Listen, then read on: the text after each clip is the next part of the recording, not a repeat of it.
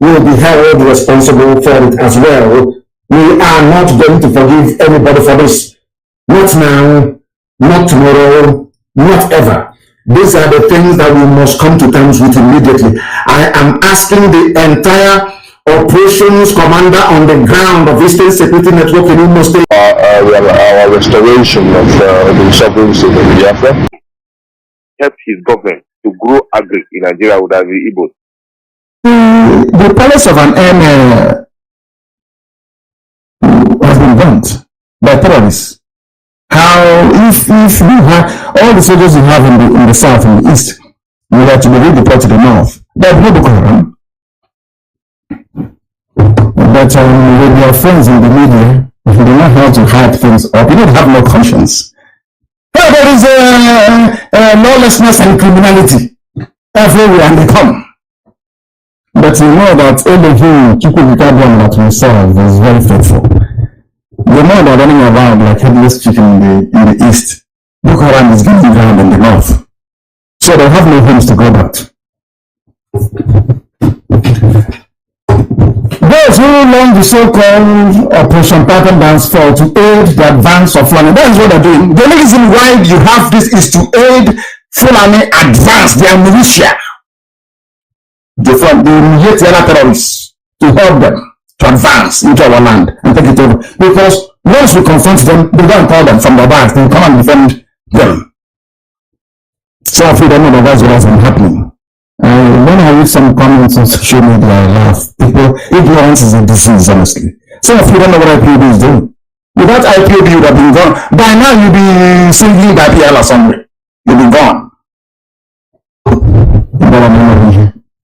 Then we continue to do our work because that's what Chukwu Vikabian asked us to do. I want to ask Buratai the following questions. It's very, very important. What was the outcome of Operation Pattern Dance 1, 2, 3? What was the outcome? What lessons did you learn? Who are the people responsible for the supposed insecurity in the country, which you periodically deploy your murderers in uniform to curtail? Once in a while, they say there's insecurity everywhere. Who are the people causing the insecurity? Is it not your fellow Fulani terrorists and bandits? They're the ones going into farmlands and raping women, kidnapping people for ransom. And you bring soldiers into our land. And I don't understand it. I just don't. Is there any part of Biafra land that is suffering from the menace of insurgency? The way the supposedly peaceful north is menaced by lawlessness from his fellow man. I'm asking that a question. Is there any part of the British zoo called Nigeria that is suffering from insecurity, if not the north? I mean, they call Arawa North, and I don't know that. They call Arawa North. I don't know the ones suffering insecurity. I don't know the ones in ADP camps. Why therefore have Biafra focus his devilish attention on the east? I want to ask Biafra, since he's a general, he comes as a general. No doubt another certificate forging, cannot read, cannot spell, cannot write general from the north. Because they're a reporter. They will have a reporter. I want to ask him if he knows the duties of a soldier in peacetime. Is the army of the country supposedly primed to fend off external aggression or to fight perceived enemies? What is their job? What is the job of the army? Is it to fight external aggressors or to fight people from within? Or to fight people within? What is the job of the army in any country of the world? You know, when Biafra says we are doing this to check safety, people laugh because you're Africans, you don't reason very well. You are in a democracy. The army is there. The reason why an army exists, the reason why Britain brought a standing army to the zoo is so they can have fertile ground to take people when they have wars elsewhere. after independence.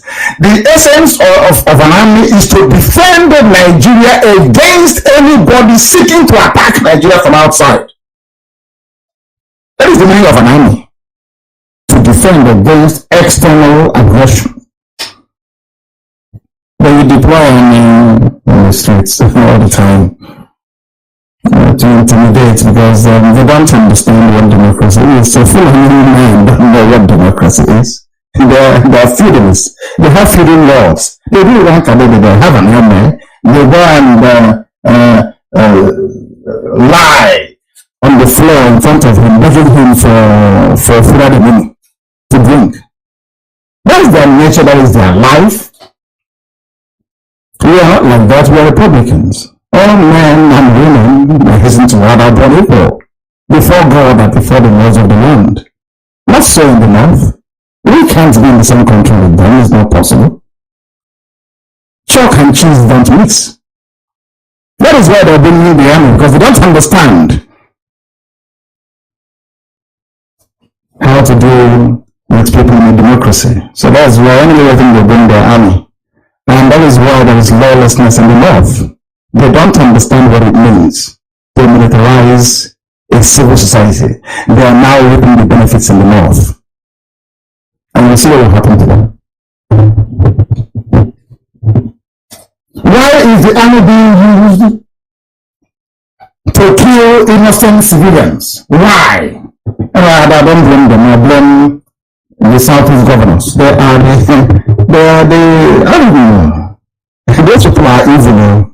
Very, very evil, I tell you. More evil than you can imagine. And everything I say comes to pass. When it happens, I'll tell you I told you so. Oh, one thing about that PVC, what happened? They didn't listen. They said you register to vote. With Fulani INEC chairman. Yeah. And now finally I want to ask Biafra, since the bulk of the Nigerian army is in the south, arresting unarmed innocent civilians and helping the ATLR to consolidate their territorial gains, what are they defending the north? Who are they defending the north? Who is fighting Boko Haram? If all the army is in the south, who is fighting Boko Haram in the north? Because if you are in the north, the enemies palace would have been burnt down. I'm sure you know that. I'm also sure that some of us have come across the headline Boko Haram insurgents attack in the community, set MS palace ablaze. It's everywhere. Every year, anti-insurgency move the general house to Brahmi, do this and do that. Boko Haram have continued to wreak havoc. They buy them cars, they put them in the army, they give them everything they want. They are still fighting. But IPOB, we've not carried any arms, we've not killed anyone. Your own governors are conniving with them. Kill them, burn their houses. I can't begin to understand this. I don't understand it. And one day, what does it pay? And the day he pays, some of you will go to social media and you'll be writing nonsense as usual. And we say we told it will happen.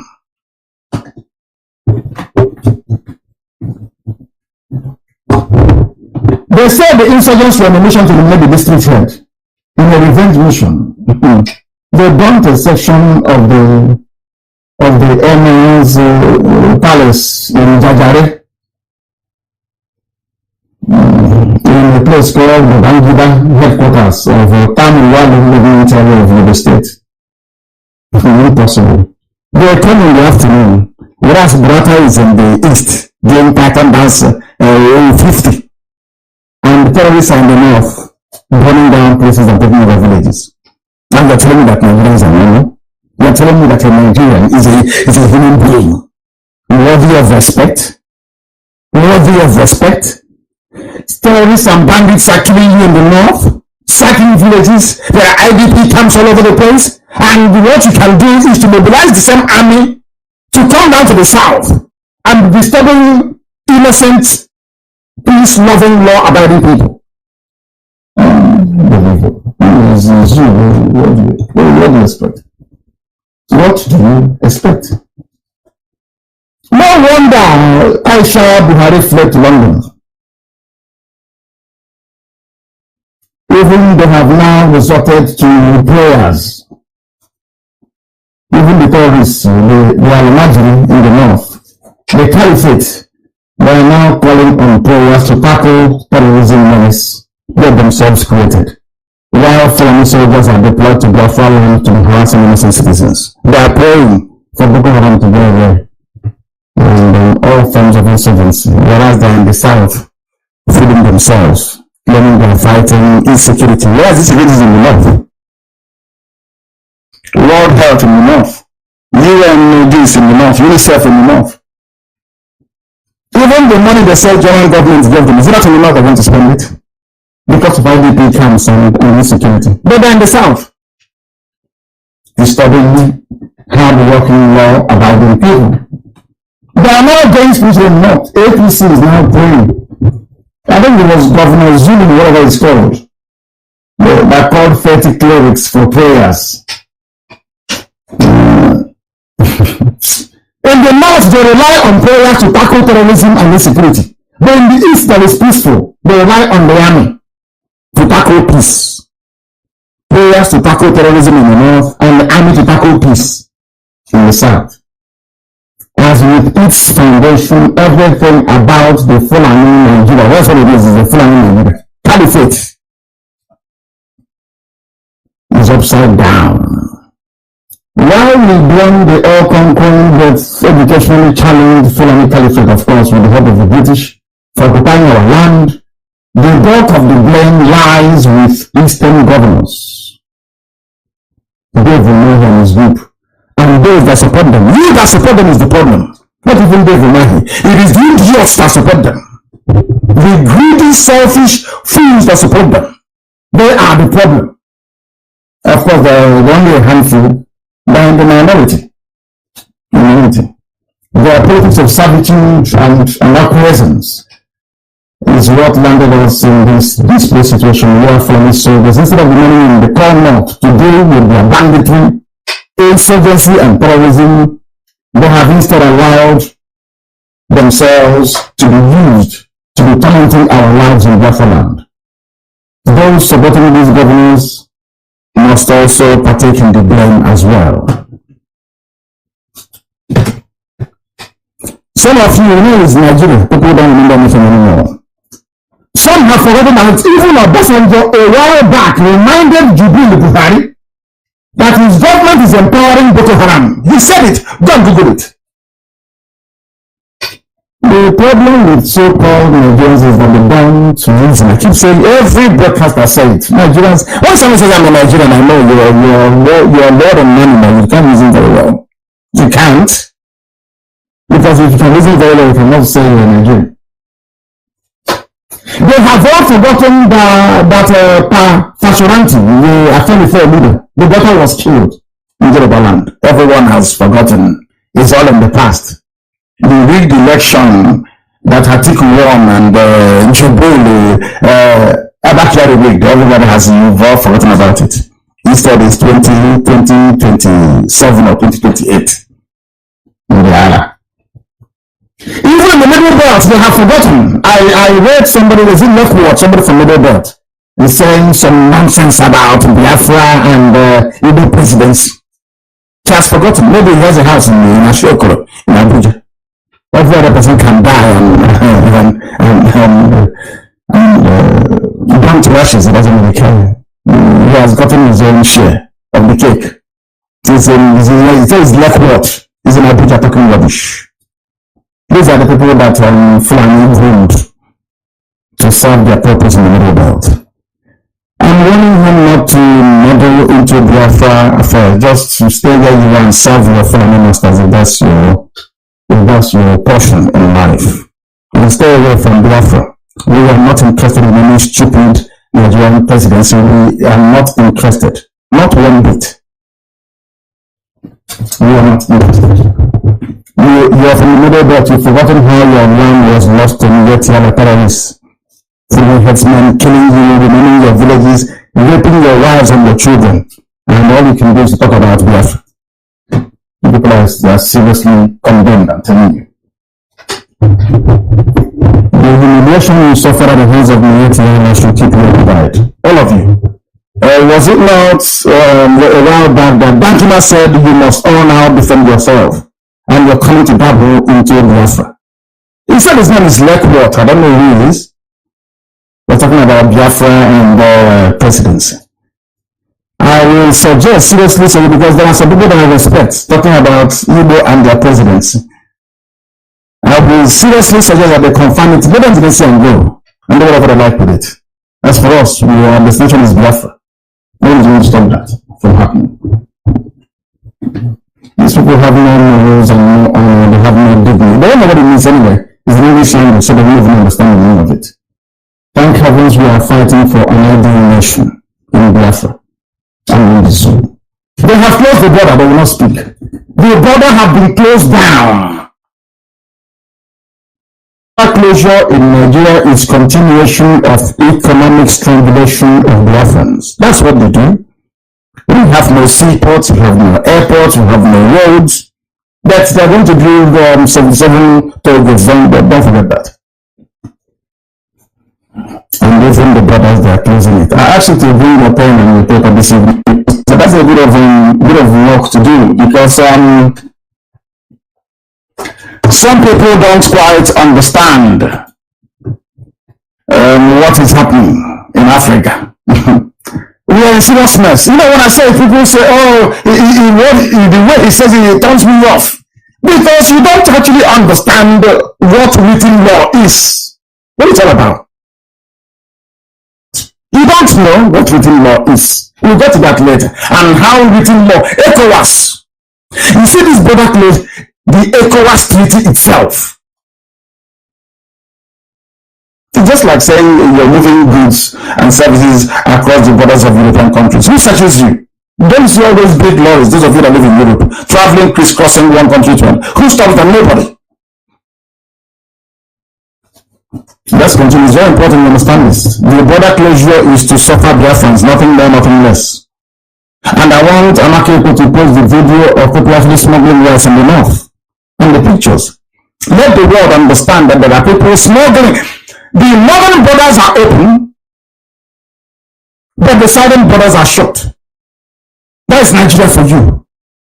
And the customs of, should I say, the Supremo, the Comptroller General, whatever rubbish they call him, is actually a Fulani man, is in the south. Overseeing border closures in the south, but in the north, the borders are open. And people are telling me that they are normal in Nigeria.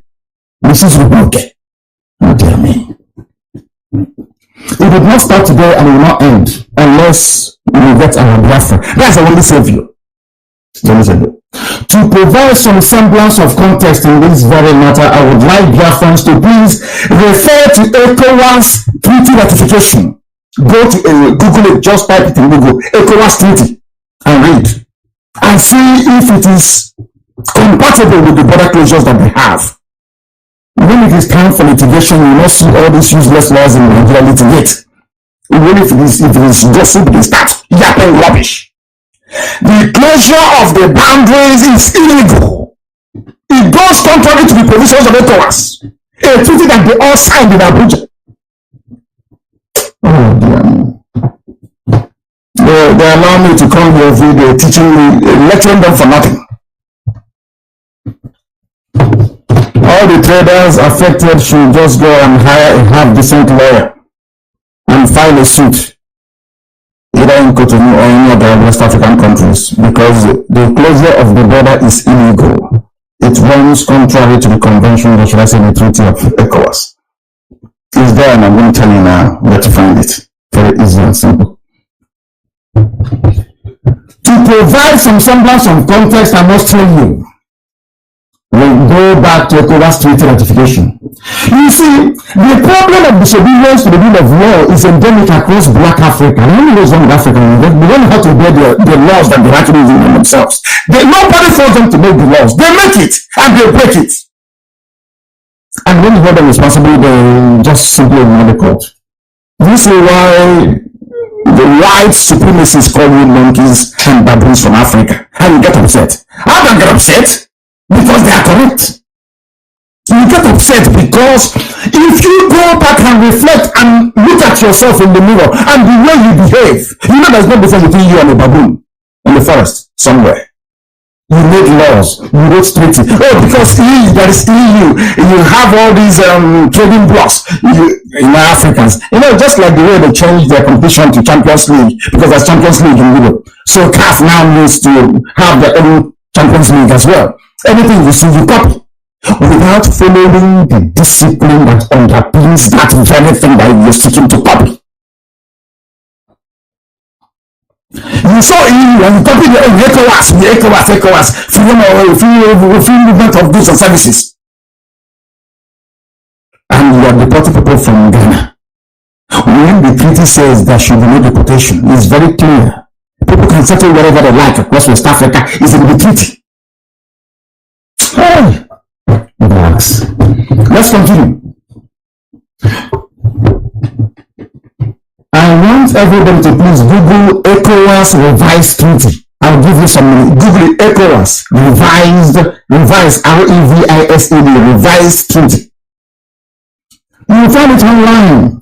Quickly go to page 5, please. Amaka, copy this very page and put it up on my wall. If you may, please. Go to page 5 of ECOWAS revised treaty. It's called Article 3, the aims and objectives of ECOWAS. They want to recreate an economic union and free travel zone as you have with the EU. You know, with Black Africans now, anything we see, we copy. Like your suit, anything we see from abroad, we copy. We don't know how to maintain it. It's very sad indeed. What does Article 3, subsection 2E say in ECOWAS treaty? I'll read it for you. It is the establishment of an economic union through the adoption of common policies in the economic, financial, social, and cultural sectors and the creation of a monetary union. Monetary union, and we have the euro. That's what they're heading to. Now, let us go to section 2D. They want to create something like the euro now because they have said it here. That's what they're going to do. Now, let us go to section 2D.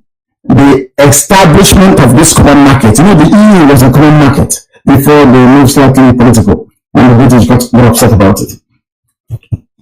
Section 2D, subsection 1 says, listen carefully please, the liberalization of trade by the, listen to the grammar, by the abolition. That is the key word, abolition. That means to do away with, to abolish it completely. What are they abolishing?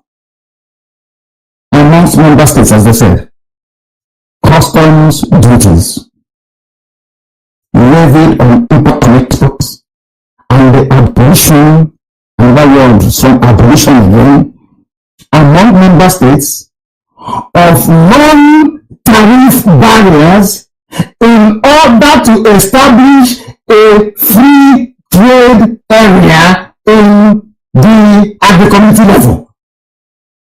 For listening, the liberalization of trade by the abolition among other member states of customs duties levied on imports and exports, and the abolition among member states of non-tariff barriers in order to establish a free trade area at the community level. They copied this thing from the EU charter and set up the EU.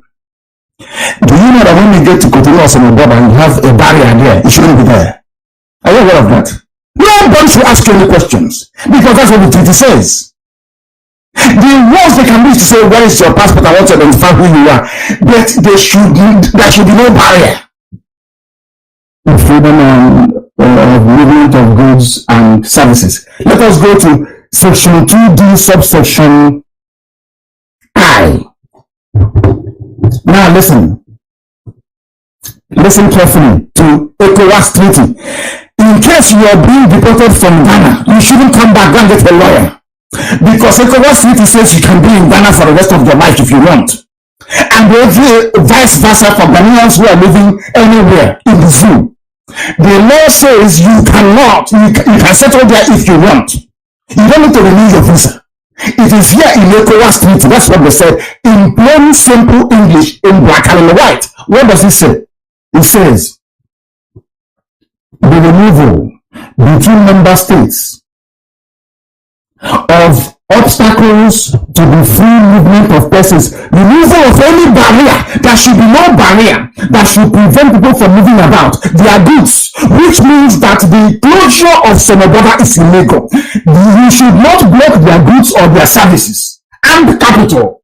In other words, you can take your money from anywhere and go to any West African country as a West African citizen or whatever it is and invest there. Nobody should ask you any questions. That is what he's saying here. Free flow of capital and the right, listen carefully, you have the right to way of residence and establishment, but you have Ghanaian law enforcement officers pursuing people, say, yeah, you're a Nigerian, come, I want to send you back. But ECOWAS treaty says that Ghana signed up to 15 of them signed and said you can live anywhere in West Africa. And closure of the border is illegal. But they don't know. They're Nigerians. What do they know? It's for free. You see, if they have succeeded in closing Radio Biafra, will they get this education for free? No, they won't.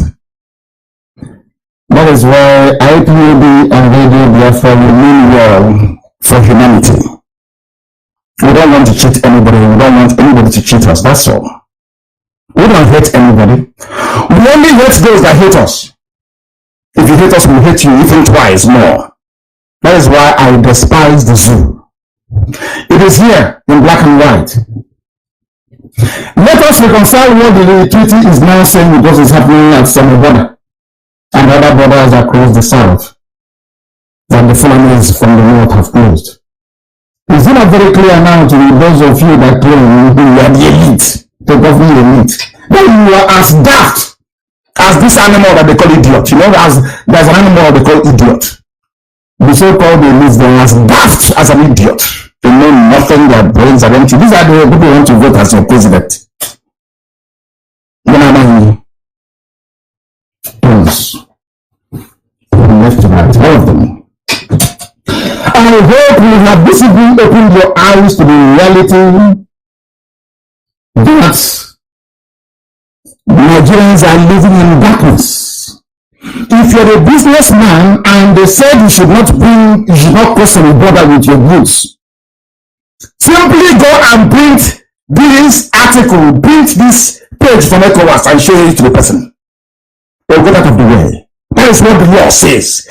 ECOWAS treaty is a law. The law says you cannot close the border. You cannot close it. That's what the law says. And they must open it. They are doing the thing. That's exactly what happened when they charged us with terrorism. And when we went to court and we asked them to prove it, prima facie, they all fell apart. When they were closing the border, they thought they are being vindictive towards Biafrans. But even that, with your own pen, Obasanjo with his pen signed and said, the border must remain open for the life of this treaty. Every border in Africa should remain open, in West Africa, at least. That is what the treaty says. The same way, somebody flying from Germany to Belgium, do you pass through immigration? The answer is no. You just cross and go because it's Schengen to Schengen, EU to EU. When you copy something and do it the way it's supposed to be done. Not copy and mess everything up. Black people. Unbelievable. Why did they close the borders in the south? As I've said before, the answer is very simple: to punish Biafrans, nothing more than this. To make the men suffer. To impoverish the Asian man and to make the life of an average Ifik, so-called Doma, and the Shekiri, unbearable. This is our punishment. The more you remain in Nigeria, the more this punishment will keep coming to us. This is God telling us, get away from this a hellhole. That's what it is. I'll shoot one as Trump would say. Every region will get their just desserts, just as the Middle Belt is almost gone for their role in supporting an unjust war against Biafra. It does not give me joy to say this, but today, the Middle Belt is suffering. And the more, the sooner they realize they can wake up, the better for them. And we help them to become free. We help them to become free.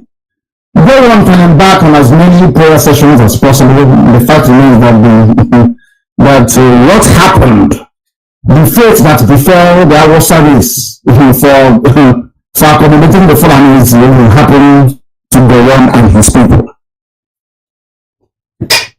What will Gowan and his people?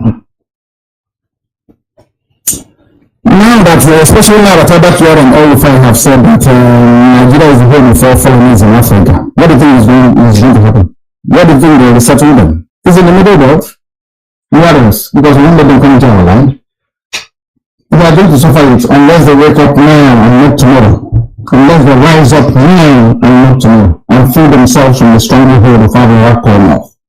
Anybody contemplating accommodating Fulani must not look further than the fate that before the service.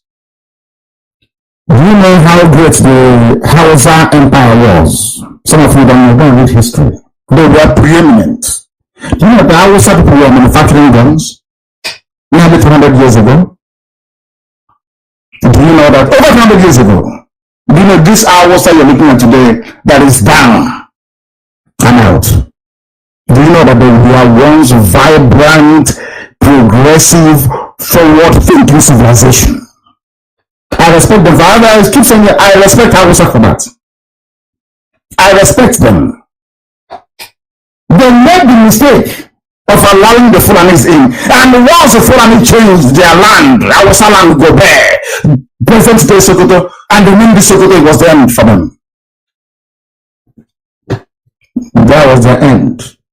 Baba is now Sokoto.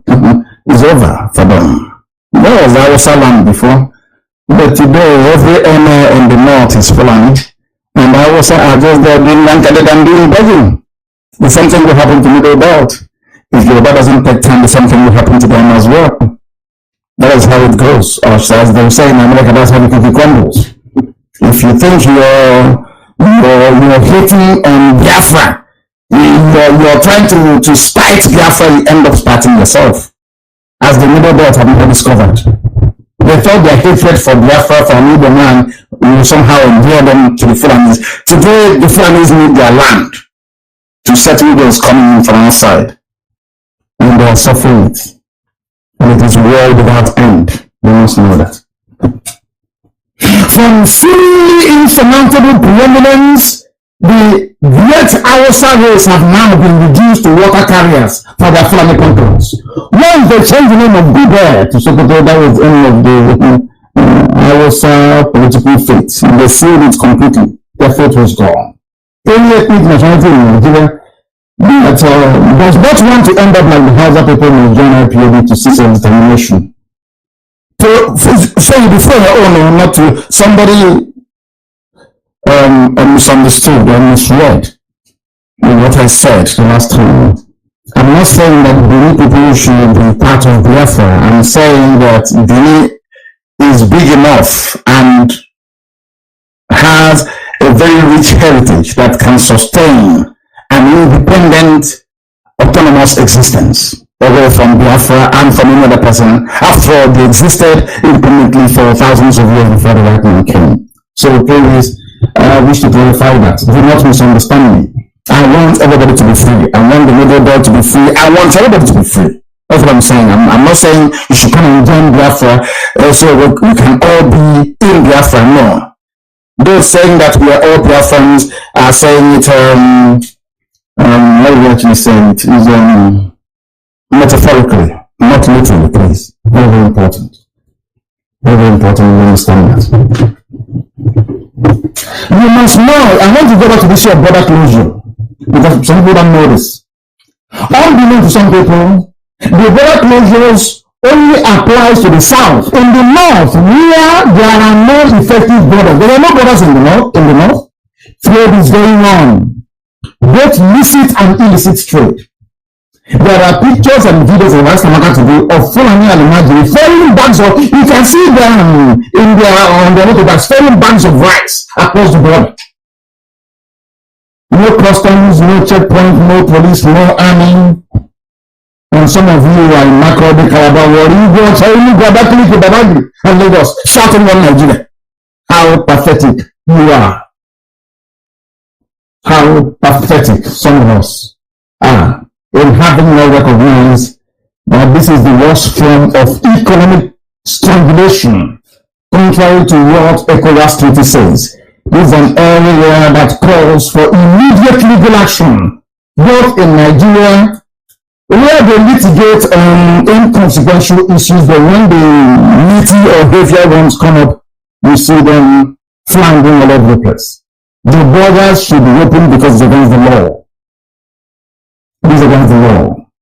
And it was designed deliberately to punish a specific race and tribe. What are the people that import critical food items? Who are there if not Biafrans? Who imports who is into importation if not Biafrans?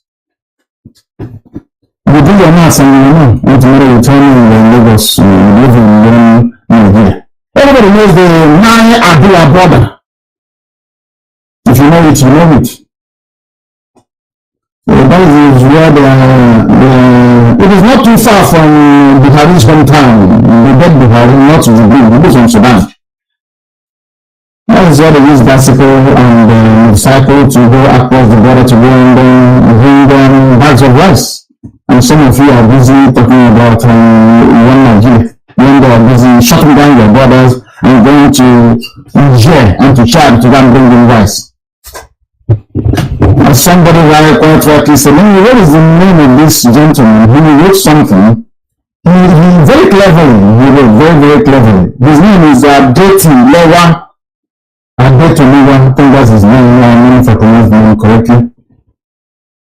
He wrote very brilliantly. He said, closing border to stop smuggling of goods is stupidity. Of course, everyone knows that. Charging high tariff on all goods you don't produce or have alternative for is extended stupidity. But you are talking to Alamajiri, you are talking to Fulani Caliphate, they are deaf, they are dumb, they forged certificate, they didn't go to school. How does one understand? Certificates are forged. They asked Tanko Ibrahim, where is your certificate? He said, Tamas ate it. He is the Chief Justice of Nigeria based on affidavit. Jubril is there based on affidavit. They don't read, they don't understand, so I don't know what you're talking about. They don't know. And those that thought before they were immune from Fulani headsmen, they are suffering today. Because there's a place called Iyke village in Okanafun, the modern method of Akwa State. They have killed a farmer there. But Blatter said he came because of insecurity in the east. But his mother was doing it. Wherever you find any insecurities, Fulani, now they have gone and killed somebody in Akwa because they want our land and we will not give it to them.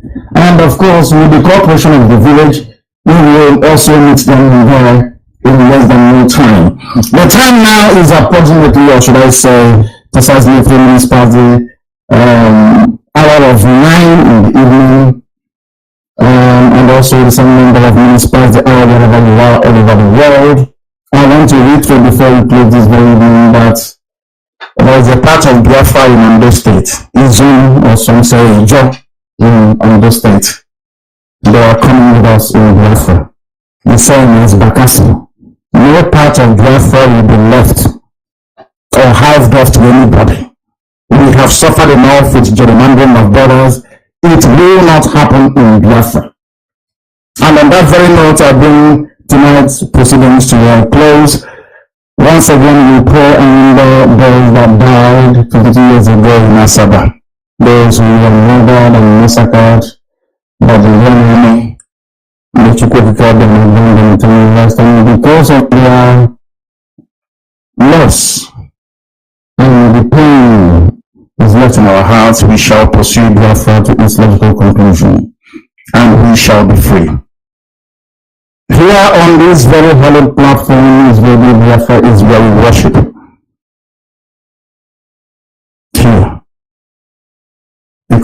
must always speak the truth. And that truth is what is setting Biafra free. Not because of what we do. What we do accounts for part of our success. But above all, because we stand on the truth, that is why we keep marching forward. And keep it without being worship is our God. Thank you very much for listening from me from here. Please good evening. To welcome you once again to hopefully a very exciting edition of our weekly presentation. I will say twice weekly because we're live to you on Sundays, on Wednesdays, and also on Friday mornings. I welcome each and every one of you, regardless of where you are staying, where you're domiciled, what you're doing, irrespective of where you are, as long as you have access to an internet-enabled device, you should be able to be listening to us right now via our app, IPOB Community Radio, also Radio Biafra app, and also our satellite and our FM right across the length and breadth of Biafra land, in Abuja, in Kanu, and also in Lagos. I welcome each and every one of you on this very Sunday, the 6th day of September in the year of our Most High Elohim 2020. The time now is exactly 2 minutes past the top of the hour, past 7 p.m. in the blessed land of Biafra. I welcome each and every one of you, and as I do so, and as always, I will ask you to welcome other people as well, especially those who are following live on Facebook. You must be able to make sure you share this and that it gets to the end of this very earth. Facebook is suppressing us. They're doing all they can to stop us. They cannot succeed. All those who have come after us before have all been disgraced, and so shall it be with any entity that will rise up against our people, that will rise up against agitation, that will rise up against the restoration of the kingdom of heaven upon the face of this very earth. I say good morning, good afternoon, good evening to, and good night of course to some of you, because we are listened to right across the face of this very planet. Right around the world right now, millions are listening, and I welcome each and every one of you, especially in this very difficult and trying time, not just for Biafrans, but for every ethnic entity unfortunately lumped together in the damnable zoological republic. This very evening, as always, and in keeping with our finest tradition, we are going to pray. And we are going to pray what I would say is a very special prayer posted by one of our sisters earlier today. And I am going to pray this very prayer this evening. She has done exceptionally well. She put it up on her wall. I came across it. It was very moving, very touching, very compelling. We decided that we are going to make it the centerpiece of our prayer this very evening, morning, afternoon, or night, depending on where you are. Once again, I welcome you. My name is Nnamdi Kanu. I am the leader of the indigenous people of Biafra all over this very planet Earth. I am the director of Radio Biafra, the director of Biafra Television, and by the very special grace of the Most High Elohim, a servant of the wonderful people of Biafra. Once again, endeavor to make sure you share this very good news this evening, that everybody who is able should now be able to listen to us. Once again, I welcome you, and we proceed straight on to our prayers this very evening. It was a prayer that was prayed by our sister. She even implored us to try and pray the same prayer for our volunteers, because they are doing a very marvelous job. If not for them, what we are experiencing today in Niger State will be happening in our land. But our volunteers, as I posted yesterday, have put their lives on the line. They have no guns, they have no ammunition, they have nothing. They have no bullets. But with their determination, their resoluteness, and their lives, they are defending our land this very day. In this very generation, they are the bravest of the brave. There is none like them, and this evening we salute them. We give them our love, our care, our attention, our devotion to our volunteers all across Biafra land and the rest of the world as well. Not only those who are at home, there are some people who are supporting them right across the face of this very planet. As we all know, IPOB is a global family, and this evening, this morning, this afternoon, and this very night, of course, we are going to pray for our volunteers who are doing marvelously well at home. We are also going to pray for Biafra. We will also pray for IPOB. We thank the Most High for the imminence of Biafra, because we know it is round the corner as you promised us. We thank the Elohim, the Almighty Creator of everything that man could ever fathom, for our men who are on the ground, our volunteers, for your grace, O Heavenly Father, to be upon their lives and their families as they go out every blessed day, risking their lives in order to ensure that your promise to your children may come to fulfillment in our time. We are praying to thee, O Divine Father in heaven, for good health to be upon all our volunteers and their family members, that none of our volunteers and their family members shall break down in their health, that none of our volunteers, O Heavenly Father, shall perish in this very period, as they do this very wonderful work that only thee have ordained must be done in our time for Biafra to be restored. We pray to thee, O Master of the universe, that you will shield our men on the ground, that you will be their shield and their strength, that you will guard in our time for Biafra to be restored. We pray to thee, O Master of the universe, that you will shield our men on the ground, that you will be their shield and their strength, that you will guard in our time for Biafra to be restored. We pray to thee, O Master of the universe, that you will shield our men on the ground, that you will be their shield and their strength, that you will guard in our time for Biafra to be restored. We pray to thee, O Master of the universe, that you will shield our men on the ground, that you will be their shield and their strength, that you will guard off and focus in all their endeavors, that every battle before them they shall overcome, that they will never lose faith nor focus in this very realization of your kingdom, that you will guard off and focus in all their endeavors, that every battle before them they shall overcome, that they will never lose faith nor focus in this very realization of your kingdom, that you will guard off and focus in all their endeavors, that every battle before them they shall overcome, that they will never lose faith nor focus in this very realization of your kingdom,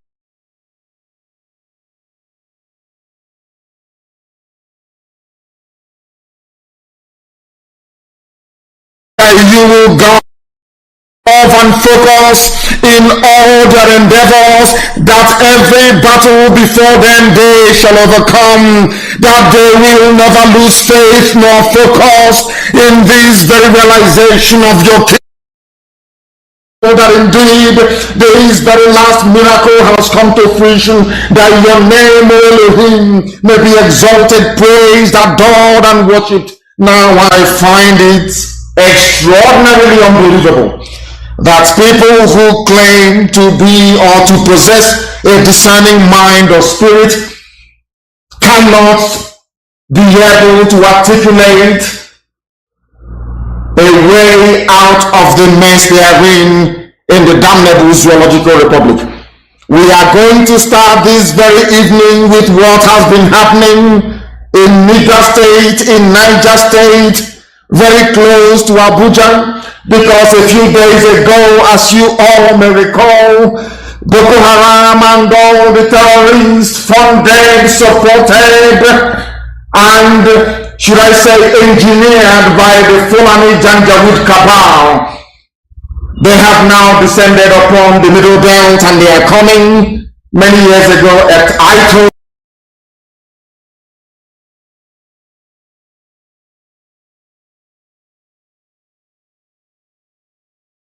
stop until they accomplish each and every one of us.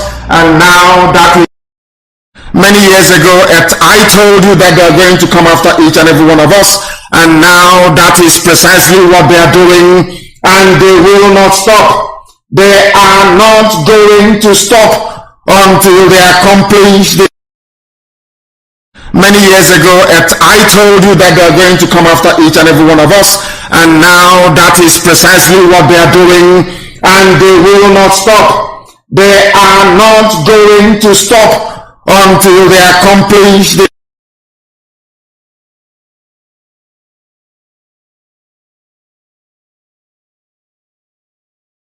many years ago, I told you that they are going to come after each and every one of us. And now that is precisely what they are doing. And they will not stop. They are not going to stop until they accomplish the many years ago, I told you that they are going to come after each and every one of us. And now that is precisely what they are doing. And they will not stop. They are not going to stop until they accomplish the many years ago, I told you that they are going to come after each and every one of us. And now that is precisely what they are doing. And they will not stop. They are not going to stop until they accomplish the many years ago, I told you that they are going to come after each and every one of us. And now that is precisely what they are doing. And they will not stop. They are by the caliphate, supported by the presidentless presidency of the Fulani cabal, of which the major proponent at this very point in time is Governor El-Rufai of Kaduna State. In the absence of, should I say, the dead Buhari's cousin, Mama Daura, the mantle has now fallen on the midget from Kaduna State. He is the one now conducting the orchestra of terrorism in the zoo. The world must know this.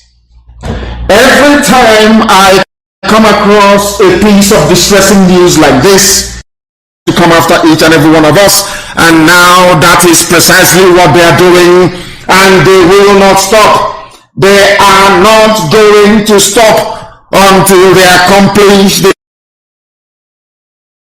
many years ago, I told you that they are going to come after each and every one of us, and now that is precisely what they are doing, and they will not stop. They are not going to stop until they goes back to what's obtained during colonialism. The way towns and villages will keep quiet as a band of marauders will come into a nearby village, raid them, cattle. Look for it, it is there. Go and Google Niger communities under siege. That's Niger in the zoo. Niger communities under siege. Niger State, where Babangida comes from, where Abdul Salami Abubakar comes from, where a few days ago Ojo Kanu went to go and see them to kneel and bow before his masters. There the bandits have come. There military have unleashed mayhem. They have unleashed hell on this very earth. People are fleeing, people are dying, people are crying, children have gone missing, women are being raped. In Kagara town, which is the headquarters of Rafi local government area of the state, it has been completely taken over by Fulani terrorists. I want to emphasize this very evening for the world to understand, especially for the Fulefus to be on alert. What is now happening in Niger State, in Kagara town in Niger State, is going to befall our people. But fortunately for us, I would say our volunteer command is there to make sure our land is safe. And I'll prove it to you that we have been doing all we can to checkmate the advance of Fulani terrorism into our land, supported by Britain, of course. Britain is an active supporter of Fulani terrorism. I'm saying this that the world may understand that United Kingdom headed by Boris Johnson as the Prime Minister and Her Imperial Majesty President II is an active supporter of Fulani terrorism in the Zoological Republic of Nigeria. Active supporter of terrorism. Because all these things are going on, the useless zoo newspapers, all they are concerned about is presidential election. All that matters to them is the election. All that matters to them is who are the people that will emerge as the next generation of looters and criminals. People who are so incompetent that even the place they claim their head of state is living in runs on generator. Unbelievable. This is what is now happening in Niger State. A correspondent of Vanguard newspaper gathered that the bandits, who are said to be about 100, stormed the town around 6 p.m. with sophisticated weapons on Wednesday and started shooting sporadically at whatever object they come across. That is Fulani Janjaweedism at its very best. This is the place where people say they belong. This is a place where people call their country. This is a place where people are telling me is a nation. That is a place where some idiots wake up in the morning to say they wish to contest for presidency. That is a place where some people who are seemingly educated but devoid of common sense will wake up and say that they are proud Nigerians. This is what is happening in Niger State. Israel from the Sahel, now they have unleashed hell in Niger State and they're creeping in. They're coming very soon. They'll be in Kogi. Very, very soon they will be in Kogi and in many other areas in the south. Then what are you going coming? And when they come into your village and they start shooting sporadically, they will not make reference to Loretta Onochie to say to Loretta Onochie, are any of your recruits in this village? They won't do that. They will kill somebody inside. Some of you, your parents will go down as a result, and so will your relatives.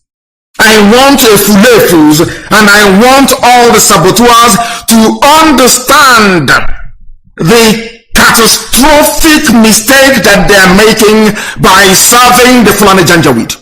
Look at Niger State, they've not been spared. If they cannot spare Niger State, that I believe a sizable proportion of them are Muslims, then what is going to happen to you when they come after you? Do you think Britain will rise up? Do you think the Pope will speak on your behalf? Do you think the Archbishop of Canterbury will even utter a single statement of condemnation? Do you think all the pastors that you give your money to every Sunday will speak up against what will inevitably happen to you? The answer is no, of course. Only IPOB can save you, and only our volunteers at the front line at this very minute can do anything about your survival collectively as a race, and also as individuals, as fathers, as mothers, as husbands, as wives, and also as children. Information goes to Vanguard correspondent that a combined outfit, including military, police, air force, civil defense, have moved to the area to keep vigil and restore peace to the area. There is no shooting of the bandits, no bombardment of the area. Nothing whatsoever. These are Fulani people. This is the gift of Fulani to all of you useless animals called Nigerians. All of you animals headed together by Britain. This is the price you're paying for years and years of unbridled stupidity and ignorance. That is what's happening. And I'm going to play for you a clip And I want this very clip posted, please. I'm going to play for you a clip of what is happening in Niger State, in that nigger state. This is what Facebook wants the world not to hear about. That is why Facebook is busy suppressing, subduing, and doing everything within their powers to ensure that the world is unaware of what is happening in the British zoo called Niger area. I want to play it for you. It is a voice recording so that you will know that what Vanguard published is correct. That what Vanguard newspaper published is correct regarding what is happening in Niger State. Because we don't use our own sources. We don't want anybody to say that any news has been fabricated. So we rely on zoo newspapers and the television to get what most of them may consider to be their own version of authentic news. This is from Vanguard. And to authenticate what Vanguard has just published, I want the world to listen to this very clip. Because I know that the whole world is listening. We know that mankind is listening attentively and rapturously to this very broadcast as they always do. Millions are listening via our app, IPOB Community Radio. Listen to this very, very important, please. Listen. Yo, this is what's happening right now in Canada, local government. This is what's happening right now. Everybody go attack you all over the town. All over the town, bandits are there. Allows them to survive. They left the world ruthless. What's going on? This is gunshots everywhere. Gunshots everywhere. This is gunshots everywhere. Only God can deliver Kagara people. He is saying only God can deliver them. No longer one Nigeria can deliver them. Only God can. That is gunshot. That is gunshot. That is gunshot. Where the government and where the security? No security. Nothing. I said it today. They are in Enugu killing unarmed citizens. Kagara right now live. Everybody attacking Kagara, but all local government in Niger State. Are you listening? So sad. So sad. So sad. See the gunshot. See the gunshot everywhere. See the gunshot everywhere. See the gunshot everywhere. See the gunshot everywhere. Let everybody see it. Let everybody see the people to play. Pray for Kagara today. Pray for Kagara today. Pray. They're asking you to pray. Pray for Kagara today. Look at everybody. Look at everybody. Look at everybody. Look at everybody. Fulani bandits in broad daylight, killing, shooting, maiming, and destroying a community in Niger State. I want this very video clip published on my page immediately to let the whole world understand what is going on. Because the world is pretending.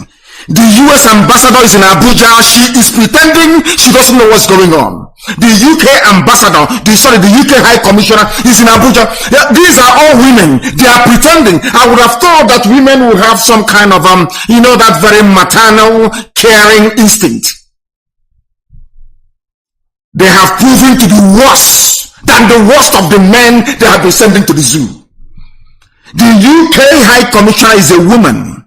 The US ambassador is a woman. Are they telling us they are not witnessing what the Fulani brigade of terrorists are doing all over the place? And as the man said, there is no army, there is no police. Where there are bandits killing people, there is no army, no police, no air force. They are in Enugu killing unarmed people. And when I look at the rationale, the understanding, the reasoning of black people, I am beside myself with rage. With rage, I'm telling you the truth. I have never seen a collection of more hopeless, idiotic animals on the face of the earth. There are bandits in the middle belt killing and pillaging in broad daylight. They have taken over a community. The same army and police that should be there fighting bandits and terrorists. They are in Enugu killing unarmed people and seeking to justify it.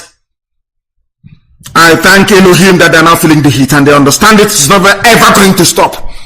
This is the level of hypocrisy that makes me, when somebody says I am a Nigerian, God in heaven knows I want to dismember the idiot. The fool doesn't have any brain, no brain whatsoever.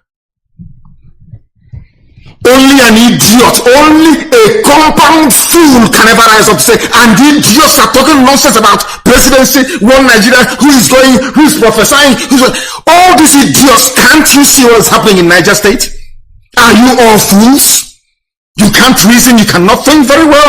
Are all of you that idiotic that you are actually the children of darkness, as they have said you are, and will remain forever and ever? You people are evil. A black person is the embodiment of evil. This is confirmation of it. Bad terrorists from Fulani land are busy killing and maiming people, killing and slaughtering innocent people. And all of you are there in your foolishness, in your hopelessness, in your black nigger idiocy. You are there, and bandits are ravaging and ravaging and ravaging, and you want to justify the killing of unarmed people in Enugu. Do you see how God is punishing all of you? Let me tell you something I said very many years ago. Every evil that the Janjaweed, with the help of Britain, visited upon Biafrans, all of you will witness it. All of you will. It's not happening in Niger State. Go there and tell them about one Nigeria. Go and preach your one Nigeria. They are now turning to God. God cannot answer your prayers. Visited upon Biafrans, all of you will witness it. All of you will. It's not happening in Niger State. Go there and tell them about one Nigeria. Go and preach your one Nigeria. They are now turning to God. God cannot answer your prayers. Fans, all of you will witness it. All of you will. It's not happening in Niger State. Go there and tell them about one Nigeria. Go and preach your one Nigeria. They are now turning to God. God cannot answer your prayers.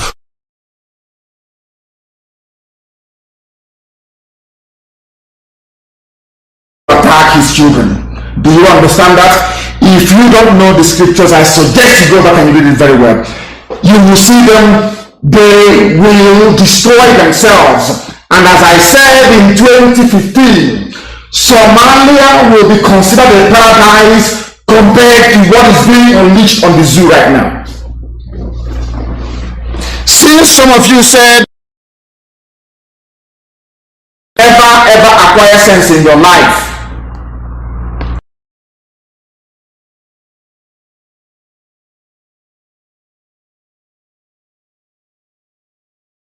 and all of you are there. You are there when these idiots, you are there when these fools ganged up against Biafrans. All of you were there. You did absolutely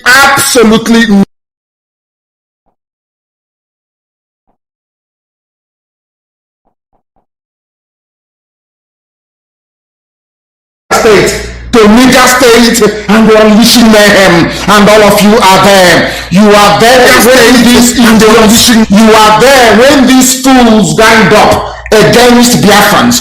All of you were there. You did absolutely nothing. Absolutely nothing. Some of you are in Abuja saying, oh, they voted them themselves. This IPOB people, they won't let us rest.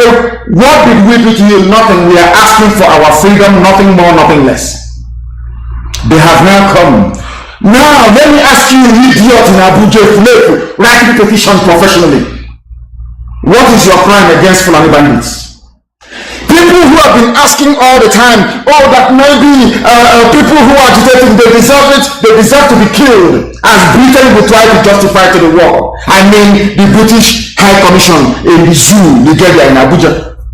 Now, I want to ask people, what is the crime of the people of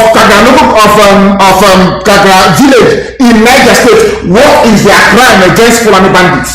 Are they guilty of a crime? And DSS in Enugu is near uniform. One is state-sanctioned band of killers. The other one is Fulani sponsored candidate. So that Sokoto knows what is going on. You did absolutely unleashing mayhem, and all of you are there. You are there when these idiots, you are there when these fools ganged up against Biafrans. All of you were there. You did absolutely not see what Fulani has in store for you. That is how, anyway, they say whom the gods want to destroy, he first makes them mad. In the zoo, when God wants to destroy a zoo, he turns them into animals. They can no longer reason. Because if some of you can actually reason, you will see what Fulani is doing is in plain view of everybody.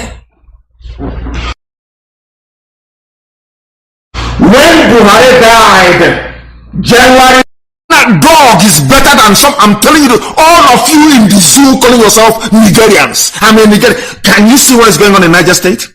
Can't you see it? All of you are blind and foolish. Can't you see what the Fulanis are doing? You can't see it. What did those villagers do to deserve being slaughtered and to be killed? What did they do? I'm asking all of you. What was their crime? When you're asking yourselves, what did IPOB do to deserve the bullets of DSS? Ask yourself this question also. Ask yourself this question also. Those villagers now in Niger State, what did they do wrong? What is their crime against Fulani bandits? If you can point out any crime they committed, then you can also find the fault with IPOB agitation as to warrant the senseless massacre we are being forced to endure by the zoo, police, and army. The idiot in Enugu, the police commissioner in Enugu, is a Fulani man. Look at what Fulani people are doing in Niger State in broad daylight. I want that video to be published that the world can see what they are doing in broad daylight. No police commissioner. If IPOB were to hold a meeting now in Niger State, you will see the police commissioner. You are outlawed. You are banned. Isn't it very ironic that the people committing all these killings, these atrocities, they have not even been labeled a terrorist group? That tells you the mind and the brain of a black man. That tells you how evil, how iniquitous the brain of a black man is, how black and devilish it is. A black man is evil. Evil to a black man weapons to evil to the core. Evil, they are evil. All that concerns them is presidency. How do I become a president? How do I become elected into office? How do I steal on behalf of my family? That is all that concerns them, not the welfare of the people. If you tell me what those people did in Niger State to deserve what is happening to them, then perhaps you can possibly rationalize the killing of unarmed people in Enugu by Fulani, Janjaweed, police and DSS. What did those villagers do? Nothing. The terrorists said they are coming, that they are planning an attack. Why were they, since you have the intel that they are about to attack, why did you not preempt them? When you see a young man traveling in Biafra land, you arrest him. You say, oh, he looks very young and very energetic. He could, perhaps in the future. Look at those they are still holding in detention in Owerri. 67 people on their way, on their private business, they were arrested on suspicion that sometime in the future they may commit crime in the future. But Fulani is committing crime in present day in Niger State. Nobody is doing anything about it. Some of you are still clapping, wanting to be vice president to the next Fulani candidate. That is how foolish. Oh, zoo, God forbid. God forbid Zoological Republic. These people are wild beasts, the animals. And for people who don't understand how we risk our lives every blessed day, there is another clip I'm going to play for you, and I want you to pay very close attention. I want you to pay very, very close attention to what is happening in our land. They have taken over Niger State. They are coming. They are sending their troops. The advanced troops are now in our land. I want to play this very clip for you, that all of you may appreciate the sacrifice we are making this IPOB family, that you may appreciate our volunteers on the ground and what they are doing. I want you to listen to this, because the Fulanis are determined. Ever since they realized, Fulani, the Britain said to them, people are very foolish, but you're a mongrel race, you're a bit more reasonable than the rest of the idiots on the ground and what they are doing. I want you to listen to this, because the Fulanis are determined. Ever since they realized, Fulani, the Britain said to them, people are very foolish, but you're a mongrel race, you're a bit more reasonable than the rest of the idiots. January 27 in 2017, once Buhari stopped breathing and collapsed, died in a London hospital, and all of you, Oshibajo, being the coward that he is, failed to do something about it. All of you, they managed to bamboozle all of you with the help of the Archbishop of Canterbury. They deceived all of you idiots. Ever since they succeeded in doing that, they have said you people are fools. They can do whatever they like. They can change the constitution and say that a Fulani man will rule forever, he will do nothing. After all, contrary to every provision in the constitution, colonized black people, they went into top gear. They came to the south, they closed the border in the south, semi-border. They went and they opened the north. They bring in rice, they import terrorism, they import everything from the north. But those of you idiots in the south, we are busy trying to effectively police something that was designed to kill all of you. Now they know. Now all they have is IPOB. That is the only obstacle they face. No other entity exists in front of them. Only IPOB. If you don't know, let me tell you. Some of you pretend and claim that you're dumb. Before your eyes, they will take our oil money. They will call Facebook, they will give them money. They will call Twitter, they will give them money. They are bribing everybody, CNN, BBC, everybody, to keep you subjugated. In your classic idiocy, you cannot see it because your eyes are closed. You are not amenable to reason. That is why in broad daylight, bandits are decimating a village in Niger State. There was not one single response from the police, but the same police went to hospital where a boy they shot was receiving treatment. He was arrested. Can you understand the level of wickedness of these people and how lowly they regard us? They know we will not do anything. They know the governors won't say anything. They know you have no political leaders. They know you have no socio-cultural leaders. They know you have nothing. They know that those you are calling your leaders, all they are interested in is how do I line my pocket? How do I become a minister? How do I advance my children? Them and those who are psychophantically promoting their, should I say, their relevance, so that they too may benefit. But some of you don't see these things because you're blind. You don't see it because you are niggers. You are black, you are blind, you are idiotic. You don't see anything. You know nothing. Meanwhile, people are arresting somebody they shot.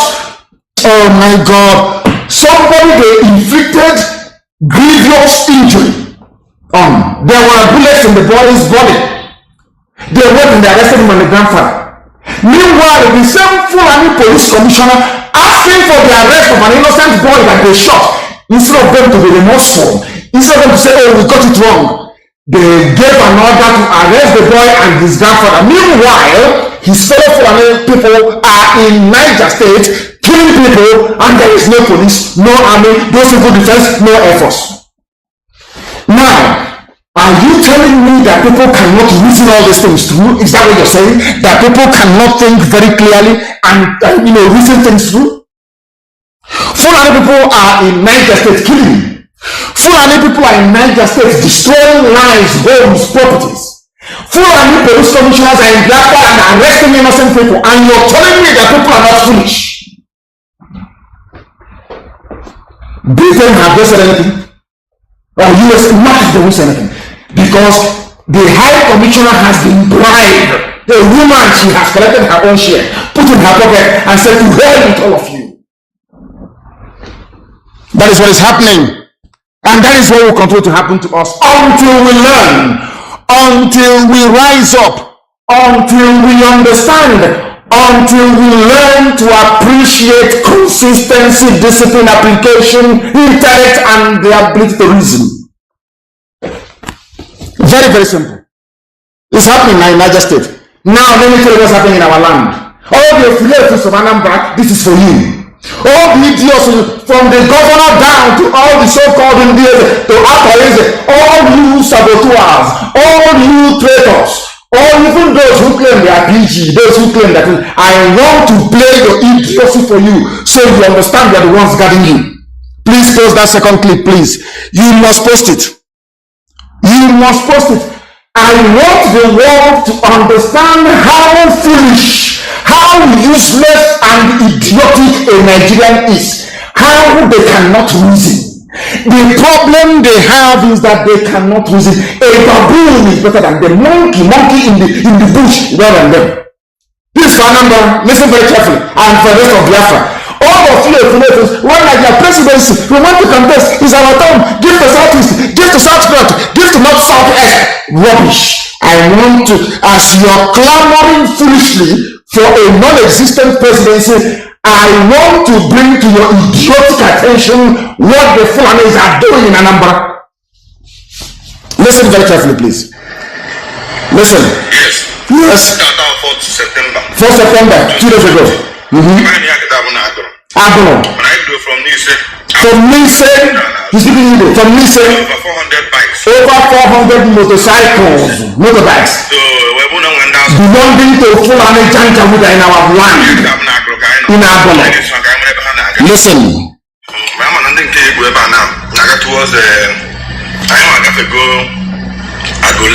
They have gone past Agulek. They are following them in this very video that has gone viral. Go and watch. I want it posted on my page that the world may know. That the world may know what Fulani people are doing. Now they have come, 400 of them. The Enugu State, the Anambra Police Solution did not see them. Where they are congregated. It is IPOB they go to open fire. I want the world to understand why we are upset. They may pretend all the life they have not heard us. They may pretend from now to the kingdom come that what we are saying, they don't know about it. But I want all of them to know, the diplomats in Abuja, all of them who are listening to me, I want you to understand this very clearly. For over 400 motorcycles were in Anambra to transport Fulani terrorists to everywhere. One day they will come out openly and brazenly to be firing on villagers in Biafra land as they are now doing in Niger State. If they had IPOB in Niger made up of indigenous people, do you think that nonsense will happen? Of course it won't happen. The reason why we have not witnessed what people in Niger State are going through now is because of IPOB Volunteer Command. No other idiot can claim credit for it. Because of us. I need people to listen. I need them to understand what is happening in our own land. That is Anambra State of Apaese. We are bringing zone 58 here. We are bringing zone 90. All these idiots in Abuja scavenging their lives away, betraying their nation. This is a shame on all of you. Go to Agono and see what is going on. Or should I say, go on my page and let your ignorance face you squarely in the eyes. Mad people everywhere. Do you understand how foolish they are now? You know, the thing about a Fulefu is that a Fulefu always thinks he or she is wise. That's the thing about a Fulefu. They know nothing. Absolutely nothing. That is why we're in a mess today in our land. In total and absolute mess. And we are going to prevail. It doesn't matter what the enemy does, we are going to prevail. We are going to win them, we will defeat them. Watch and see what is happening. I don't know whether in Enugu now. Mad people everywhere. Idiots everywhere. Stop what you're doing. Don't be violent. But Fulani has brought violence. Not just to the terrorists. Fulani brought violence to the police commissioner, to the director of DSS, through their army commandant, through their army commandant at OPs. Fulani Brigade, through the Yoruba idiot in Solomon, he's in Babatunde, Hyderabad, idiots everywhere. As if they will spare the food and then they will go to his village. Do you see, before everybody's naked eyes, how foolish people are? Any impartial observer looking at life in the zoo will tell you that these people are animals. They have not got any common sense. Their brain cells are not working. They did not see 400 Fulani Janjaweed are going to kill. No, it cannot see police. But if it's IPOB now, they'll start shooting and they'll start firing. One stupid idiot, I've forgotten the fool's name. He was writing for a newspaper column saying, IPOB has been prescribed. Even if it is not right, it has been prescribed. We shouldn't be meeting anymore. He's a so-called intellectual, a fool at that. Writing garbage, claiming he's learned. That is the limit of the understanding and brain of these idiots. I don't know black people. You go to school, you get a degree, and you manage to plagiarize English language, or you manage to plagiarize other people's works. Cut and paste. You come out in your weekly column in newspaper and you're an intellectual. You are now an intellectual. As I've said before, if you want to know how empty they are, if you want to know how vacuous they are, try and place a microphone in front of them without the benefit of any script. You will see that they fall flat on their faces. They cannot articulate not one single sentence. These are the intellectuals writing rubbish. What did IPOB do to zoo police and army? What did those villagers do now in Niger State to deserve the killing they are receiving at the hands of Fulani Janjaweed terrorists? All of you are still in support of terrorists joining the army. That is how foolish the zoo. That is how foolish Nigeria. That the people are they are daft beyond. You are still in support of terrorists joining the police, whereas terrorists are the ones doing the killing now in Niger State. I can't for the life of me. When you one Nigeria, why can't you believe in one Nigeria? You can see how foolish they all are, all of them from top to bottom. I'm very, very upset tonight, honestly speaking. Very, very upset. In our group, they post it on my page because that's what you need to go and post it on my page. And those who can add subtitle, try and add subtitles so that the world may know what our brother is saying. That is how we do our job. That is how we do our job on the ground in Biafra land. We are the ones defending Biafra land. If you can say, oh, we'll be online writing rubbish, talking nonsense. Some idiots will be, all they care about is the little money that Nnamdi has given to them. They now want to come out and to be known to become saboteurs. So that they don't walk. You teach you a lesson in your life you will never forget. That is the thing for you. Now, in the midst of what is happening, you can see the gentleman coming in Biafra land, in Abia State, in Owaza. Oh, things are happening. Our land, honestly speaking, is not for IPOB. If not for IPOB, believe you me, by now we'll be gone. I'm telling you the truth. Do you know what is going on? For some of you who do not know, there are two traditional rulers, two of them. One is called His Royal Highness Eze Jonathan O. Ezere of Igiliuku Autonomous Community in Owaza. We have his number. The other one is Chief Friday Walele Eliwe Atotuo one of Owaza from Ezovu Igiliuku Autonomous Community in Owaza. All of these are in West Local Government area of Abia State. Do you know what they have done? This foolish Eze. His name is Jonathan Ezere. All these 419ers and Ahmed Eze from Owaza community. That is the community where before there was the Fulani settlement. Now there is none there anymore. Are you listening to me? There is no Fulani settlement there. I just the other one he was taken out immediately. Useless people. There will be no Fulani settlement in our forest. Never.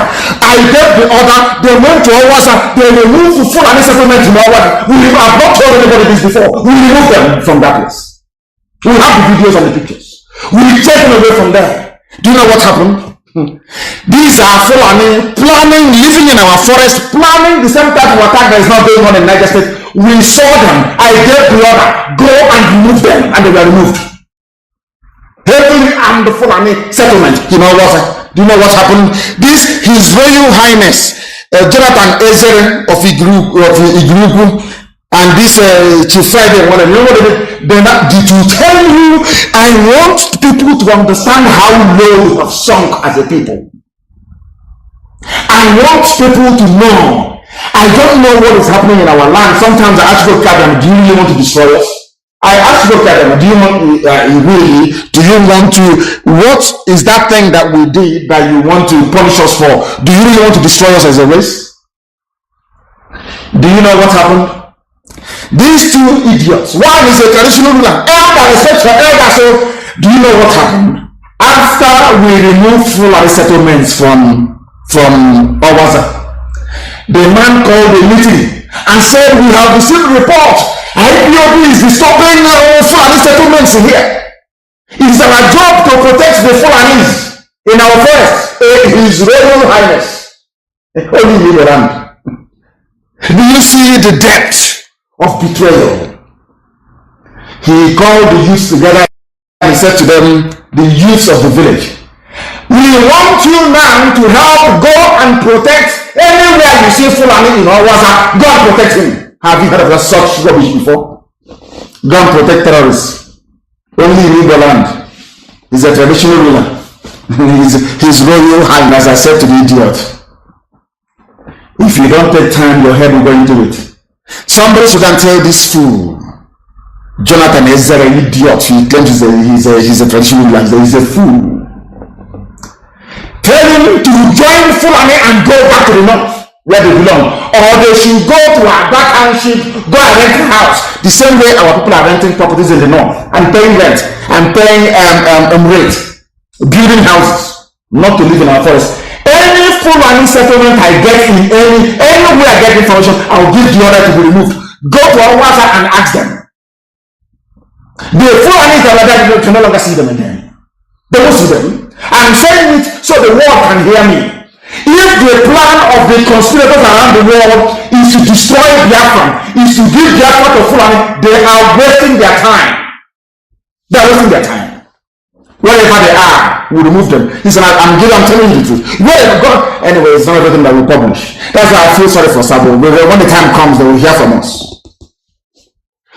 The reason why I am talking about Owaza tonight is because their so-called traditional ruler came up and arranged the same village we are protecting. The same village we are protecting. That IPOB volunteers are protecting the same village.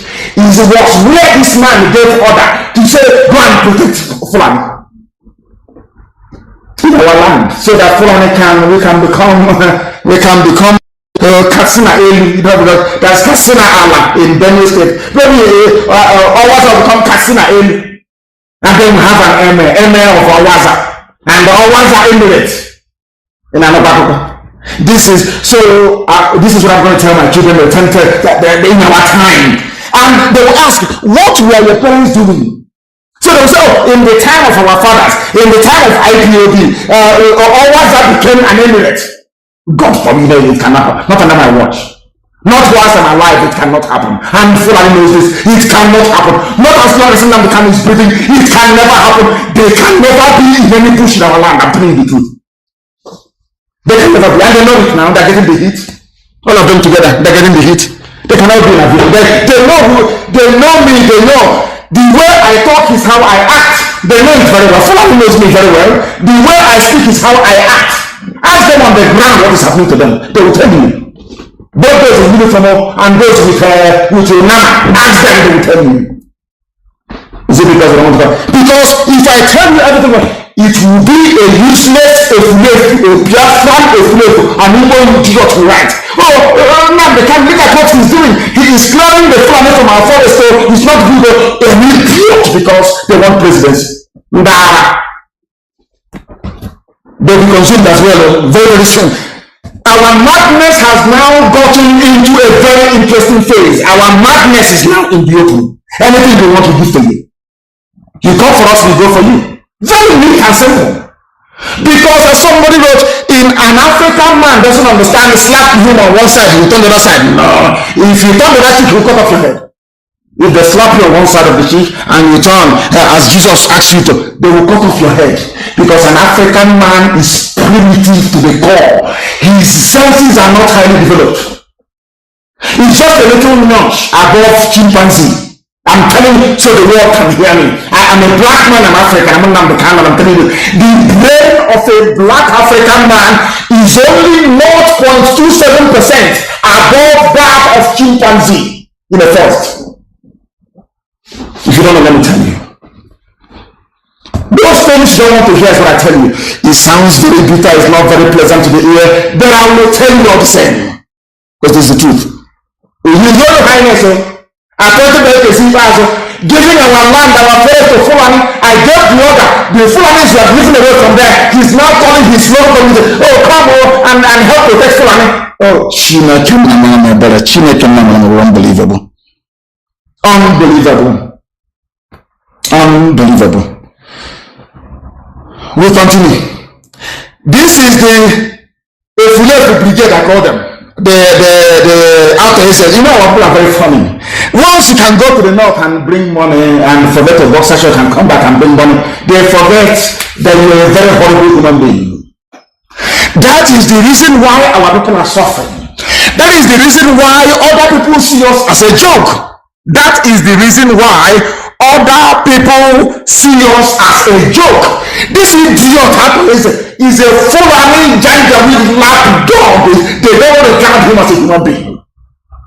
They say he's a billionaire. He's also want to. This wretched idiot. Look at the idiot. They are following.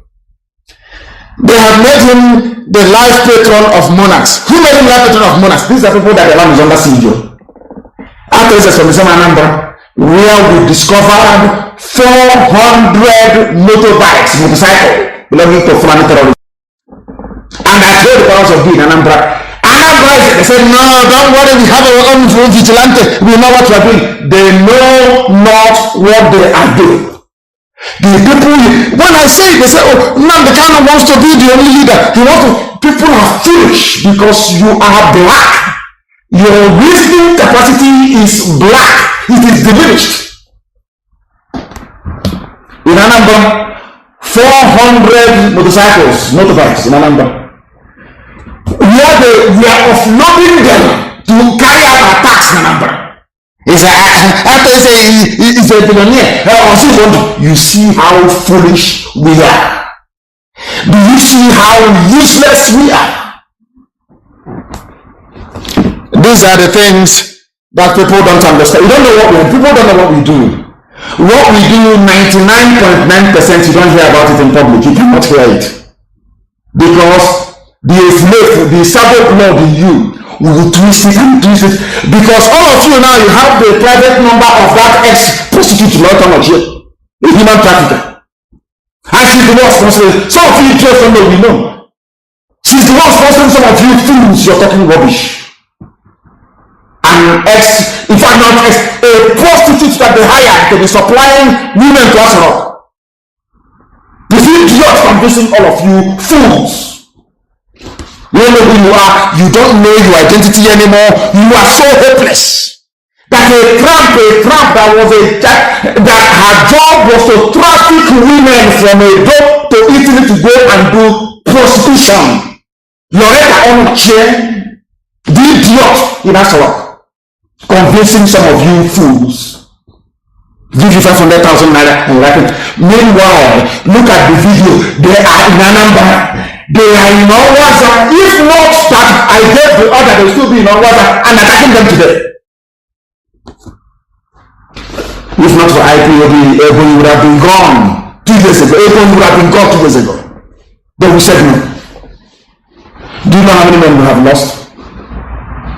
Do you know how many you don't know? You have no idea. Your job is to gossip, to write, to open fake accounts, to write. That's your job. And that's what you keep doing till the day you die. Fools everywhere. Fools everywhere.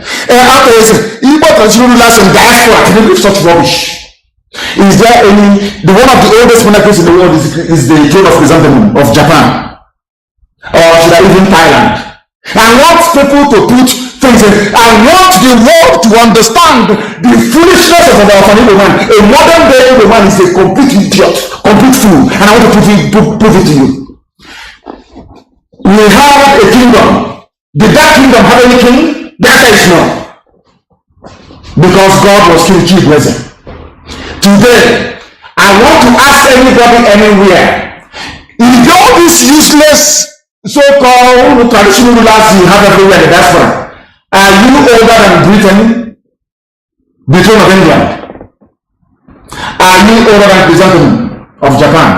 Are you older than the monarchy of Thailand? I'm asking you. Does England have foreign traditional rulers? Is there any Englishman anywhere in Africa asking a duke and saying to British people, come to my house, I'm a duke, I am the Duke of Mozambique, or I am the Duke of Maputo? I'm asking you. These are people with fine tradition of monarchy. These are people with the finest pedigree monarchy anywhere in the world. Have you seen or heard a Japanese man saying, I represent, I don't know the new hero who is now the king of Japan, the emperor? Have you ever seen a Japanese before tell you, I am the Japanese traditional minister in Lagos? How about Thailand?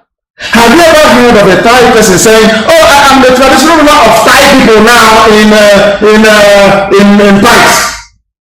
It's only Igbo. This is how useless we are. They ganged up in Lagos and said they want to so-called elders. They sat them down somewhere in the north. So they were singing I can't understand this. These are the so-called elders that some idiots are saying they deserve respect. These are the fools that deserve respect. I want to ask you, this traditional title you're taking to Lagos and to everywhere and appointing your fellow idiot as your chairman, let me ask you, England, do you have any Englishmen? Don't you have Englishmen all over Africa?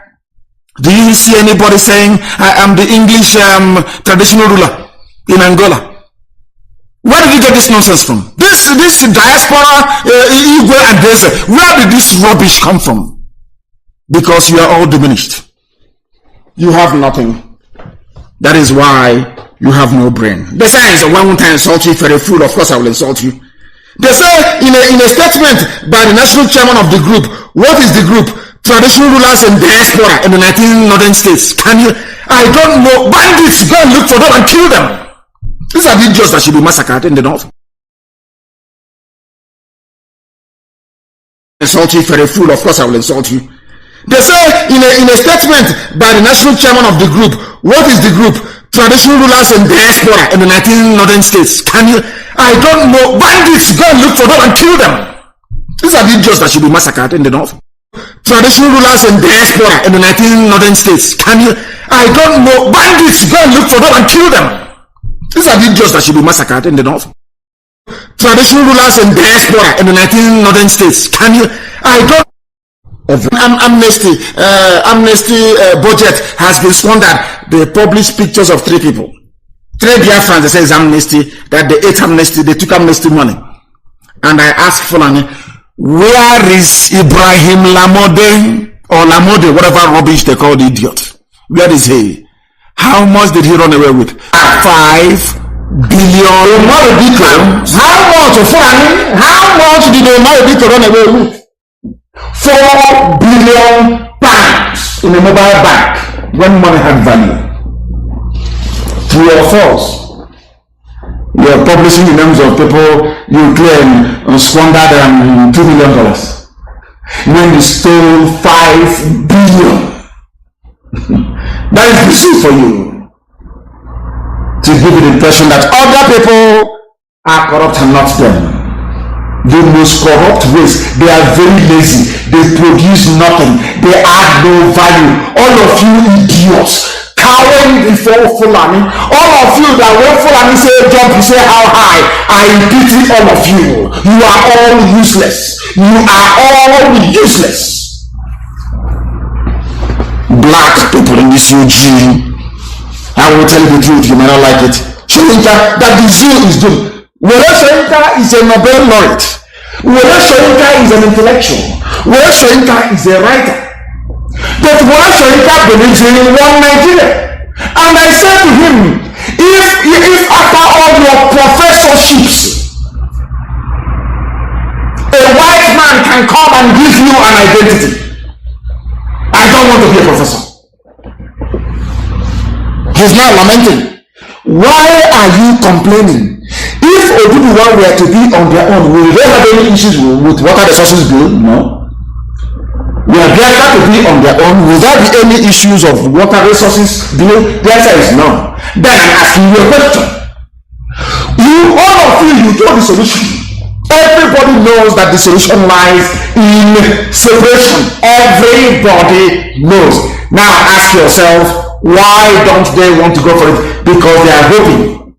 Since others have gone ahead of me and looted funds, it's my turn to steal as well. It cannot come to my turn now, and you're telling me you want to divide the country. No, that is why governors are always against every agitation. Now I'm here to eat my own money. You're telling me you're doing agitation? No, they will send Fulani DSS to go and kill people. Do you understand it? There's black people for you. Mazi Iyke knows very well, and as well as most Oduduwa elders, they know this very, very well as a matter of fact, that division is the best thing for this. But their mind is that oil and gas in Biafra. I want some more, because they know that Nnamdi became a billionaire from Biafra land, oil and gas. They know that Otedola became a billionaire from Biafra oil and gas. The one that Tinubu stole became Sagaban or whatever we should call the idiot. It came from Biafra land. Why would they let go? I want the world to understand the hypocrisy that drives the brain of a black man. The brain of a black man is propelled by evil. Evil thoughts, never good. They will never say, oh, Japan has no natural resource, but they're intelligent. Oduduwa is a very intelligent race. We can survive on our own. Never until Professor Akintoye came along to say we can be on our own and make something of our lives. When they tell you about one Nigeria, is because of the money they are stealing or about to steal. None of them believes in one Nigeria. Nobody in their right senses, not even Britain that created the zoo. United Kingdom doesn't even believe in the zoo. Nobody does. I can tell you that. Nobody does. That is why they don't like the truth that we preach. And this truth, I will continue to preach it until Biafra is restored and beyond. Because I am under oath to Almighty God in heaven to speak the truth always, even if my life depends on it. To speak the truth always, regardless. To be without fear before my enemies. Always. It doesn't matter how many there are. It doesn't matter how the multitude. Once I am armed with the truth, we are indestructible. All our volunteers, do you pay them? All of you Efulefus and saddle writing rubbish. Volunteers are on the ground dying to save your land.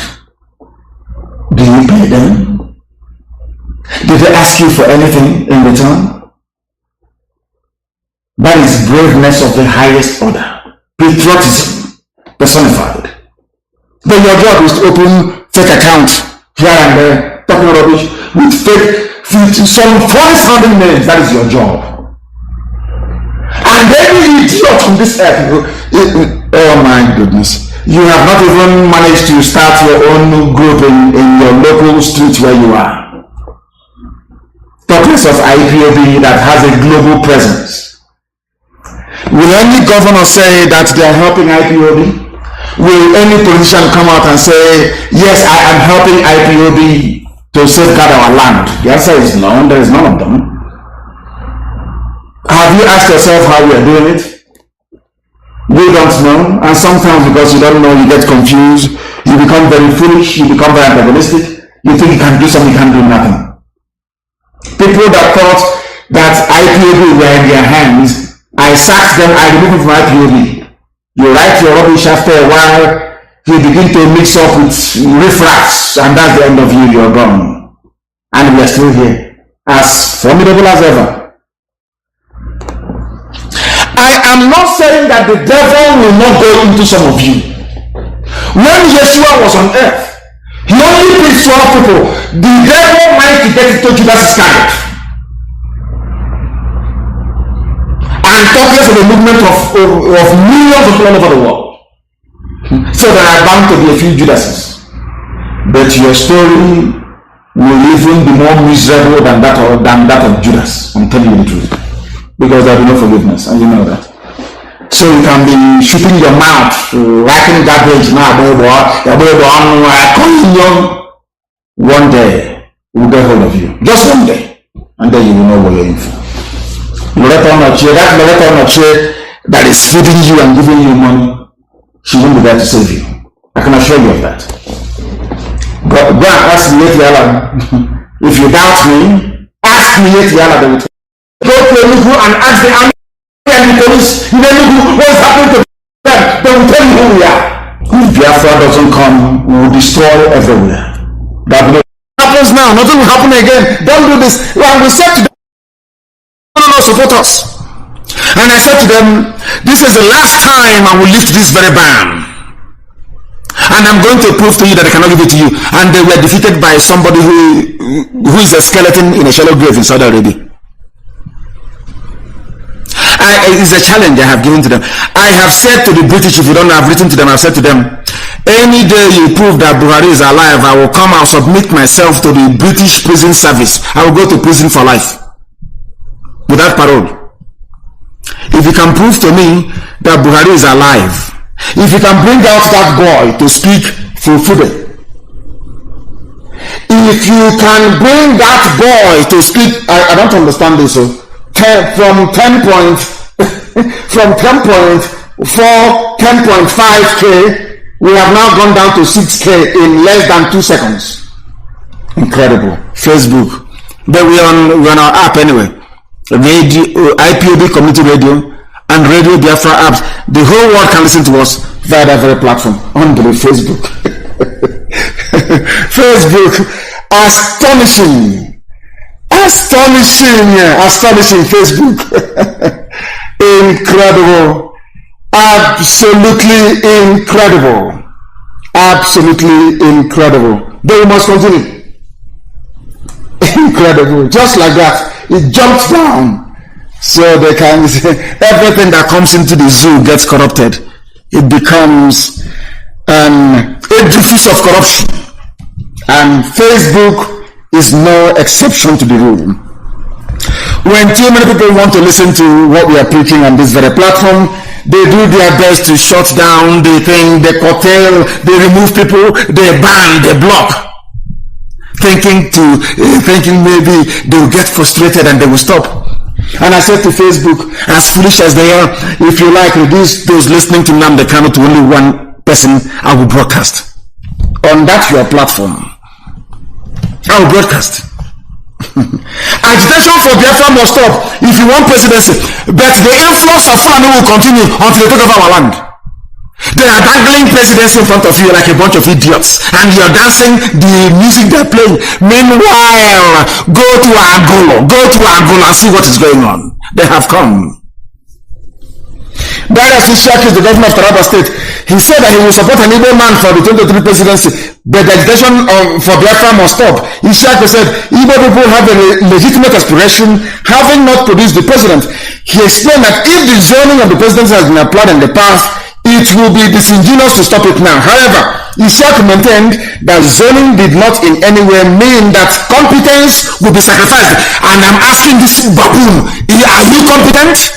That Aisha's boyfriend you put there with his mask, are they competent? I don't know what is going on tonight. I have no idea what is going on. They have tried to stop us, but we are reconnecting. That's Facebook for you. Once we are unstoppable, Facebook goes into a panic mode. They go into a panic mode and they shut everything down. Maybe the British High Commissioner have called to say, what are you doing? Do you want them to take back the money they gave to me? Make sure you shut the system down. And that is precisely what they have done. They have shut down Facebook. They have shut down Facebook. But we are continuing. We are continuing live and direct. We are continuing. We are continuing. Unbelievable. The panic. Oh, Sophia, hardcore. It is truly the key. Hardcore. Oh, Sophia. Hardcore. I'm telling you the truth. We are live and we are direct. Facebook is frustrating themselves and not us. The whole and the stupid days they said to his people, go and defend the Fulham. Have you heard of listening? Mankind is paying attention because they know if they listen to us, that they would hear the truth, and that very truth shall set everybody free. It shall set everybody free. That is one thing they need to understand. We are live and we are direct, and the whole of humanity is listening. The world is listening to us, and who wouldn't listen? Who in their right senses would not listen to us? Agitation for Biafra must stop, they said. Agitation for Biafra must stop, they said. Agitation for Biafra. We are live and we are direct. We are back on Facebook. We are back on Facebook and we're broadcasting so that the whole world can bear us witness. We are resolute. We are determined. We are relentless. We are relentless. Is our IPOB community radio doing what it's supposed to do? I need confirmation, please. I need confirmation, please. They said that the community radio is also having a problem. They can attack us all they like. We are unstoppable. We are unstoppable. The program might appear disjointed, but we are unstoppable, absolutely unstoppable. Now and forevermore, we must continue. We must continue. We need to go. Our people are waiting. Hardcore IPOB Biafra all over the world, waiting.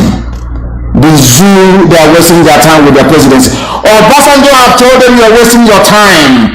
The only thing we have is Biafra. The only thing we have facing us is Biafra. Everybody understands that, and it is not something we are going to shy away from. Our volunteers are doing us proud on the ground, and they must continue to do so. They must continue to do so, because if we attempt to go back, we are finished. If we attempt to go on, our villages will be turned upside down. That is why we must continue to pray ceaselessly for our volunteers. We must continue to pray for our volunteers every blessed day. And I'm also warning all those who are in the habit of going around and hunting down Biafrans that your days are numbered. If you come after us, we are going to come after you. We will come after you. They say the community radio is fluctuating, but I believe, of course, it's all of their time, because we were hitting them hard this very evening, or morning or afternoon, depending on where you are. Boko Haram, as they are saying, or should I say, the Fulani terrorists, they have killed more people than ISIS, the Islamic State. That is the analysis. And why are they killing? And why is it not big news all over the world? Because El Rufai and co are busy stuffing money in the hands of neo-colonialists. That's what they're doing. But they have failed, and they will continue to fail. Boko Haram is being funded by the Fulani Janjaweed. If our people do not understand that, nor know that, then there is a very serious problem somewhere. Because the Fulanis claim that they own the zoo. Somebody actually wrote, stolen from the mind of the Fulani. We are the Fulani, we own Nigeria. They know, of course they do. Look at Ata is not their agent. Look at the West, look at Tinubu is not their agent. All of these people are there claiming that they are your leaders, whereas in fact they are serving Fulani Janjaweed cause. And that is why there is so much insecurity, so much killing, so much mayhem, so much terrorism, and they are not doing anything about it. We take and possess whatever we want that is Fulani for you. If they want the presidency, they give Jonathan, they get it. Anything they want Riga, they get it. They want Miyefiara, a terrorist group, to now become a stakeholder in the government, they get it. They want Fulani to be everywhere in all layers of governance, they have gotten it. They wanted a rubber stamp National Assembly, they have gotten it. Even though Buhari is dead, they brought a clone, none of you is the wiser. That is how foolish people are in the zoo. And that is why Fulani keep on boasting every day. Even before 1804, we are not from Nigeria. A certain house actually in Yunfa welcomed our most revered Ottoman Danfodio, and from a preacher he rose to kingship. Fulani came into the zoo to come and preach. The same way your father G.O. will come into your land to come and preach Jesus to you. Before you know it, they are in your village burning down our ancestral, should I say, heritage. He came to preach Jesus to you to repent. Before you know it, they're in the village, burning down people in the village, burning down things that they don't know about, burning down things that came even before the New Testament was written. The same thing that Ottoman Danfodio did, he came as a preacher. Yunfa, ignorantly in Gobe, welcomed him. The same way they are now in Biafra land, claiming they are cattle rearers, claiming they are in our bushes, and before you know it, our land will become fertile Fulani territory. Will become an emirate like the Hausas. Our people don't know history. They have not gone back to history. That is why they are still suffering in ignorance. That is why they are suffering in ignorance, and that is why we must continue. Before 1804, there was no Fulani in the zoo. Are you aware of that? No Janjaweed in the zoo. No Fulani in the damnable zoological republic. There was no Fulani before 1804. But today, they are president after president. They own everywhere. They have now gotten to the Atlantic. With the help of the saboteurs and the Fulefus we have in Ijoland, they are now there in Luzon. The idiots, they are there. They went to they convinced the people, they said, oh, man is your problem. Yes, we have despite being an Indian man said he is no longer evil. Orchestrated abandoned properties in Igbo, look at. After a while, they killed him. Look at the situation of Ogoni today. Anything not happening there, but people will still not learn. People will not learn, will they? They will not learn because they are foolish. But we are here to get them. Before 1804, there was no Fulani. This idiot in this traditional ruler is welcoming Fulani in his village was exactly what Hausa people did, ignorantly and foolishly. They took Gobert from them and renamed it Sokoto. That is why they don't want to teach you history in your schools. They have said, oh, we are going to become history, but they know they cannot become it because they know what that portends for them. Do you know what happened? Do you know who killed Muhammad Yunfa? Fulani, the same thing they did to Afonja. Afonja welcomed them and they killed Afonja in the north, in Kwara State. Fulani took it over from Yoruba. The same thing they did to Hausa. The same thing they want to do to us is that, unfortunately for them, what should I say, according to the dictates of heaven, Elohim said, there must be IPOB. And that's the end of the game for them. Now you understand it. A king welcomed them in Hausa land. They killed that king. His name is Yunfa in Gobe. Today's Sokoto State, Sokoto. Muhammad Yunfa, the man that came with the Quran to preach Quran to him to tell him about Muhammad, how to be good like Muhammad, ended up killing him. They came to Yoruba land, they did something to Afonja, the same thing they will do to Africanism. Idiots bringing in Fulani Janjaweed into our land. Fulani killed Muhammad Yunfa that took them in and they took over his kingdom. Since then, Hausa people became obedient, idiotic slaves of the Fulani without knowing it. They say, it's Hausa Fulani. There is nothing like Hausa Fulani. Hausa people are the servants, they are the bottom of the lowest of the low. They are nothing and they know it. Hausa know they are nothing. Hausa, they understand they are nothing. They are the lowest of the low in the zoo. They know it very well. Is any Hausa man an emir?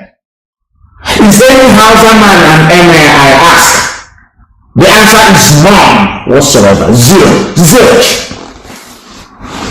They are the low. Hausa is the lowest of the low. Fulani is messing up with them, messing with their brains. They cannot understand it.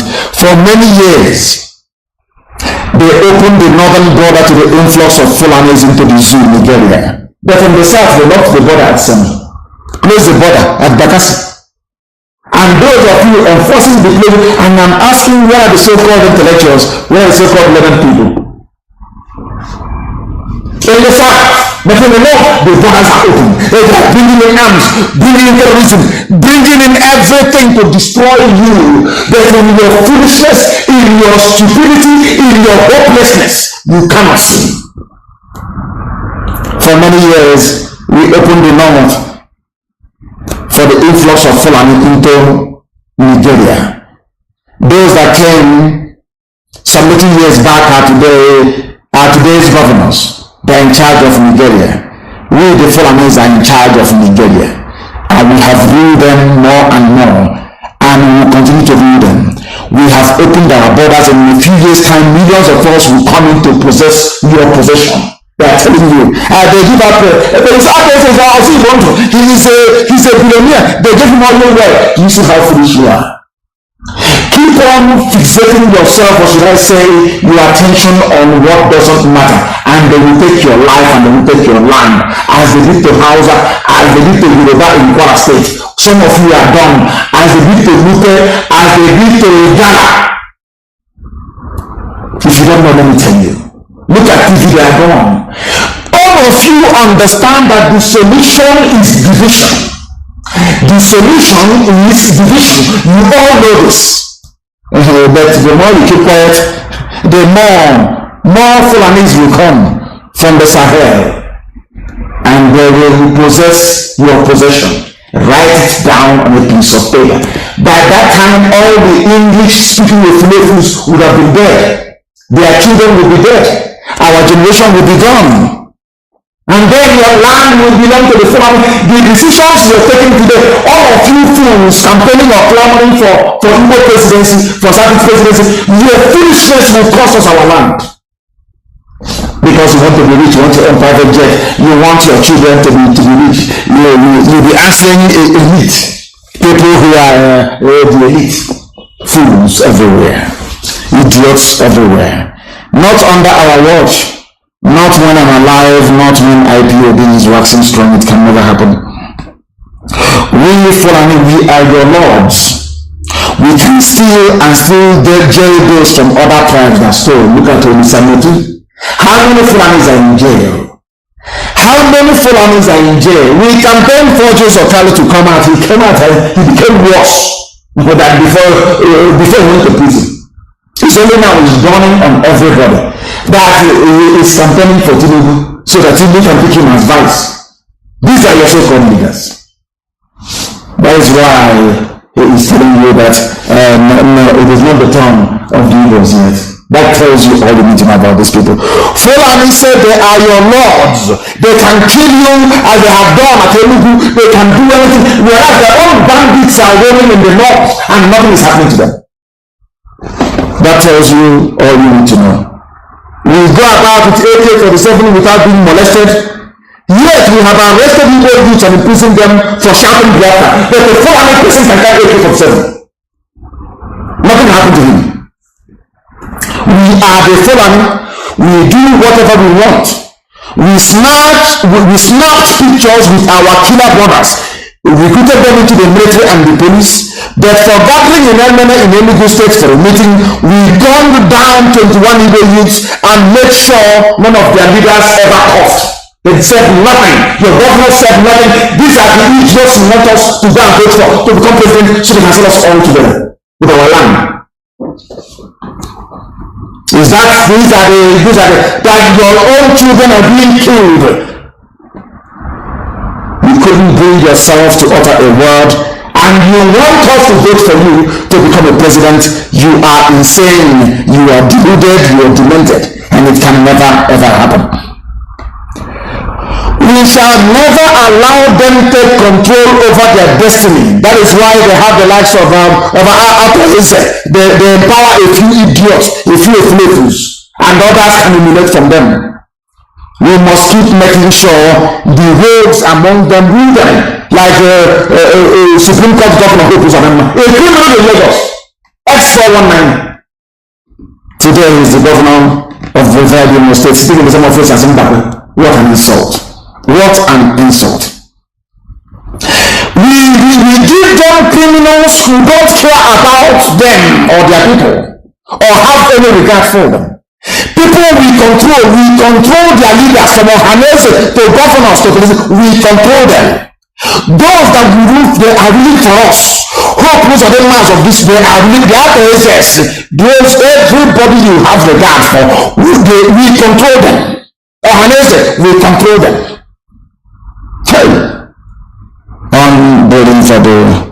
Unbelievable. That is the type of leaders we the Fulanis give to you. Why do you think their governors rejected regional security and embraced our packaged community policing? They are our proud slaves, Umahi, all of them, proud slaves of the caliphate. Slaves. When you get up and you call these people leaders, you are a slave to a slave.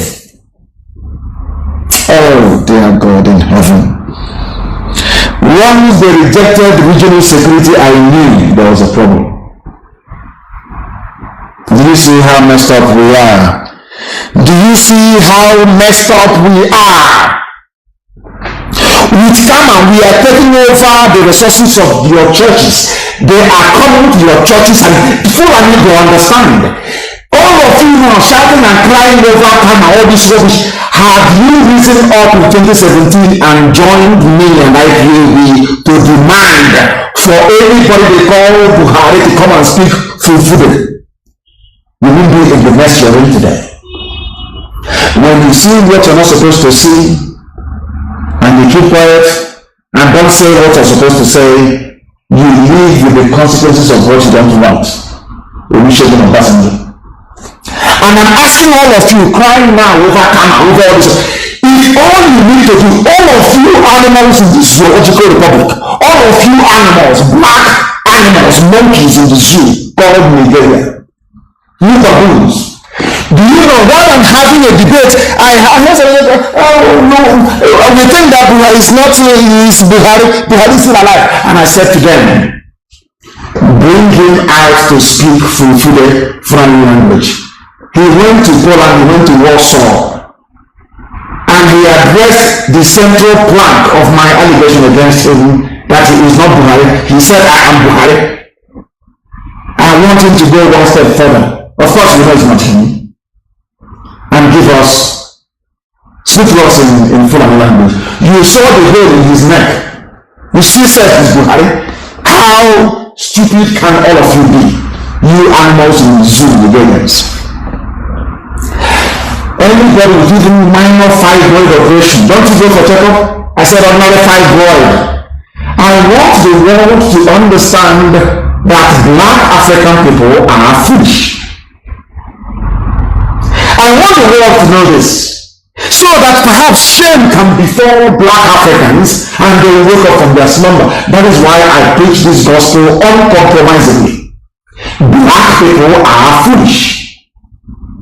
Let me ask you a question. What was Buhari suffering from in 2016 before he died in 2017? Brain tumor. Dementia. By his own confession, he said, I have never been this sick in my life before. Every 3 weeks, medical checkup. And now you are telling me that for nearly 2 years, no more medical checkup. For somebody who had a major surgery, brain tumor removed. Do you see when I speak and you say I insult you, do you see why I insult you? Do you see how foolish you are? Somebody with ordinary appendix operation will go for checkup from time to time. Major brain surgery. After the brain surgery, Lai Mohammed said to you that he can no longer sleep fully because of brain surgery. Let us agree for 1 second that that is correct. But somebody with a major brain surgery no longer go for checkup. Do you see how foolish you are, black people, especially Nigerians? Do you see how daft all of you are? Do you see why white people call you monkeys? Do you see why they kill blacks in America? Do you know about your foolishness in Africa and in the zoo, Nigeria, radiates all the way to America? Do you see how wretched your lives are? Because you can no longer reason. And that is why the Fulanis are coming for you. They know you cannot reason. They know you cannot resist them. They know your foolishness and your greedy nature will always make it possible for them to buy your conscience over at any time and make life intolerable for you. Fulani, they own you. As stupid as they are, of course, they are working for Britain. We know that they are working for the agents of Britain. We know that for sure. They are the house leaders. But Britain chose very wisely. You know, the British are very smart. They chose very wisely. They know that you people are dumb, and they gave you Fulani to bring out that stupidity. As somebody once said, that Abacha reminds everybody of how bad a Nigerian is. Look at Imo State. People of Biafra, Igbo people in Imo State voted for Emeka Ihedioha. Hope Uzodimma came forth in front of our eyes, before, as they say, before everybody's eyes, in broad daylight. They went to Supreme Court. Supreme Court added up votes for Hope Uzodimma that is more than the ones accredited and recorded by INEC, the official electoral, or should I say, election umpire. Have you heard of such rubbish before? And that one just went away. Have you heard of such rubbish in your life before? They brought somebody from number 4 position. Number 4, the 4th position. They brought somebody from 4th position and made him number 1. Made him number 1. Have you heard of such rubbish before? Number 1. From number 4. And yes, election is about voting and counting of votes. Now, how many people voted in Imo State elections? About 850,000 people. Supreme Court, before intellectuals, there were intellectuals, there were learned people, intellectuals everywhere. Intellectuals everywhere. Intellectuals everywhere. Yet, nothing happened. Neither was removed. Oh, God in heaven. God in heaven. God in heaven. In our own land. In our own land. Only in our land. The so-called intellectuals and leaders, everybody accepted it. But it was very blatant. They said to Supreme Court, the number you have given is more than those that was captured by INEC as having cast vote on that very election. They said to her, we are the apex court, this one is final. And that was the end of it. They said to Ihedioha, if you don't want us to probe you, don't mention that election again. If you mention it, we'll probe you. And that was the end of it. And that is the country you want me to live in? That is the country you want me to recite their pledge every morning? That is the country you want me to stand up and say I'm very proud of? I think the person must be insane. The person is not. You see all these idiots calling intellectuals, all these schools with their professorship, with their degrees, they are all useless. All useless. I remember once in London, somebody came, we were in a bar at, what's her name again? In Clapham, what's her name? Forgotten her name. In Clapham, in London. We went to friends, Dr. Gamba was there with me, and Samuel, what did I meet? Somebody, this man, this from either Sierra Leone, was an ex-soldier from Sierra Leone. He came into the restaurant, we're having a debate. He said, is there any professor here? We said no. He said, okay, then he's going. We asked him why. He said, wherever he goes, if any black man says he's a professor, he will hit him in the mouth, and the person will call the police. That the brain of a black man hasn't developed the extent of being a professor, becoming a professor. That they're useless. How does he do as a professor? This doctor is rubbish. Where we are doing, when Supreme Court said we now have 100,000 more votes than those recorded by INEC, those in electoral roll, and this idiot is there in a way as the government, and we have intellectuals. The only time they come out to write, the only time they come out to comment, the only time they go is when their interests are at stake. We want to say to them, don't vote. Oh my God, you see them. You don't have to make their money once every 4 years. Now you understand, don't you? The blind being led by the blind. They killed us in Yemen and nothing happened. They came for your churches. And they say, no, the pastors, they have jet. Free people don't listen. They go after maybe winners or any of those within or whatever. You don't know the shoes they're looking for. That is not how they captured Hausa people. They said to Hausa, you see your king is not told. By the time they knew it, the whole of Hausa land had fallen. In 1967, they said, the man is your problem, or now what is happening all over the zoo. Look at the man is your problem. They have taken over the believers. Do you see how foolish you are? They are now telling you, oh, it's not about the Catholic or Methodist. It's about the Gospel churches. It's about the Religion. They have private jets. After the Religion, they come for you. Mad people who never been struggle. You people who have or who see brain, common brain you don't have. For an using you and you don't know. That is how foolish you are. After the Pentecostal pastors, they come from you. Mad people everywhere. Mad people everywhere. Karma is there. Imo State gone. A known criminal has been at EFCC. Nagging a thief away. Nothing. Absolutely nothing is happening to him. They release him.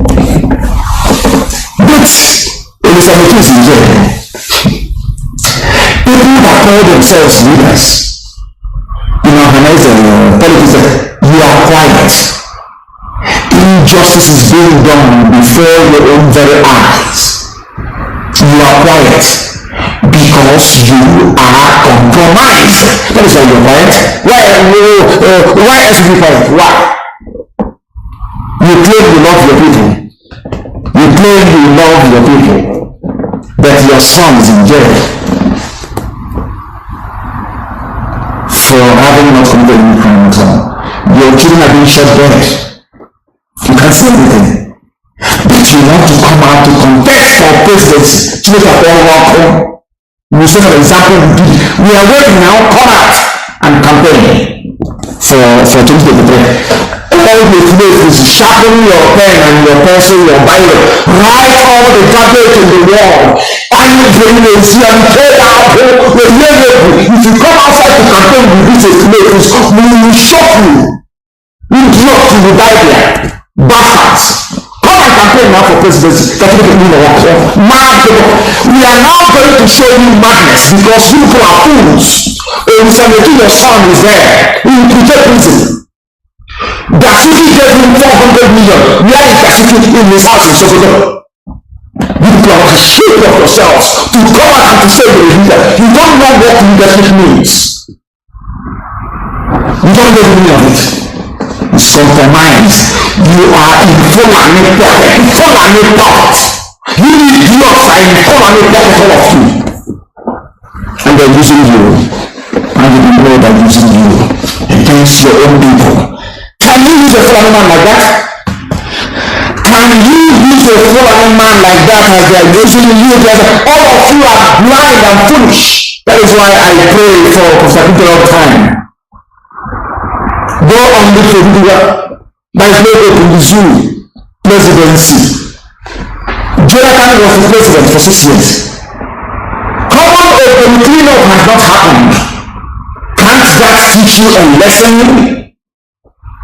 Those that control the zoo will never allow you to shine. It is only possible because if you do, you will put them to shame. Common sense. That was why they bombed down the entire education system. If you do not know, they are in control of our lives. Fulani is boasted. They own the EFCC. Fulani owns the EFCC.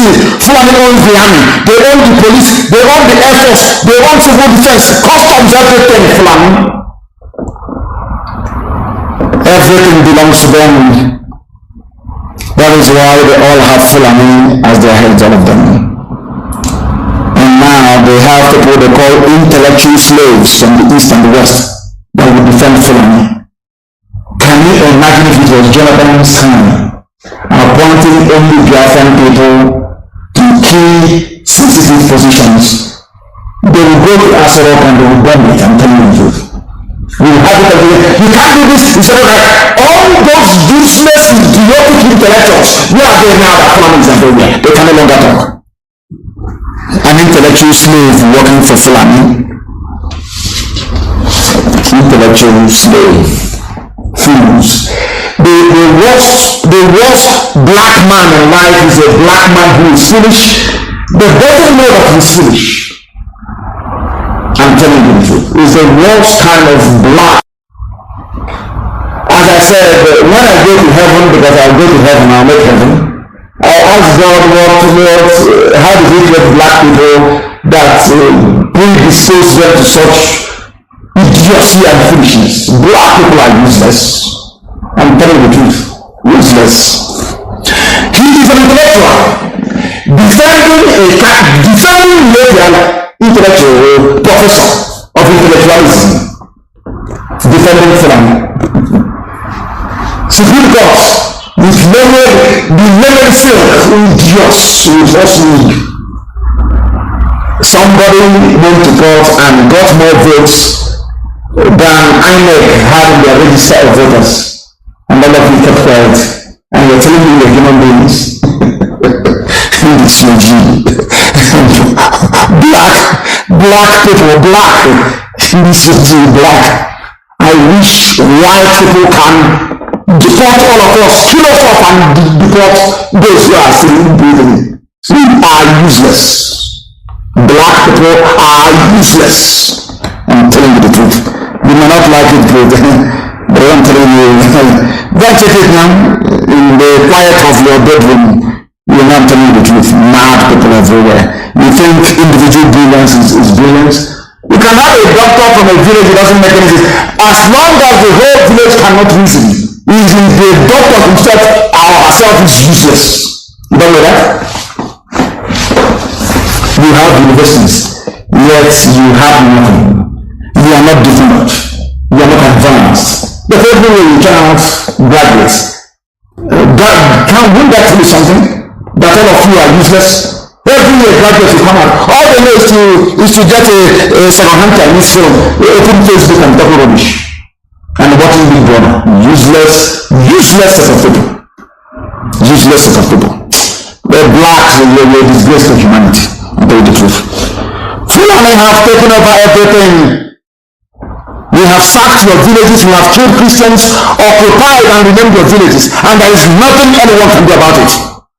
Rise up and we'll bring you down to your knees. They came to my house to kill me. My men defended me, and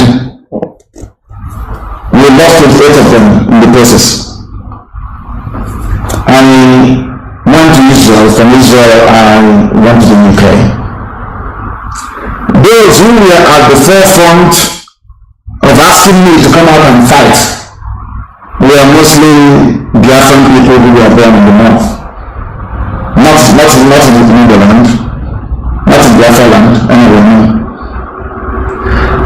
they are the same people who are supporting Tinubu. But Tinubu went on exile. His house was not attacked by the army. He was somewhere and he heard that 4 village vans drove in front of his house. From there he went on exile. I was in my home when my home was attacked by a full battalion of soldiers, Air Force and police. Those that were asking us before, show us what you're made up of. Now they are witnessing it. Let Yala can testify. All the uniformed terrorists in Enugu and environs can now testify. And as I told you, we shall come and we will bring hell with us. I can assure you of that.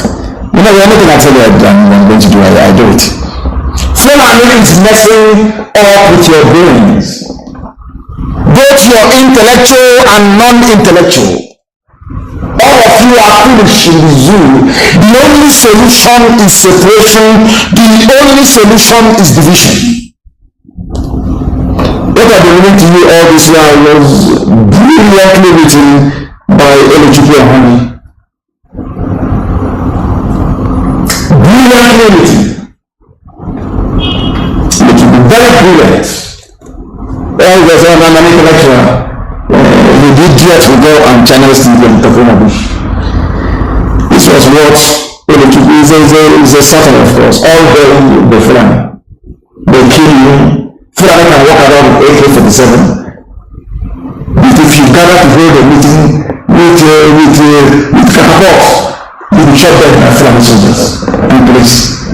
And you have people in Lagos and Abuja writing and saying it's a good thing. That IPOB should never. That is just doesn't know that the Fulani is carrying AK-47. Biafra land. Biafra land. Biafra land. Biafra land. Black people. Black. May the good Lord have mercy upon us. Our ignorance is really astonishing. And I thank Oluchukwu Ohaji for this. It's a very brilliant piece. How about the killing of IPOB family members in Enugu? What did they do wrong? Nothing. The people castigating people for going and praying and doing exercise cannot go and see Fulani. Also one killing people. That is what drives me insane. But they will never know. What are you doing about the death of our people? Is joined to security patrol. Can you do such rubbish? Tomorrow somebody will say to me, they are contesting for presidency, they want to be president. They are killing the people. As a governor, common inquiry comes up. And people want us to defend them as our leaders. It won't work. Can never work. That brings us to the end of our program this very day. Hugely interrupted, of course, but I know in the next few minutes we will have it on MP3 and similar formats of that nature. Once again, I want to make it abundantly clear that we don't hate anybody and despise anyone. But your foolishness is making it impossible for us to talk to you in a manner befitting of a human being. Our foolishness can no longer be condoned. And let me also remind those of them who are in IPOB, people who may have held positions in the past, people who may be in positions of authority right now. I want to warn you, and I warn you very clearly. Any senior IPOB officer again that writes any rubbish, be it coded or otherwise, on Facebook, I will leave you live on air. From tonight. Any senior, if you like, use your Twitter account. Once you come out again to write anything disparaging or concerning any other senior officer or the movement, you're off. If you don't believe in the ideology that I propagate, you leave IPOB. I lead IPOB. If you don't like the ideology, you get out. What we say is what goes. If you don't like it, you get out.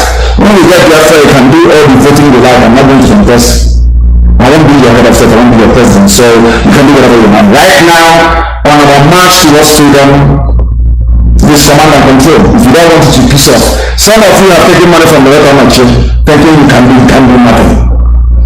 You make noise on 17 fake accounts, and after that, you fizzle out. Like the other idiots fizzled out. That thought they were something. They have now seen how powerful we are. If any idiot thinks he or she can rise up to be like the other idiots, you join them. As I said before, the devil will enter into some of you.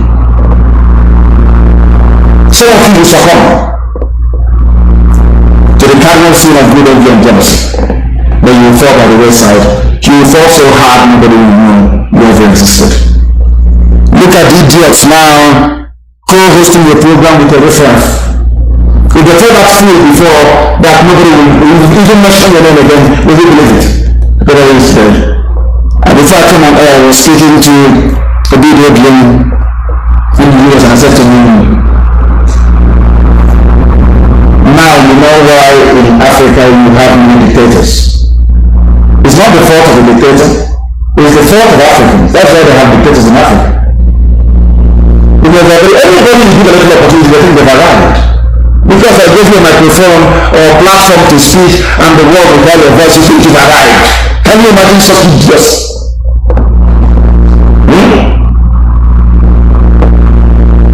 If you are tired of serving in Nigeria, you simply get away. You get out. I believe it's some chosen. It's not for everybody. I can say what they're doing. Our men cannot be dying on the ground defending our land, and we are busy on social media writing rubbish. Any senior officer from today, right now, this moment, if you write one more rubbish, I will say example with you, that the world may learn. I thank you very much for listening, all of you, wherever you are, this night, morning, afternoon, depending on where you are. As always, most people, they don't understand who we are. They will not be here. Biafra is everything to us. Biafra is our religion. Here on radio, Biafra is where we worship, because Elohim is our Lord, our God, our Redeemer, and our hope.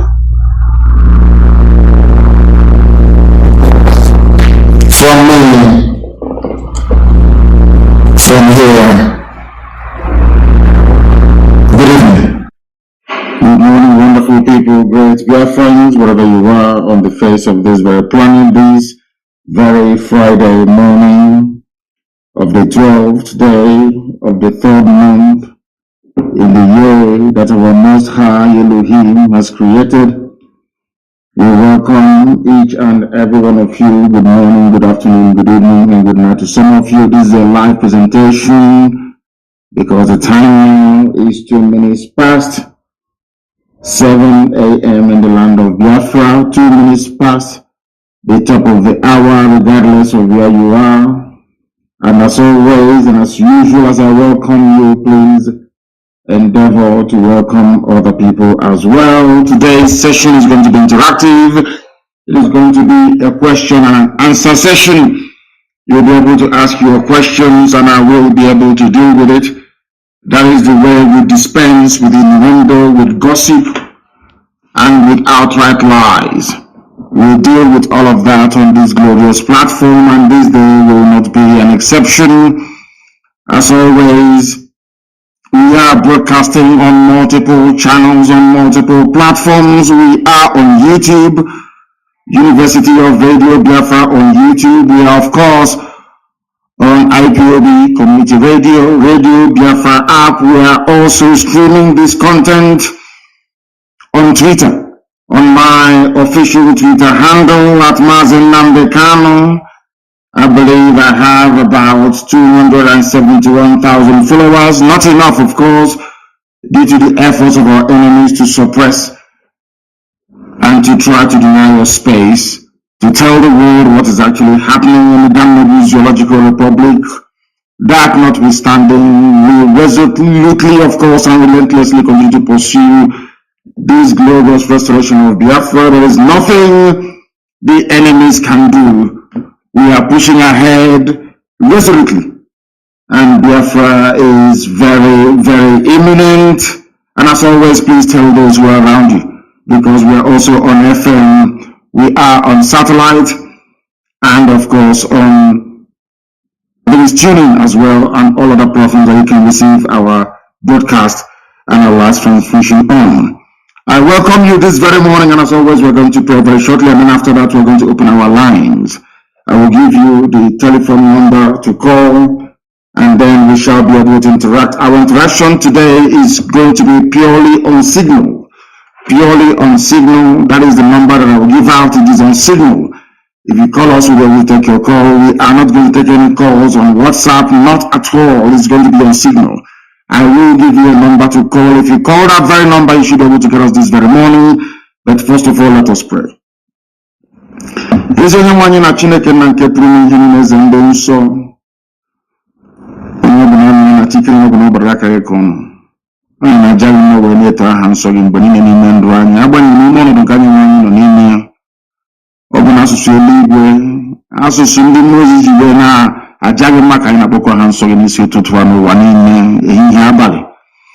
Agbanyeghị ihe niile nke anyị nwa anyị na-agabiga eze ebe dị ngozi were enye gị otuto n'ụzọ pụrụ iche na asị na enweghị chi ọzọ ewezuga gị, anyị na-efe arụsị n'ihi na arụsị bụ ihe ọjọọ bụ naanị igbo anyị na-akpụ isi ala nye Chineke na nke pụrụ n'ihe niile ya were omume were eche mmiri n'ụbọchị nke taa, tụmadụ bụ ndị eji nọ n'ụlọ nga nọ n'ụlọ iko n'ebe niile dị iche iche, ndị a tụrụ enweghị ikpe ọbụla nke ekpere ha onye nwa Chineke na bịaka iwe kasị obi, bịaka iwe ogbe ezinụlọ ha ume, bịa ka iwe nye ha nkasi obi nke pụrụ iche n'ihi ikpete maasị ahụ niile nke ha onwe ha na-ata nna nke ebere dị ngọzi.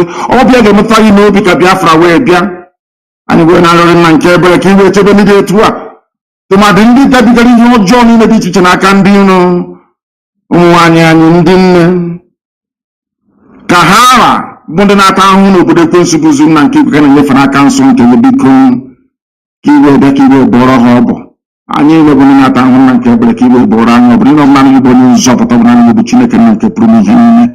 Ọ bịa ma ntụkwasị obi anyị n'ime olileanya anyị na-ebu n'aka gị ka ọ na-enye eze ebe dị ngọzi, dịka isi wee zọpụta Israel n'aka ndị iro n'obodo ekwensu bụ Ijipt, ka ị ga-esi wee zọpụta nwa obodo Biafra n'obodo ruru unyi bụ Zoological Republic of Nigeria. Anyị wee na-arịọrọ nna nke ebere dị ngọzi n'ụbọchị nketa n'ụwa niile ka iwe chebe ụmụ bụ ndị Biafra ebe ha dị iche iche, ka iwe leta ezinụlọ gị bụ IPOB ga-enwe ụjọ aka iwe hiwe, ka iwe leta ndị nche bụ Eastern Security Network eze ebe dị ngọzi bikonu, n'ihi na ọ bụ site n'aka ndị dị etu a na ọlụ aka ha nna nke ebere nke gị onwe kwadoro n'ime eluigwe ka Biafra ga-eji wee bịa. Anyị wee na-ekele iwe na-aja anyị asị gị bikonu onye nsọ dị n'igwe n'ọtụtụ dị nsọ mgbe onwe mgbere n'obi ebe ka anyị na-arịọ gị ise. I know that this very program this morning was not heavily advertised as we normally do, but we are live all the same and direct, endeavor to share this across multiple platforms that others may also be able to partake and participate in our program this very day. I am going to open the line. Please get your pen and paper ready because I'm going to give you a telephone number to call. And it's on Signal, please. On Signal. Signal app is what we are using from now on in. The number is +44. It's a UK number, +44 77 61 82 53 46. Signal, please. +44 77 61 82 53 46. That is the number with which you can get hold of us this morning. If you have any questions to ask, please try and do so. We are going to answer your question. Once again, the number is +44 77 61 825 346. If you call us on that very line, we are going to be able to take your call. It is very, very important that you try and call us this very morning to air your views and opinions, and of course to ask very serious questions, because before I came on air, I came across a very, of course, distasteful and idiotic publication as usual, and normally I wouldn't respond to idiots, but I want to use this opportunity this very morning to respond to, should I say, to the very foolish publication by Vanguard newspaper. I would have thought that by now they would have learned their lessons, but of course not. It is the Zoological Republic. They are doing all they can to try to suppress this very glorious, noble effort we are making to restore the kingdom of heaven upon the face of this very earth. Because this has been making the rounds, I think, since I think yesterday or 2 days ago. A very idiotic and, should I say, I wouldn't call it malicious, because it has no significant effect upon what we are doing. A very hopeless attempt by DSS to try to change that which is right into what is wrong. The only reason why I am mentioning this today is because Vanguard newspaper had the temerity to publish it. It is called Change of IPOB's Registration Status. The headline reads, Change of IPOB's Registration Status vindicates our opposition group. And they are telling our people to disassociate themselves from IPOB, which is laughable, of course. These are people working for APC, working for the Zoological Republic, a non-existent group. I don't know how the zoo can take lying and deception to this new inglorious level. A group that doesn't exist.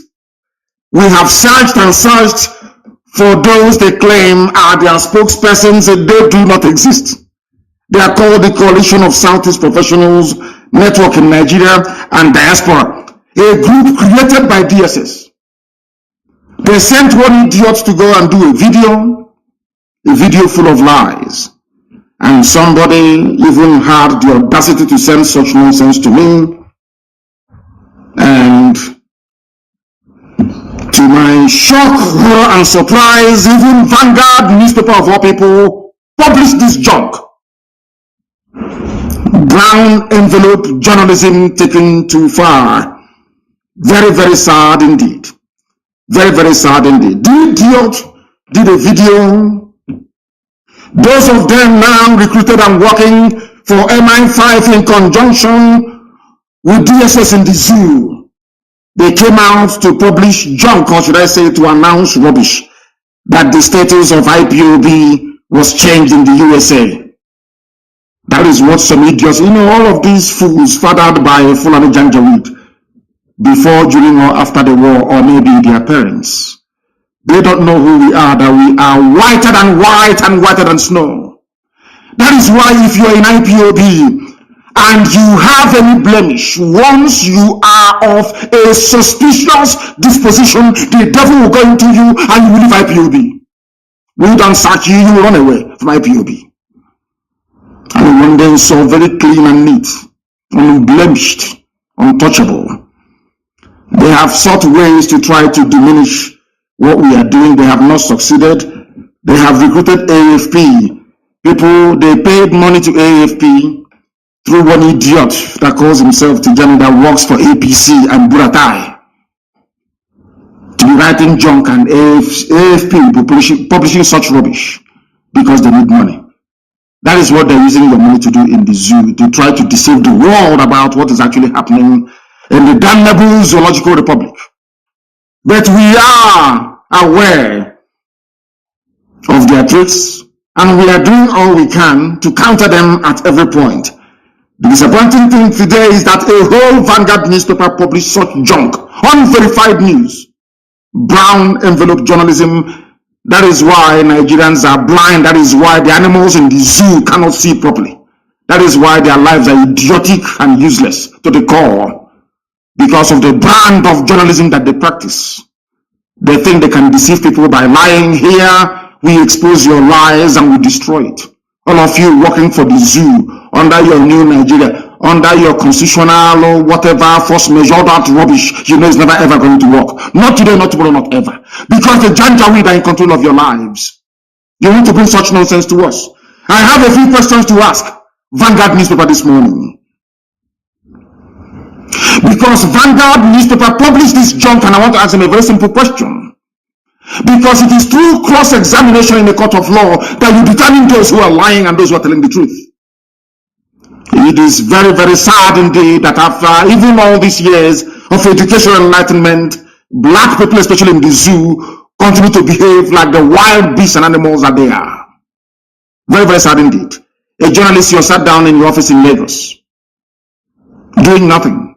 Somebody brought you a piece of junk with perhaps 4,815 naira in a brown envelope.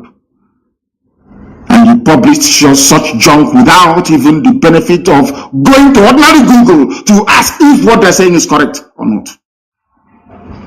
One idiot somewhere very close to a poultry in Suleja did a video and was circulating.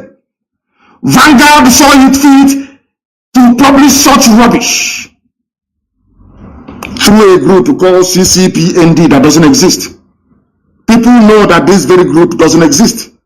Yet people are there reading and digesting what is pure rubbish. I don't know what is wrong with black people. I don't know who did this to you. How gossip and rubbish attract your attention so much. Very, very sad indeed. Out of this very junk, because if you write good things about us, we talk about it. You write bad things about us, we also talk about it. To present some semblance of balance, that the world may know who the liars and the deceivers are. Change of IPOB's registration status vindicates our... I'm going to open the line very, very shortly. Please do bear with me. I want to deal with this very issue once and for all. A non-existent group.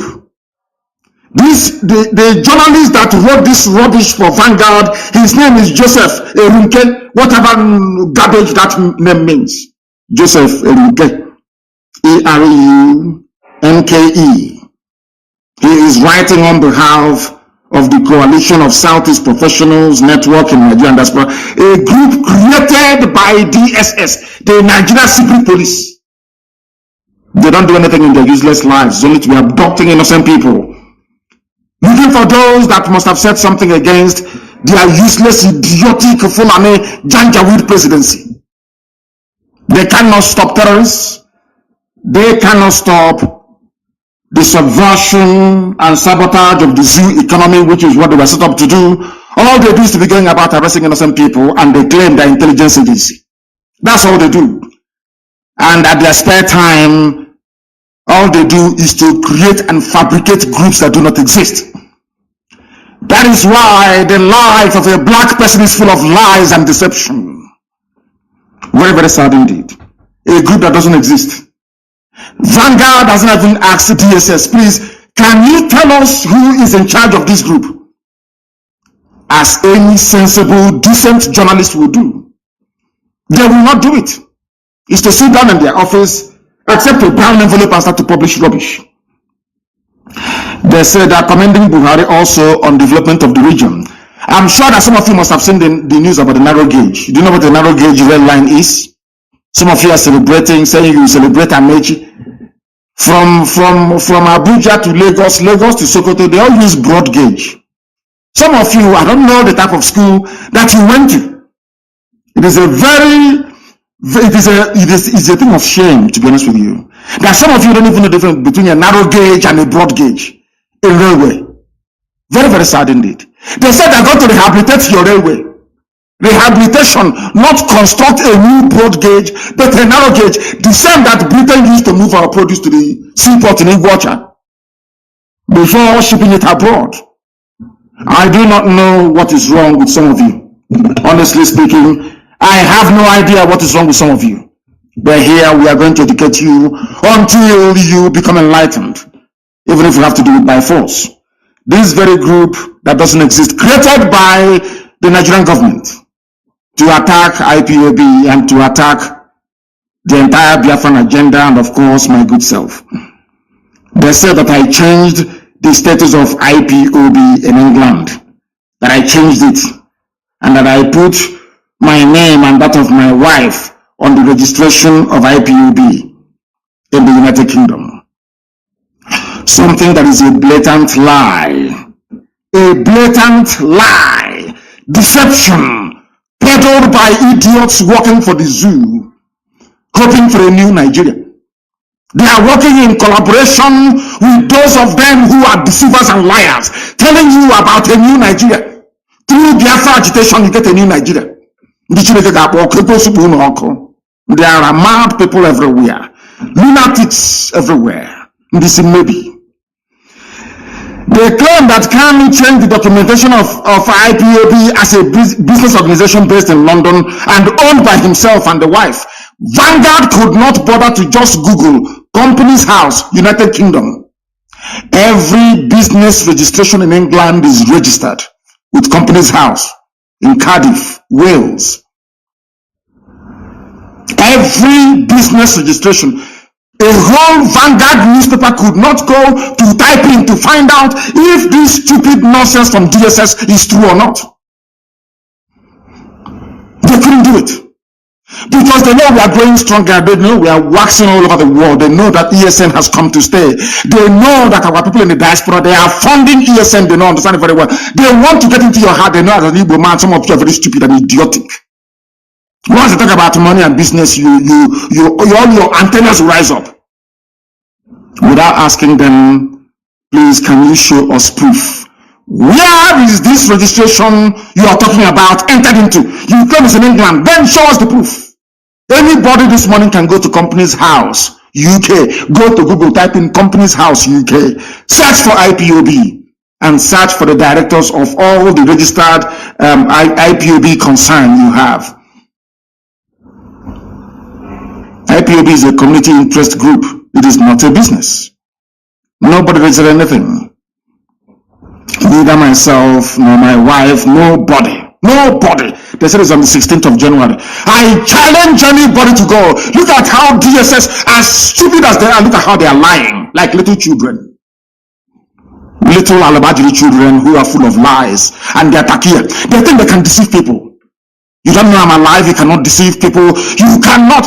Mbappe said, oh, you cannot, you see a rat in the house cannot steal something from somebody who is awake, only if you're sleeping. You bring all this your stupid, idiotic lies and you want people to believe you. A group that doesn't exist. Nobody has ever asked the question, who is the leader of the, why don't they grant live interview? I am live and direct and the whole world is listening. A fake group. Designed by DSS and given to some of you claiming you're fighting for Biafra, some of you being deceived by MI5, some of you idiots that have only power and the glory and the money making at heart.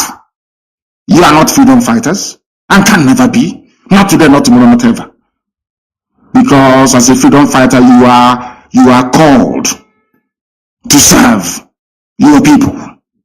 You don't arrogate that very position to yourself. All of you using Biafra to be working for MI5, using Biafra to be working for the zoo, all of you will be disgraced comprehensively and totally. I'm telling you, and you will all die a very shameful and miserable death. All of you peddling this junk, that some of you are even so idiotic, one fool actually sent it to me. Is it true? Can't you go to Google and Google UK Companies House and go to IPOB and see those who are registered there or not, and see if the name of my wife is there or not? That is why Africa is backwards. People don't even do common research. Common research to go and find out if an allegation is true or false. Common is just be peddling it because you're very lazy mentally and physically. That's why you are poor and wretched. That's why Africa is backwards, and that's what we are fighting very, very hard to reverse. They claim that Kanu changed the documentation so that when Biafrans will hear it, hey, Chimo, he changed it. Oh, Nanopa, have you heard it? I will no longer contribute. All they are trying to do is to stop the funding of ESN. That's what they're looking for. If you don't, let me tell you. They know that some of you are very stupid and hopeless. Once you listen to gossip, your brain will enter into overdrive. They know how to get you. Look at how Fulani Janjaweed are playing with your brain cells. So you will stop funding IPOB. The idiot that looks like somebody who hasn't been employed since graduation are saying, I have now given up. I'm no longer going to do this. I'm now going to work with a group that is working with the Nigerian government. Can you believe such rubbish? And Vanguard newspaper had the temerity to publish such junk. They are part and parcel of the problem in the zoo. The quality, or should I say lack of decent journalists in the zoo is part of the problem bedeviling that damnable zoological republic. No wonder white people see black people as natural liars and deceivers. The whole newspaper publishing not only falsehood from a group that doesn't exist, a group that do not exist, because they were formed by PSS, given to Vanguard newspaper to publish, and they'll be giving money to them. You give money to a journalist in Nigeria, they'll publish anything for you. But unfortunately for them, they never knew that I would respond to this, but I will. All they're trying to do is to stop the funding.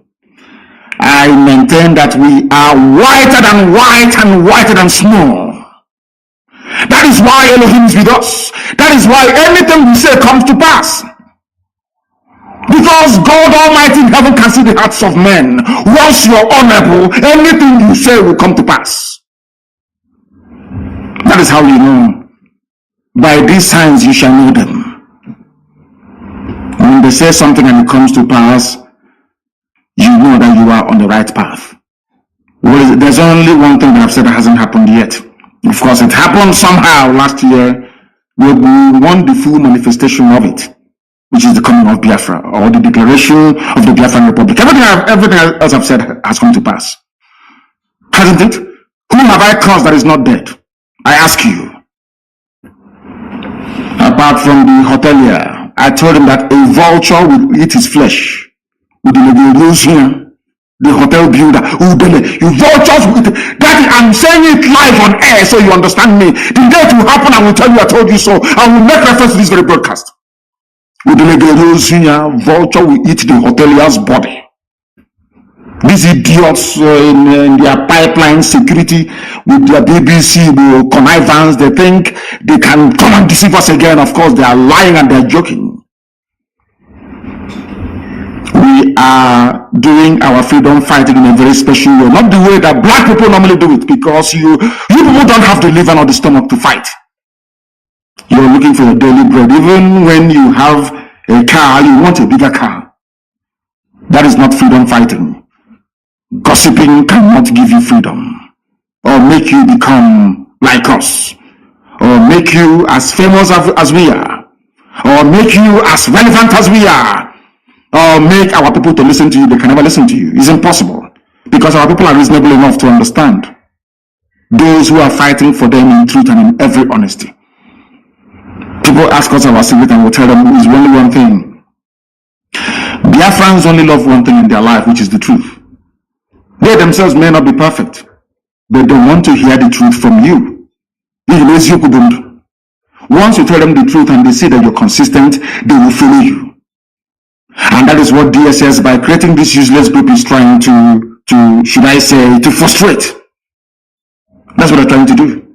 To make you to go off, to make you to begin to think otherwise, whereas the group doesn't exist. And the news they're peddling is falsehood, blatant falsehood. You have Google on your smartphone, on your iPad, or your computer. Go and Google it and see if my wife's name is on any company in the UK. Unless they have registered it on me, and if they do, of course, they will take them to court in the UK. Let them try it now. They understand that very well. Look at how they play with your brains, all of you. Very, very sad indeed.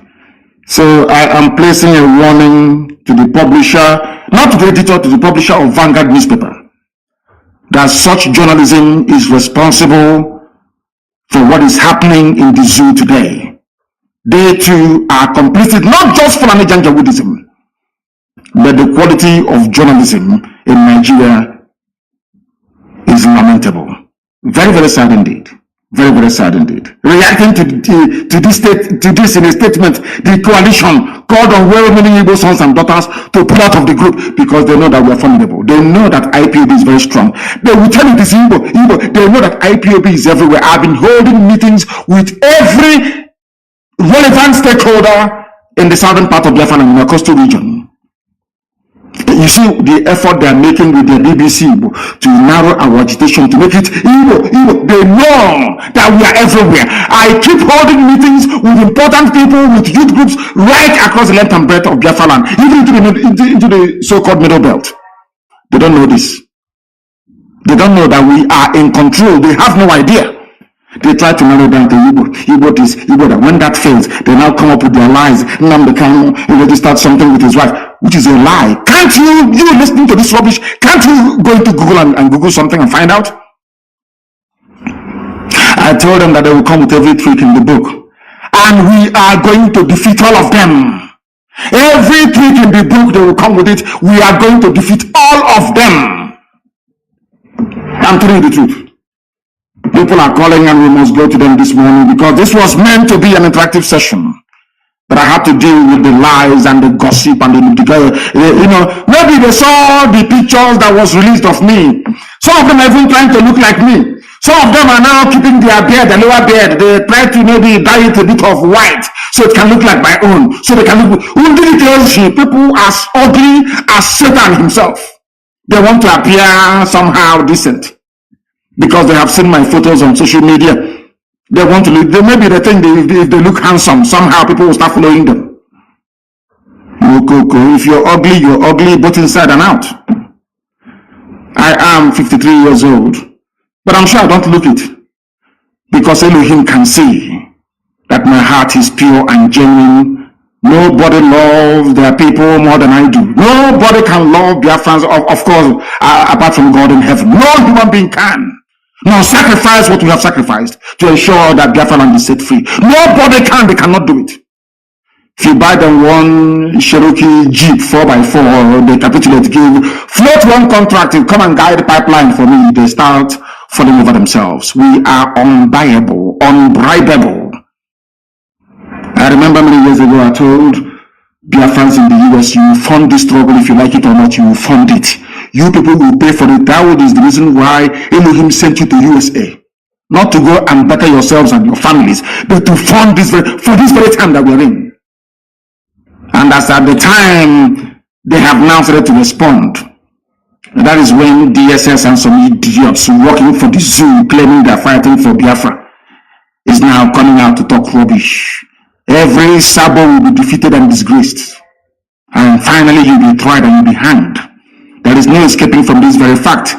It doesn't matter what you do. Even those that don't talk to you, those that don't respond to you, idiots everywhere talking rubbish. When we've even mentioned their names, they have seen ESN everywhere waxing very strong. They won't talk about it. They saw our sisters who were being raped. We've just released them. For them alone, we paid over 9 million. Nobody will talk about it. Nobody will come to IPOB and say, all this money you are spending to release people from Abuja, where are you getting it from? Nobody will ask that stupid question. Because they are idiots and they are fools. They abduct our people from Obibo, take them to Abuja, scattered them everywhere. We went to the army barracks to go and find them and to release them, take them to court and release them. We have spent over 26 million naira trying to free our people. 26 million. Tell me which other group of people has ever done that before. Both those who are not IPOB will release everybody because all are Biafrans. See why Chukwukika love and bless us always. Because our heart is clean. As all those people released from detention, has any of them before been to an IPOB meeting? Most of them, no. They just sat them on the streets and they took them. We released them. Paid a whole lot of money to release them. Money that belongs to IPOB family worldwide. Ask the hotelier, they give him money to run Biafra, he busy building hotels and hostels. That is why nobody takes him seriously. That is why nobody follows him anymore. That is why he's afraid. He thinks I will go after him. I'm not going to go after you. Elohim will kill you. You will die and vultures will eat your flesh. I can't go after you, irrelevant. Idiots, I don't even mention their names. They'll be yapping rubbish every blessed day. Including the pig in the creek. Talking rubbish every blessed day. You have eaten your money and built your schools in Cotonou. So why are you bothered about freedom? You don't know that those that gave you that money, they understand you very well. How many times did they come to me? They offered me Biafra of Igbo territory alone, Southeast, and I said no. Because there are Igbo people everywhere.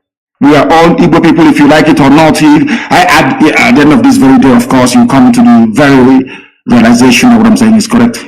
I said no, I want to go to Biafra. They gave me all their money in the world, and I said no. Not once, not twice. I said no. They ran to my parents to go and bribe my parents, and my parents said no.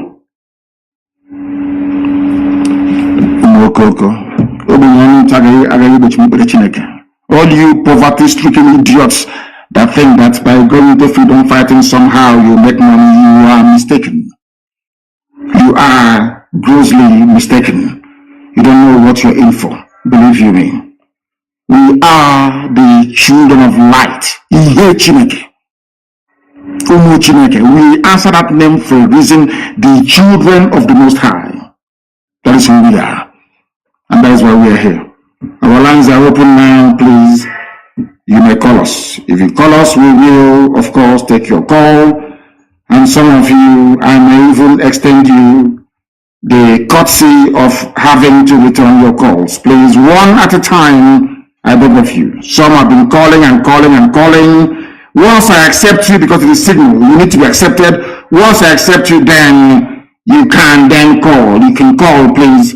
Once I accept you, you can then call. I have a caller on the line, please. Give us your name and where you're calling from, and then ask me a very difficult question, please. If it is rumor or gossip, ask and I will answer you live and direct so that the whole world can hear. Morning, sir. On the number by Your Excellency, I am Evangelist Susan Akunwo-Okike calling from Biafra land. Thank you, God. Protect and keep you. Yes, sir. You will lead us to Biafra. Yes, please, my simple question is about the fasting and prayer. Some people said it had started. No, it hasn't. So it has not started yet. When it starts, I will announce it live on air on this glorious platform that God Himself has made. I will announce it. We have not started. Thank you, sir. Thank you very much. I will be in Israel to announce it. And then we will start our fasting and prayers from there. Thank you very, very much. They wanted clarification. I don't know why our people sometimes do not pay attention, they do not listen. I don't understand the reason why. I have another caller on the line. This caller, can you hear me? Give us your name and where you're calling from, please. The caller on the line, can you hear me for the last time? Can you hear me? No. He is listening via his system. Perhaps he is joining us for the very first time and do not understand that once your call is taken, then you begin to speak. That was the reason why I had my secretary try to do not call again. If I accept your call and you do not speak immediately, then I will no longer take your call. The caller on the line, can you hear me, please? Your name and where you're calling from? Good morning, my leader from here. My name is Pastor Jack, and I'm calling from Lagos. Thank you, brother. Thank you, sir. I want to first of all appreciate you for your enormous work, and to continue to keep you until lead us into Biafra. So my question this morning is, sir, also the Fulani administration in Imo State is becoming, in fact, it's not only becoming, it has become a problem to us. They are profiling our people and abducting our people. Is there not anything we are going to do to actually tell this Janjaweed slave that Imo State is Biafra land and we cannot run away from him, rather he will run away from us? And secondly, I want our people to continue to support ESN to get them more equipped, because we don't beg anybody to support ESN. If you don't support them, Fulani will take over your land. Why are you begging? I'm not begging anybody to support. Why should you beg anybody to support? Is this some kind of charity that we are? No, don't support ESN now, and Fulani will take over your village. As simple as that. It's not a question of begging. Why should you beg anybody to defend his father's compound? Don't beg anybody, please. Regarding the idiots, the Fulani imposed administrator of Imo State, that very fool, that original 419er, That same person that George Obiozo took to Fulani Janjaweed to make him the governor of Imo State from number 4 to number 1. Very soon he will know that Imo belongs to Biafra, not to him. He will understand that. He will understand it very clearly. Now they are abducting. Vanguard won't write about it. No Zoo newspaper. BBC, they cannot go to investigate. No, because they are working for new colonialists. They understand what Biafra portends for the freedom of black people, not just in Africa, but the whole world. They know it. And they are fighting tooth and nail to try to stop this unstoppable movement. Hope Uzodema will pay very dearly. I am telling them now, they will pretend they have not heard anything. Any day will respond. You see every manner of idiot will rise up to speak. Now they are profiling and abducting people at all the entry points into a way. Nobody will say anything. That is the thing about black people, and that is why they are the lowest of the low in the whole world, because of their evil nature. When they see evil happening, they keep quiet. That was how slavery was sustained for centuries, until England, of all people, said no to it by abolishing slavery. In fact, even some black people were upset that slavery was abolished. We have the mentality of such people still with us till this very day. Hope Uzodema will pay very dearly. I'm saying it live. This Dan, do not call. Once we call you and you don't pick your call, that is the end of you. That is the end of you. You can no longer call. You can no, I said no WhatsApp call. It's only on Signal. No WhatsApp call, please. Only on Signal. You can only call on Signal. No WhatsApp call, only on Signal. The caller on the line, can you hear me, please? Your name and where you're calling from. Good morning, sir. My name is Wisdom. I am calling from Umuahia. Wisdom from Umuahia, please go ahead. What is your question? I just want to thank you for the good work you are doing and what you have been doing for us. May Chukwu Kikabema bless you and continue to bless you. You see? What you went to do the time you went to Abuja to negotiate for. To negotiate for what? Alright, you went to for restructuring so that the seaport will be opened in all these our coastal region. But our brothers, they don't understand this. They are deeply, so even today they increased the fuel, the price of fuel to 212 naira. We are really suffering in this country and they don't know that we are suffering. People don't know they are suffering because they prefer to live in denial and stupidity. Sometimes you stop blaming those in Abuja, you stop blaming the Fulani Janjaweed, and we start to blame ourselves.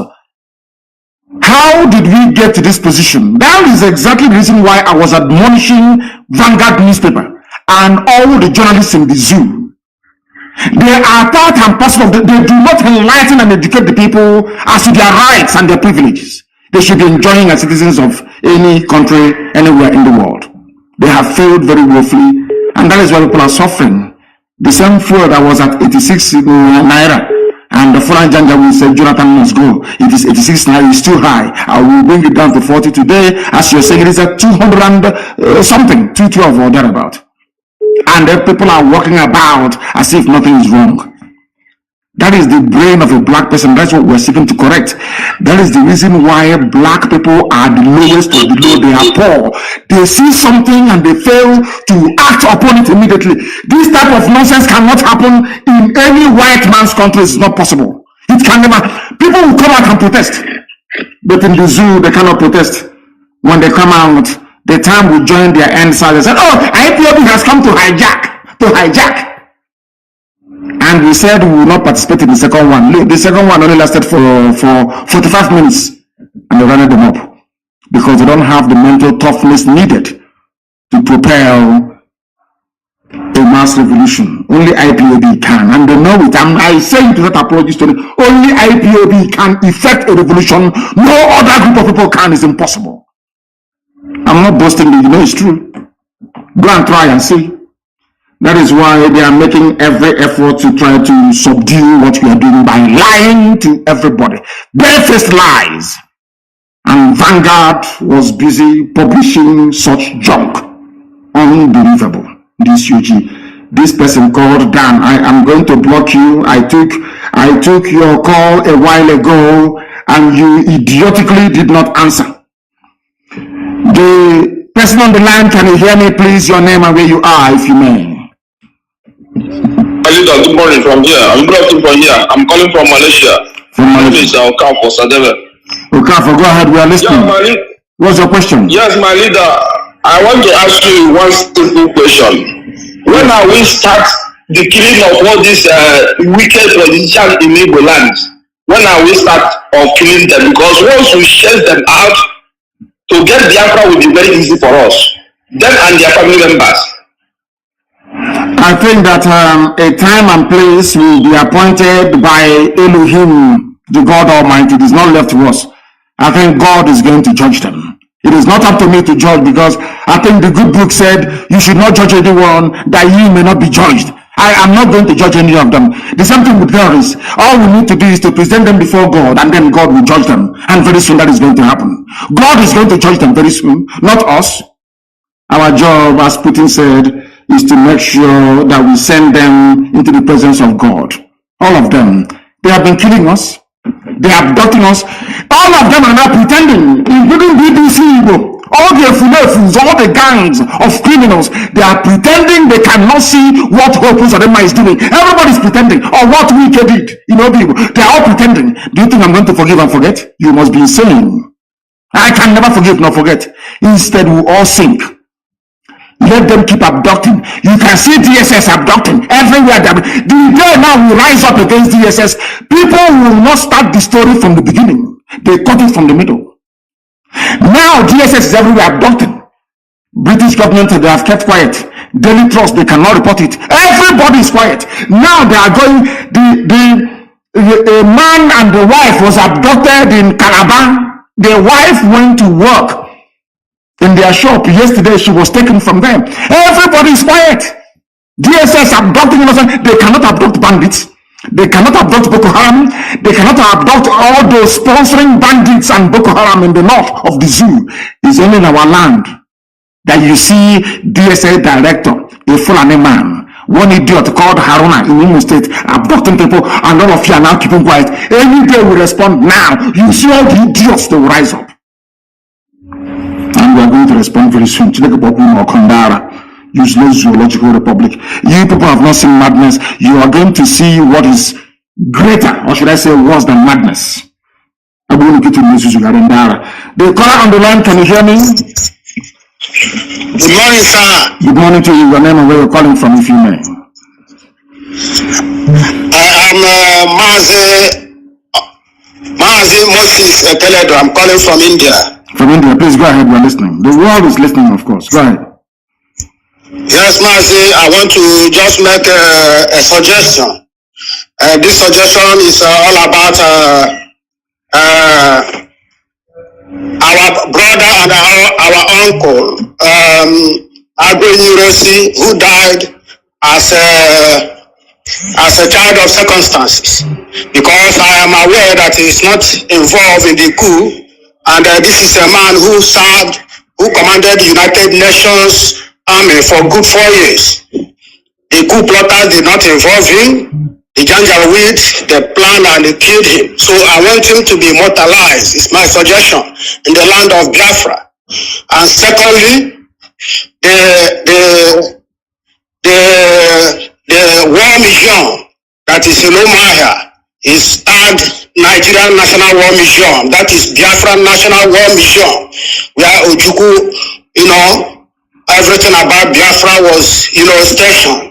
So I want all those places, I want Biafrans to take over that place. Secondly, we are earnestly expecting you in India. Thank you, Mazi. God bless you. God will continue to protect you. No evil plan of the enemy will come close to you until Biafra is restored. And beyond, he said, thank you very much for that. On the first one about my great uncle, Agirunsi, the only battlefield decorated general in the history of Nigeria. He is the only battlefield decorated general. The only man that earned his stripes, his rank in the battlefield. The rest are all quota, including Buratai that just left, that specialize in killing civilians. Ironsi went outside Nigeria to go and fight in the Congo, commanded the UN there admirably, and was made a general. Not all these paper general. That is one thing I don't like about us. That is one thing. I mean, in Britain there are good people, but always the evil ones overshadow the good people. As I said, in the main, English people are very, very tolerant, very wonderful people, unbiased. But there are, say, pockets of evil amongst them. Ironsi was decorated in the battlefield of Congo, where he fought. Tell me any Fulani Janjaweed that fought outside Nigeria before. None. He is only by killing civilians. Or during the war, when our hands were tied behind our back, food blockade, air, land, and sea blockade by Britain and Russia. They planned and connived and gave them Egyptian pilots flying MiG aircraft belonging to Russia. Despite the fact that Nigeria was under arms embargo, they gave weapons to go on to come and fight and kill us. But our uncle made a very big mistake. He's from my clan, from my mother's village. A great man, no doubt, and we shall do the best we can, but he made a very big mistake. He's my uncle, but I will say it. That Victoria is my aunt, the wife. John, we went to the same school together. He was my senior at Government College. We were very close. The families are very close. The Ironsi family and the Kanu family have been very close for very many years. I love them very dearly, and I'm sure they do towards me. But my uncle made a very big mistake. The mistake he made was to promulgate a decree uniting Nigeria. He should have listened to Nzogbu, what Nzogbu had to say. And I think in 2 days' time, not tomorrow, I think on Sunday night, I will do a program specifically to address the issue of Fulani Janjaweedism, and there I will mention my great uncle, Agironsi, a great man indeed. And we shall see what we can do to immortalize him. Should be remembered. The only general you have in Nigeria, the only general, as a general, you have to earn your stripes. Those stars you have to earn them. Not in the office by writing petition and writing quota. It's our turn. They make a general. That is why you've seen them fighting their so-called bandits. They cannot defeat them. Quota generals, that's who they are. Only Agri-Ironsi, the only major, I think to an extent, what's this man's name? The one that you thought he was Brigadier Gundigbe. Well, he wasn't a general. Only Agri-Ironsi. And that is why thank you very much for this very brilliant question anyway. That is only the only man in the history of the Zoo military that went outside, fought a war and won, and came back as a general. The caller on the line, can you hear me, please? Your name and where you are. Can you hear me? He cannot hear me. He cannot hear me. He cannot hear me. He has left. He has left. I'm sure that many more people are on the line trying the best they can to try and get him. The caller on the line, can you hear me, please? Your name and where you are. Yes, my leader. Good morning. Good morning to you. My name is Vincent Okechukwu. I am calling from Casablanca, Morocco. Casablanca in Morocco. Please go ahead. The world is listening. Yes, my leader. History have it that when Jewish state want to restore their state, the unknown gunman kill all those who do not support in Jewish state. This is high time. I just want to make a contribution. This is high time we kill every guardian ship that is not supporting ESN and IPOB in Biafra land, especially the eastern governors and all those people, including Joey Bukwe and everybody. Those people that are talking rubbish against ESN and IPOB must go down. We have to send them to God for judgment. That's what I want to contribute, my leader. Thank you. I am not going to kill anybody, please. I want to make this very, very clear. I am not going to kill anybody, but my job is to ensure that we present them before God for judgment. I'm not going to judge anybody. I'm not going to execute anybody. It is for God to do all of that, not me. Thank you very much. Of course, I can understand your anger. My dear brother, I can understand your anger. We share the same anger. Look at the way the Fulanis are fighting to take over our land. And we are struggling to defend our land. And some of our people are supporting the Fulani to take over our land. Hey, very sad indeed. The caller on the line, can you hear me? Your name and where you are, please, if you may. Good morning. This is Daniel. I'm calling from Belgium. From Belgium, thank you very much. The world is listening. Please go ahead. I want to thank you for all you have said this morning and for your analysis. I have been a member of this IPOB since 2013. I'm still a member. Actually, I know all what you have explained about the thing that you said about. You are very far from the microphone. Take it off speakerphone, please. Speak into your phone direct so it can come out here very well. Sir. Go ahead. I said, actually, I have heard all what you have said this morning, and we know who those people who are battling those lives, and we tell them that if anything happens to you, they are going to see how we are. We know their leader, and they said that their main effort is to bring IPOB down, and I have already told them that it's going to take them another 200 or more millions years for them to bring IPOB down. That we are very strong, and we are strong behind you. Whatever you want to do, do it. I don't have a daughter to give you or anything. But if your wife will allow, maybe you come and take my own also and join to your own. So do whatever you want to do. Thank you, sir. Thank you. I will not take your wife to join to my own. No. I have a very beautiful wife. I'm not going to take yours, please. Elohim gave yours. Chico Gatama gave you your wife. And she is going to, I don't want to use the word serve before the feminists will come after me. Two of you are going to have a very fruitful and enjoyable life together. They understand. Do you think the zoo is foolish? Do you see me when I travel? Do you think they don't see me when I travel across international borders? Of course they know, because it's part of the information sharing protocol. Anytime I cross any border, they all know, but they also understand that should anything happen to me, all their children will be beheaded in the afternoon, 12 noon, everywhere they are in the world, the same day. The same hour, the same minute, all over the world. They know how crazy we are. Do you think they don't know? They know how crazy we are. And they won't try that rubbish. And they know it very well, they cannot try it. And they know that hell is coming. Hey, oh come on, Abia, hell is coming to the zoo. If you have not gotten your Somali visa, please go and apply for it, because you will need it. I assure you, are going to need it. We are live and we are direct. Those claiming they'll bring down, do you know what is IPOB? Bring a movement of this magnitude down. Who is the bagger? You can try. Others have tried, they have failed, and they will continue to fail. The caller on the line, I have you live, and the whole world is listening. Give us your name and where you are. Good morning, Good morning to you. Good morning. My name is Ifeanyi Iyke. I'm calling from Ghana. From Ghana, thank you very much. Please go ahead. We're listening. Sir, I'm happy to get you this morning. Sir, my question is that. Sir, what is your question? My question this morning is about this COVID-19 that Zoo want to give our people. Yes. What is your advice to our people back home? Because I don't trust Nigerians to give our people the COVID-19 vaccine. So what are you going to say about this, sir? Thank you, sir. It's a very good question. What I have to say is that I leave that to the judgment of our people, but I'm not going to take it myself. I will not take it myself. When it comes to matters of how they lead it, it is not for us to tell them what to do. I will not take it. As somebody quite rightly asked, how come during the palliative time at the height of COVID-19 lockdown, you couldn't give people the palliative that they need? Now you're giving them vaccine.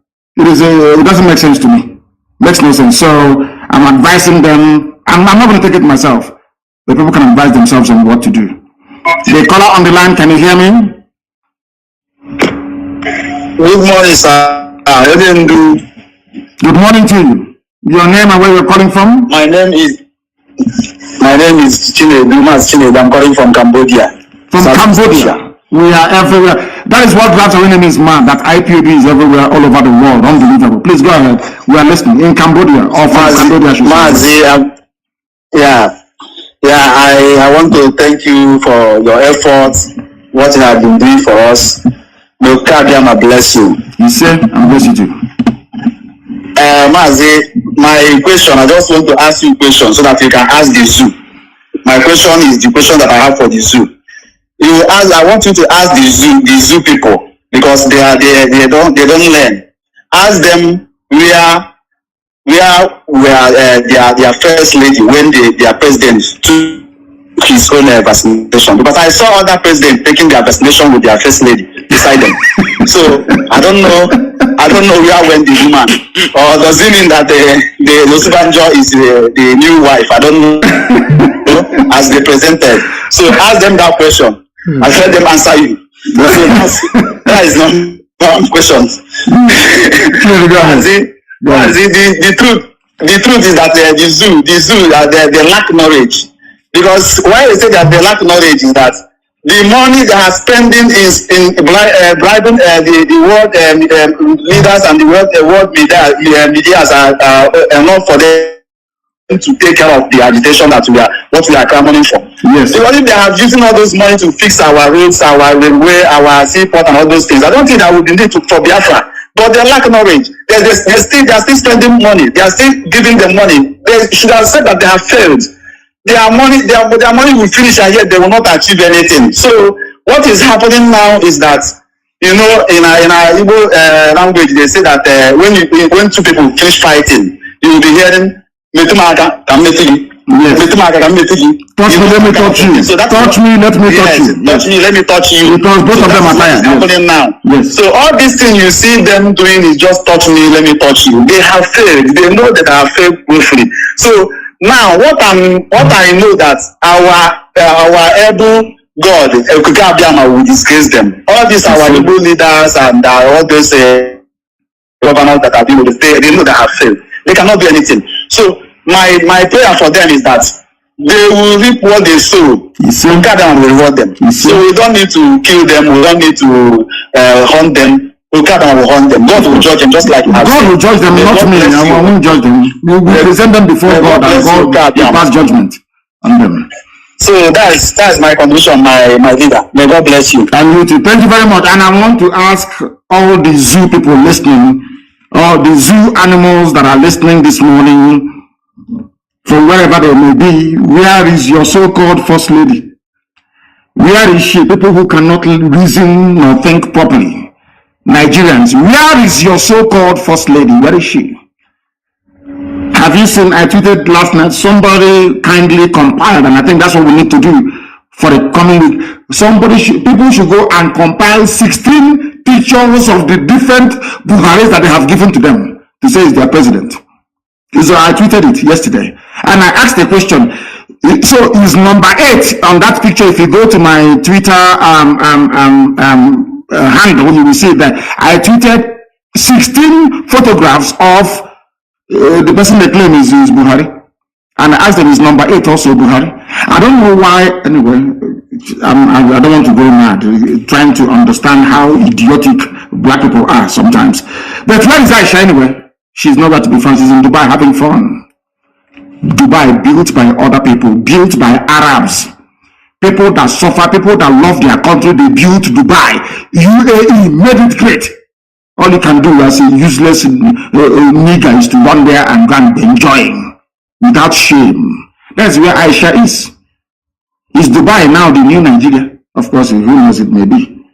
After all, Kempinski Hotel in Dubai is owned by Atiku. The caller on the line, can you hear me, please? Your name and where you're calling from. Yes, good morning, sir. Good morning to you. I'm calling from Sapele, Delta State. From Sapele? Sapele is in Biafra land. Please go ahead. We're listening. My question that I want to ask is that there are some issues in Ondo State. When Biafra comes, will they join? Yes, we are going to hold a referendum across the board. Everybody who identifies as a Biafran, anywhere the women tie 2-piece wrapper, We are going to conduct a referendum and they decide where they wish to belong. We are not going to coerce nor force anybody to join us. Our people in Ondo, we don't recognize all those stupid boundaries.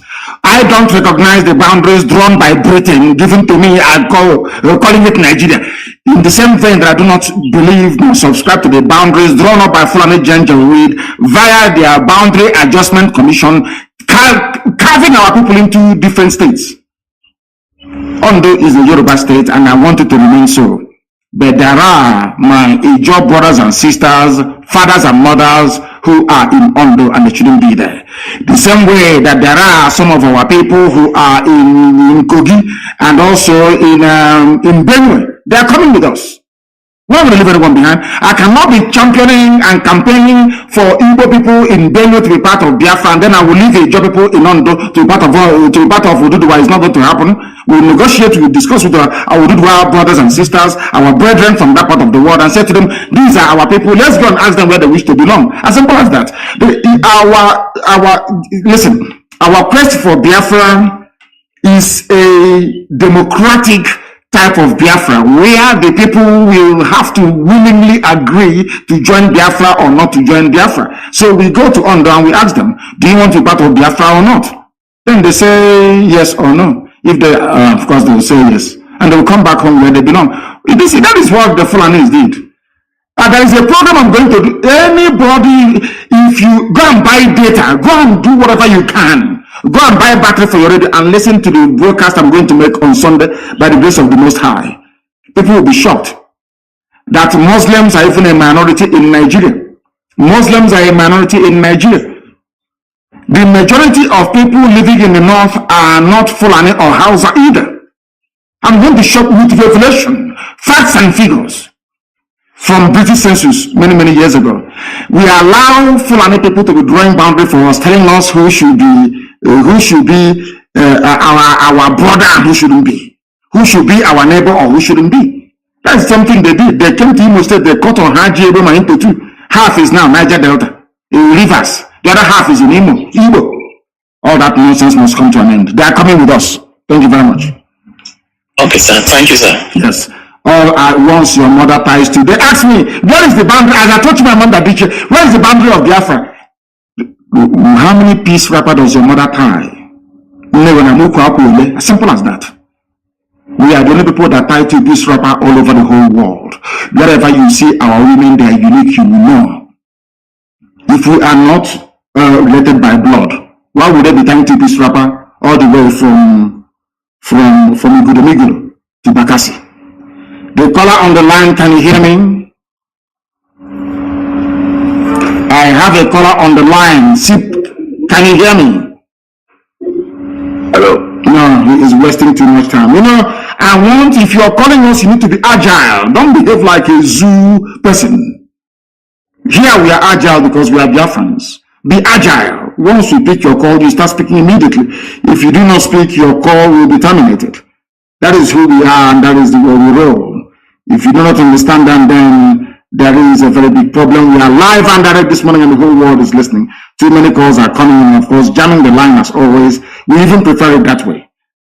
The caller on the line, can you hear me please? And you speak immediately your name and where you are, if you may. The caller on the line is reconnecting. They say it's reconnecting. I don't know. It is not from this end. The caller on the line, can you hear me? Hello? Yes, please. Your name and where you are, please. Can you hear me? No. They have wasted time. I don't believe that these are Biafrans, to be honest with you, because we don't. Once I pick your call, you start speaking immediately.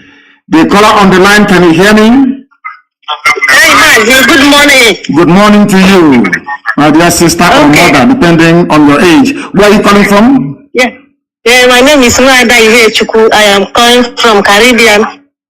What part of the Caribbean? Are you in Jamaica? Are you in Barbados? I am calling from St. Lucia. From St. Lucia, thank you very much. Wanda, we are listening. So in which case you're my sister. Please go ahead, we are listening. What do you have to say? Yes.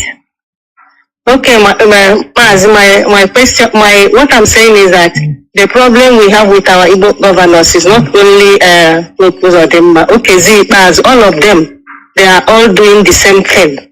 All of them are doing the same thing to us. So what we are doing, we asking God to judge all of them, not only Hopuzodimma. If you understand what I'm saying. Of course I do. They are all in it together. They are all in it together. You are calling from St. Lucia. Do we have of course we have IPOB family in St. Lucia, is that correct? We have IPOB in Jamaica. In Jamaica. And Trinidad, we are all together. All together. We have presence in Jamaica. How about you're calling from St. Lucia, is that correct? Yes, remember it's an island, so we are not many here. So but all the it doesn't matter how many you are. All of you must have an IPOB family in St. Lucia. Even if it is yourself, your husband, your boyfriend, whoever, your child, you must start IPOB family in St. Lucia. And I want you to be independent of the rest of them. I know we have significant presence in the whole of the Caribbean, but I want a family in St. Lucia. And thank you very much for calling. I'm not married, I'm a nun, so we are the sisters. You're a sister. You people are the people praying for us 24 hours a day. Is that correct? Yes, yes, I am. We are following everything. We're following everything. Thank you very much, my dear sister, because it is, what people don't understand is this. In every country doing well around the world, there are those praying 24 hours a day for them. Their job is just to pray. Nothing more, nothing less. That is what I want people to understand. So all our sisters, all our nuns praying for us, may Chukwukikabi bless each and every one of you. And your prayers are working. I want you to understand that your prayers are working. All our sisters, those in the USA, those in Brazil, and now some of you in the Caribbean. I'm not sure I've spoken to any nun before, any sister from the Caribbean, but I've spoken to those of them. Yes, I've been calling you before. You've been calling me before? Thank you very much for that. I can recall those in Brazil and those in the USA. And I thank you very much for calling and continue to pray for us. Continue to pray for the restoration of Biafra. And may Elohim guide, protect and keep you now and always. He said, thank you very, very much. Our sister, a reverend sister who is praying for us. There are many of them all over the place, scattered all over the world, praying every blessed day. The caller on the line, can you hear me, please? Your name and where you are. Yeah, Mazi, good morning. Good morning to you, Mazi, good morning. I'm Nicholas Onunko from Germany. From Germany. Please go ahead. My question is, does it mean that our president, because I don't want to call him Buhari because he's not Buhari, does it mean that we now selected somebody that is deaf and dumb as a president who cannot speak to the country, to the people that is leading? Yes, because there is no president there, as you said. There is nobody there. What you have, if you look at the drift, both in terms of policy and in terms of implementation of those policies, you will see that there are many people who are in charge in Asarok, of which the coordinator is Ibrahim Gambari. There is no president in Nigeria, everybody knows that. That is why he cannot speak. That is why he doesn't address, he can no longer have any chat with the press. That is why Nigeria is adrift. That is why you have so much insecurity, because nobody is in charge. What they have done is to try to use the vacuum created by the death of Buhari to try to advance an unbridled Fulani Janjaweed agenda of conquest and subjugation, which we are the first people to mount any credible resistance. From the beginning, only IPOB resisted them. And we are resisting them until tomorrow. We will continue to resist them until tomorrow morning. What I'm trying to say to you is there is no Buhari. I have staked everything on it. I have staked that idiot they call Tijani saying they're working for AFP. Very soon we shall meet him in court. Because I want to prove to the world that Buhari is dead. Buhari is dead long time ago, dead and buried. And they're deceiving everybody. The reason why the Nigerian media don't want to talk about it is because they are hoping that Tinubu will go in. That's all. So they'll start enjoying again. Please go ahead. Yeah, because I could remember that first time he went to London for treatment. He spent 3 months. Somebody that was coming out of the flight, Breeze was even carrying him, they were supporting him, and all of a sudden, we have a Buhari that have never even fallen sick again. That tells you, they tell it is money. You know, we black people, we are very funny the way we listen to this UG. May God have mercy upon us. They say he's money, he has got money. And I'm saying that this little boy you have now in Asarok is younger than Bill Gates. He looks younger than Bill Gates. Bill Gates is one of the richest men in the world. He wants to live forever, to kill everybody else and live forever. Why can't he use that same money? George Soros, that broke the Bank of England. He was the man that bet against the pound leaving the ERM. That was in 1992, if I'm not mistaken. He broke the bank. He made £5 billion profit betting against the pound to leave the ERM. He is one of the richest men in the world. He has more money than Nigeria put together. He will loan money to Nigeria. Why is he not as young as Buhari, or avail himself of the same treatment that made Buhari to look so young? I don't know what is wrong with the brain of this UG. Black people, I don't know what is wrong with our brain that we cannot reason properly. Buhari is there. Buhari is there. Actually, Nigerians, we have a lot of learned illiterates in Nigeria. They are all learned, they are illiterates.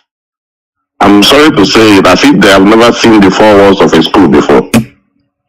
Very, very sad indeed. But it's not just there. Let me ask you, or let us ponder this very conundrum. Do you know Japan that is doing very well? You see Japan that is doing very, very well today. Yes. Most of the Japanese scientists read and studied in America. They went back to Japan, they replicated what they learned in America. And other Southeast Asian countries imitated what Japan did, and today they are all growing and doing very, very well. Now, you hear our people tell you, oh, I went to Yale, I went to Harvard, I went to Cambridge, I went to Oxford. But your mates that went to the same school as you did, look at their countries. Look at the zoo, where you claim you are learned. What you, as you said, what we have are learned illiterates. Illiterates, yeah, honestly. I met somebody from Liberia in London many years ago, in England, many years ago. We were in a restaurant in the evening eating, myself and my friends. And he came there and we were all introducing ourselves. And he said to us, I remember very vividly, he said, very clearly, I should say, anytime I meet any black person and you introduce yourself as a professor, I will slap you regardless of where you are. And I asked him why. He said he doesn't care if he goes to jail. He said anybody in this place now we are eating, if you say if you're a black person and you say you're a professor, I will come and I will slap you. And I asked him why. He said that we blacks have not grown to the stage of having a professor, because those we had in the past were all useless. They did nothing. Exactly. You studied, look at Obasanjo. Obasanjo did engineering. But ask Obasanjo now to build one bridge linking his farm to the next village. He cannot build it. In the military, eating money and serving neo-colonial interests. Very, very sad indeed. Thank you very much for your insightful call. Thank you very, very much, our dear brother. From Germany, our lines are open. A lot of people are sending in their requests, and we are accepting them. Once I accept your request, now you can call. If I accept your request, now you can place a call, please. Our lines are up. Too many calls are coming in as always, and jamming up the lines. We only have one line today with which to work with, and then you are free to try and call us.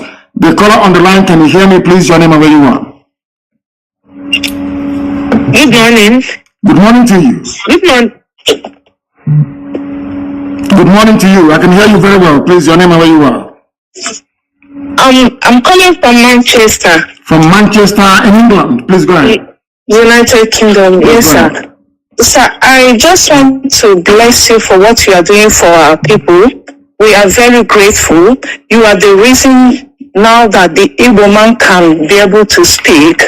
And at this moment, I just want to ask you this question. Since these people have been adopting our people, mostly our young men in Igbo land, what are you going to do to stop these people from adopting them? Because when the war comes, we will not have our young men with us anymore, because they must have been adopted secretly by these Nigerian military.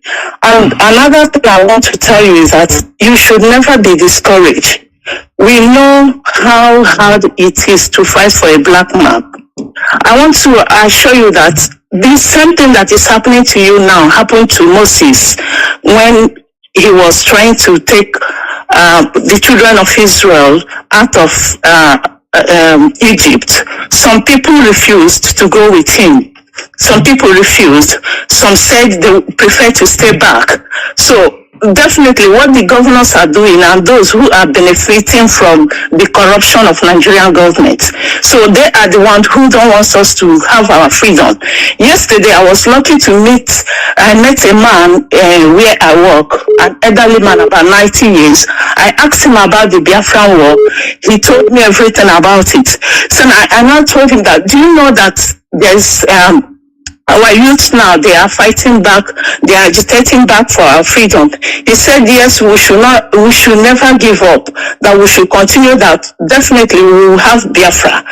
That he told me that during the war, why we lost the war was because of the starvation, because of the hunger the Nigerian government imposed on Biafrans.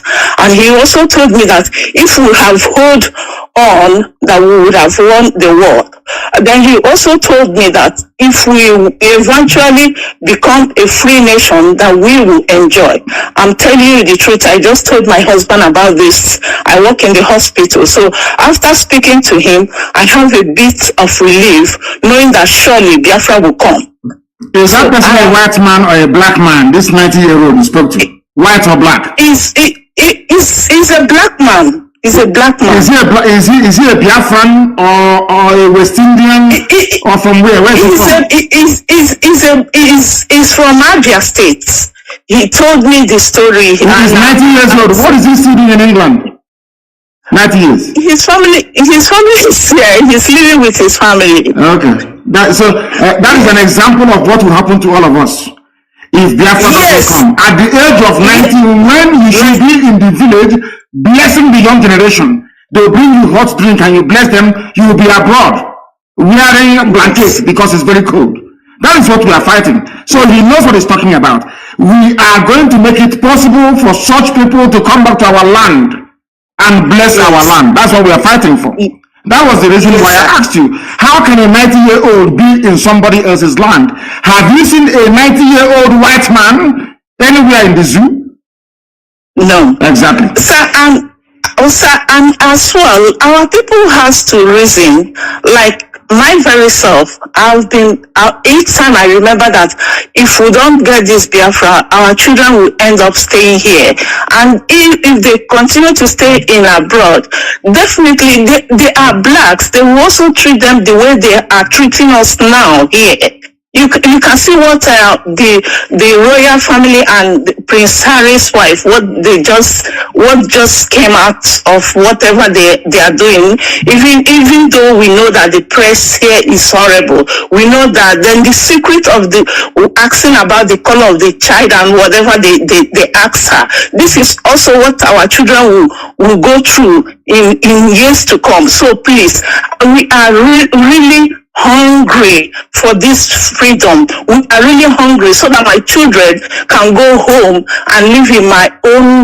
When I exist, they can live in Biafra land as Biafrans. And my children, I've started telling them everything about Biafra. I've told them the little they know you, and they are happy. They are willing to go home as soon as Biafra comes. So Mazi, I am so grateful. Today I am blessed to have spoken to a chosen one. You are indeed a chosen one. God has blessed you. You are uniting all Biafrans everywhere. I saw a Bini, a Do or a Godo man. I spoke to him. He said yes, he believes in Biafra and he's one of us. So our people are now reasoning. They are trying to come in time that they are all Biafrans. In fact, may God bless you. May God bless you. I am willing whenever the time comes, I am willing to go home. I will keep my children here. I will go home and fight for Biafra. If I cannot handle the gun, I will volunteer myself to treat, or I will volunteer to be a cook for those who will handle the gun for them. It's a promise I'm making. I know, I welcome it. Thank you very, very much. I enjoyed your call, to be honest with you. Thank you very, very much, our dear sister. Thank you so much. We are live and we are direct. As I said before, our job is to present all these fools, all these criminal conspirators before Elohim in heaven. Then only him can judge them. The caller on the line, can you hear me? Yes, I can hear you, Mazi. Good morning from India. Good morning to you. Good morning to you. Go ahead. Mazi, my name is Mazi Iyke. I'm calling from Biafra, India. First of all, I want to say thank you for all you've been doing for us, for fighting so hard. And I happen to be a principal officer. So what I want to ask this morning is that, Mazi, when you started this program, I believe that it's quite tough. And I believe that if you can share a little bit about things that were driving you then, I believe that some principal officers that are lacking consistency in what we are doing today can be able to learn from there. As a principal officer, I understand to some extent how difficult it is to keep hold. So I don't know if you can be able to enlighten us from there that nobody believed in you, that you look like you are alone, that you're doing this. I want to understand what those things that are driving you so hard to be believing in Biafra and hoping that this is going to get to this height. And at the end of the day, it's going to be something that the whole world will love to participate in. And secondly, I want to make an announcement, Mazi. Biafrans here in India, we would love to have you speak to us in India. Because I understand that a lot of people, Biafrans here, are much interested in what we are doing. Even those that are not, they claim they are not Biafrans, they claim that they don't want to belong to IPOB. Today, I have the opportunity to speak up to a lot of them, and they are really turning to listen to what we're saying. So it's going to be a great one for you to be able to rise their spirit, and not only here in India, but across Asia. They really want to hear you speak to us, and as well, I want to tell you that here we have people, the way they behave and the way people other parts of the world behave is different. Here we have what I call the doubt issue. So even till now, some of them might not really understand. They might not really understand that whatever they put is going to IPOB directly. So for us to clear all that, I would love you to speak to Biafrans here in India, and also reiterate that to other parts of Asia. That's my question and my contribution this morning. Thank you so much, Mazi, for giving me this time. Thank you very much. And I will answer your question. The very first question you asked. I will say that you asked me to explain to fellow principal officers what motivates, what drives the level of consistency is the promise of Elohim. I will take you back to what David Ben-Gurion said, the very first Prime Minister of Israel. What he said when they asked him at the floor of the United Nations what propels him to create, or should I say, to facilitate the coming of the state of Israel. He said it's the promise of God in the Holy Book. You call it the Bible, we call it the Torah. That was what David Ben-Gurion, they asked him, why are you doing what you're doing? He said it is because he is standing on the promise of the Almighty Creator of the universe, that Israel must come. And on the same, should I say, pronouncement, I anchor my very firm belief in the coming of Biafra. I told you before that I read a book, or should I say a pamphlet, 1985 Ajoko lecture, delivered by Professor Nnamdi.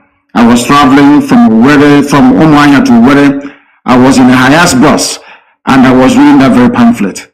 I'm not going to tell you how, of course you can work out how old I was in 1985. I think I then barely turned between 17 and 18 years of age. I read that very pamphlet, and it had a very profound effect on me.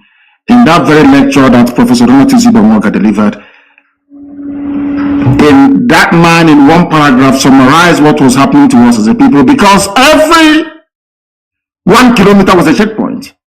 Extortion, harassment, intimidation, and from childhood, I never wanted anybody to be maltreated.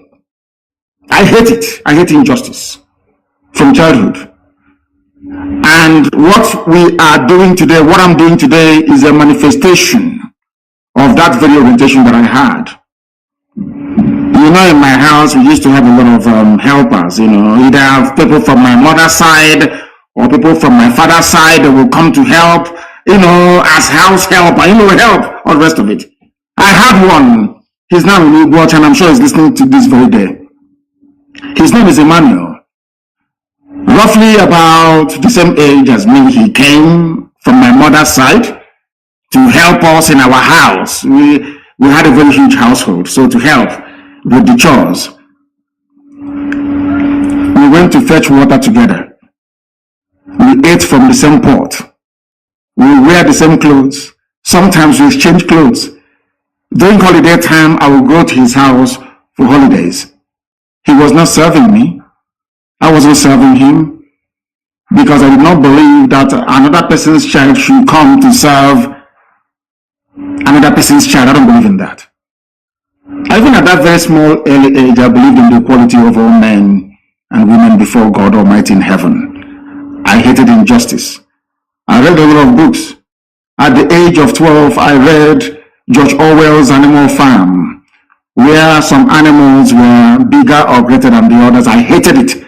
And at the age of 12 years old, I despised communism and socialism. At the age of 12, can you believe that? At the age of 12, I hated communism.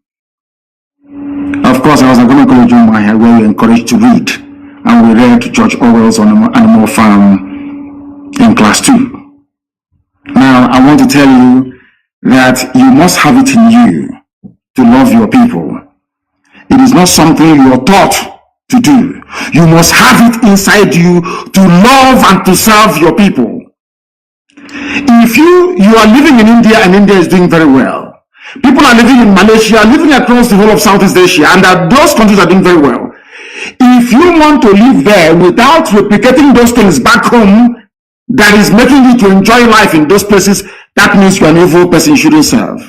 Allow me to repeat. If you travel to America, you travel to Europe, you see skyscrapers, you see wonderful roads, you see beautiful bridges and beautiful houses, you fail to bring it back, or you fail to think, how can I take these things back to Zombe? That means you are not cut out to serve your people. Because as a servant of your people, anywhere you see something good, you want to bring it back to your own people. Therefore, those who are called into service are those who are naturally made and built for this very calling. But it is very, very, I understand what you're saying, it's very difficult, sometimes it's very hard. Our people can be very, very frustrating. Do not look at people, look at the end goal. Always focus on the objective: freedom, freedom, freedom for everybody. When Biafra does come, of course it's going to come, when it does come eventually, let me tell you how I console myself sometimes. Look at the way we revere, we love, and we venerate Ujubu, and he did not get us Biafra. Look at the way we love and venerate Timothy Onwatu and all those that fought. Imagine the love we have for Konwachuzie and all the rest of them. The love we have for Mobosi and all the rest of them. Remember the love we have for the lives of Madiebo and all the rest of them. Did they get Biafra for us? The answer is no. Now imagine what will happen to your name when Biafra comes.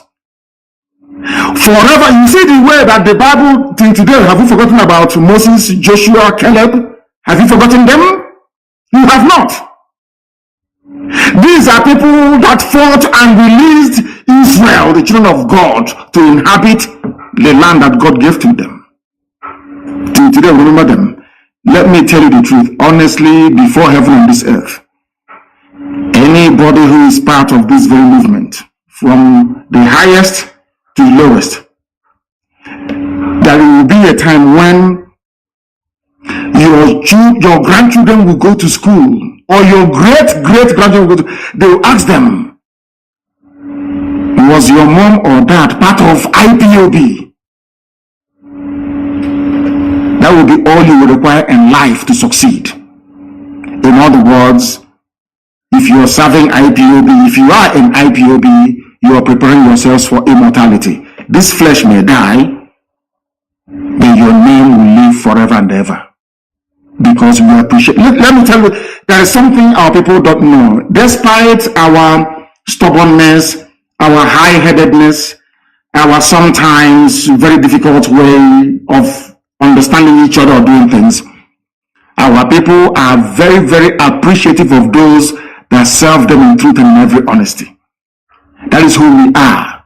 Our people never forget those that serve them honestly and diligently. The same way we remember Mbakweti today.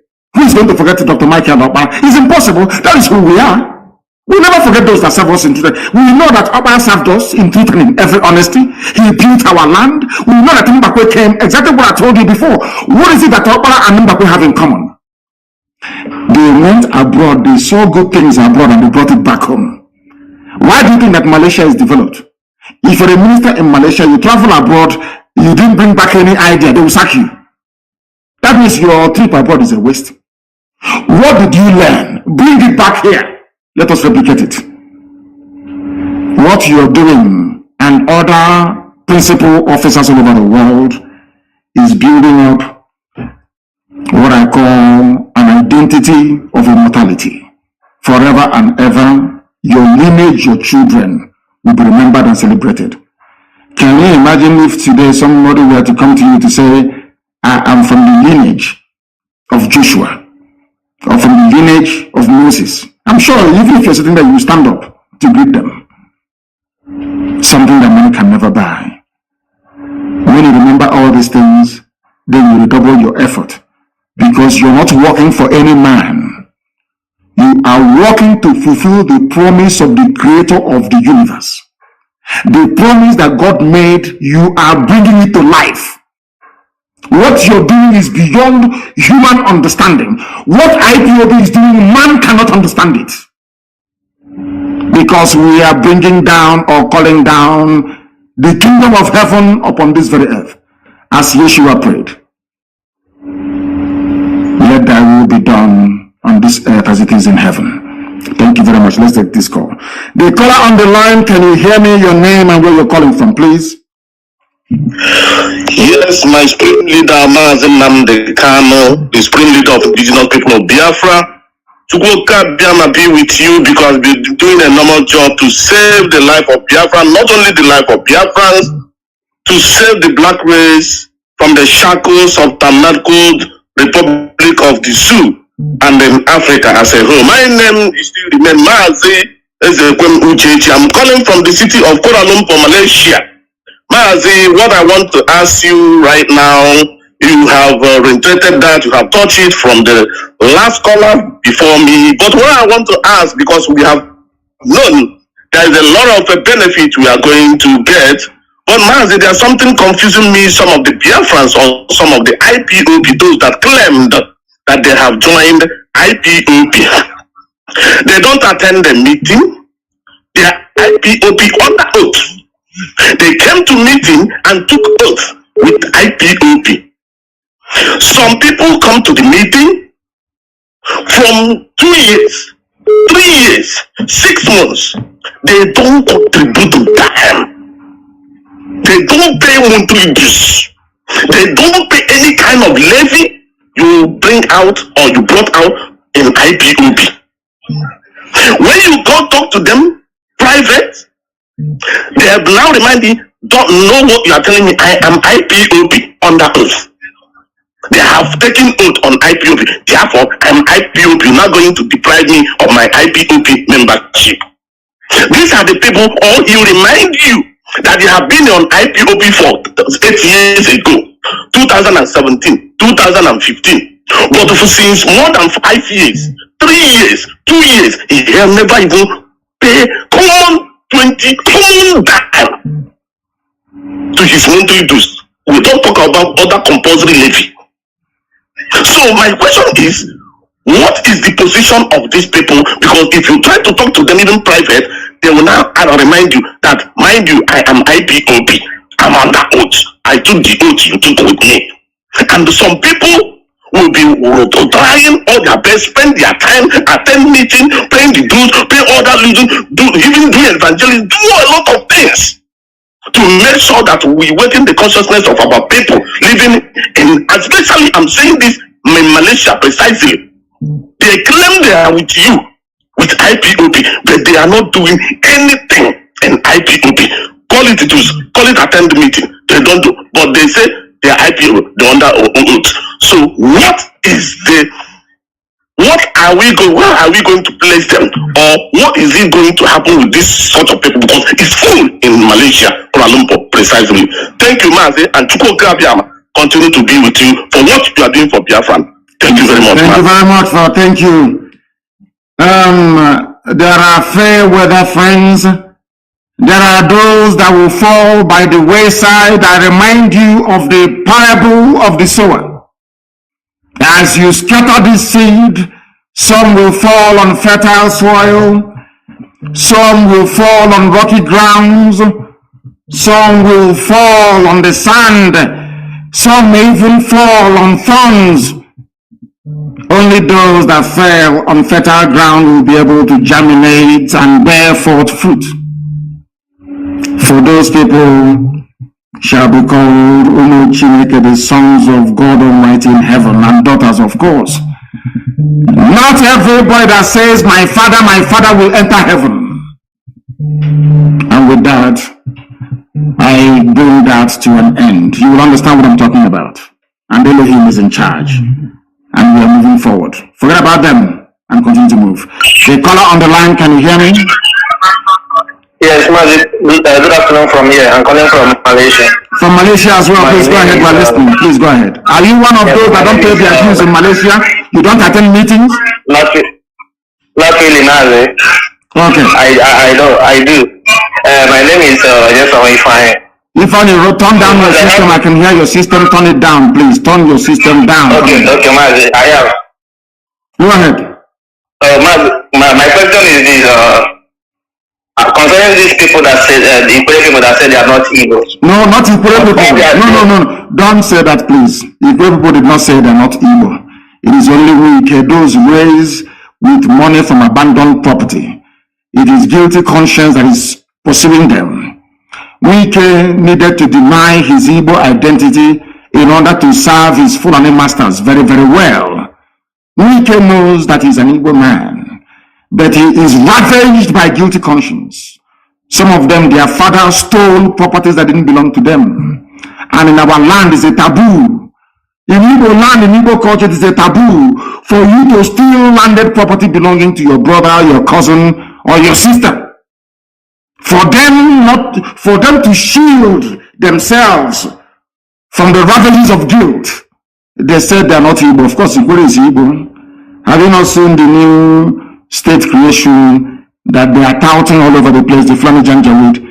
They want to create a state comprising of Igbo, Igbo people, as well as those of them they took from Omok, which are Igbo people, into a new state. Do not despair. No Igbo person, no sensible Igbo man said he is not Igbo. Let me tell you what has been happening in the zoo and what they do very cleverly. Before now, when the Yoruba media was against us in line with the Janjaweed, they magnify what idiots like Iyke say. What ordinary people are. Anytime you say, I am Igbo, nobody will publish it. But if you say, I am Igbo, I'm not Igbo, every paper will carry it. That is why it is always very good for us to read between the lines. Forget about the noise making of a few empty barrels, like Iyke, and listen to the voice of reason of other well-meaning Igbo sons and daughters. They know they're Igbo. Everybody knows this very clearly. Some of them claim they are from Igodo. I don't dispute that. But Igodo is also Igbo land. If it comes down.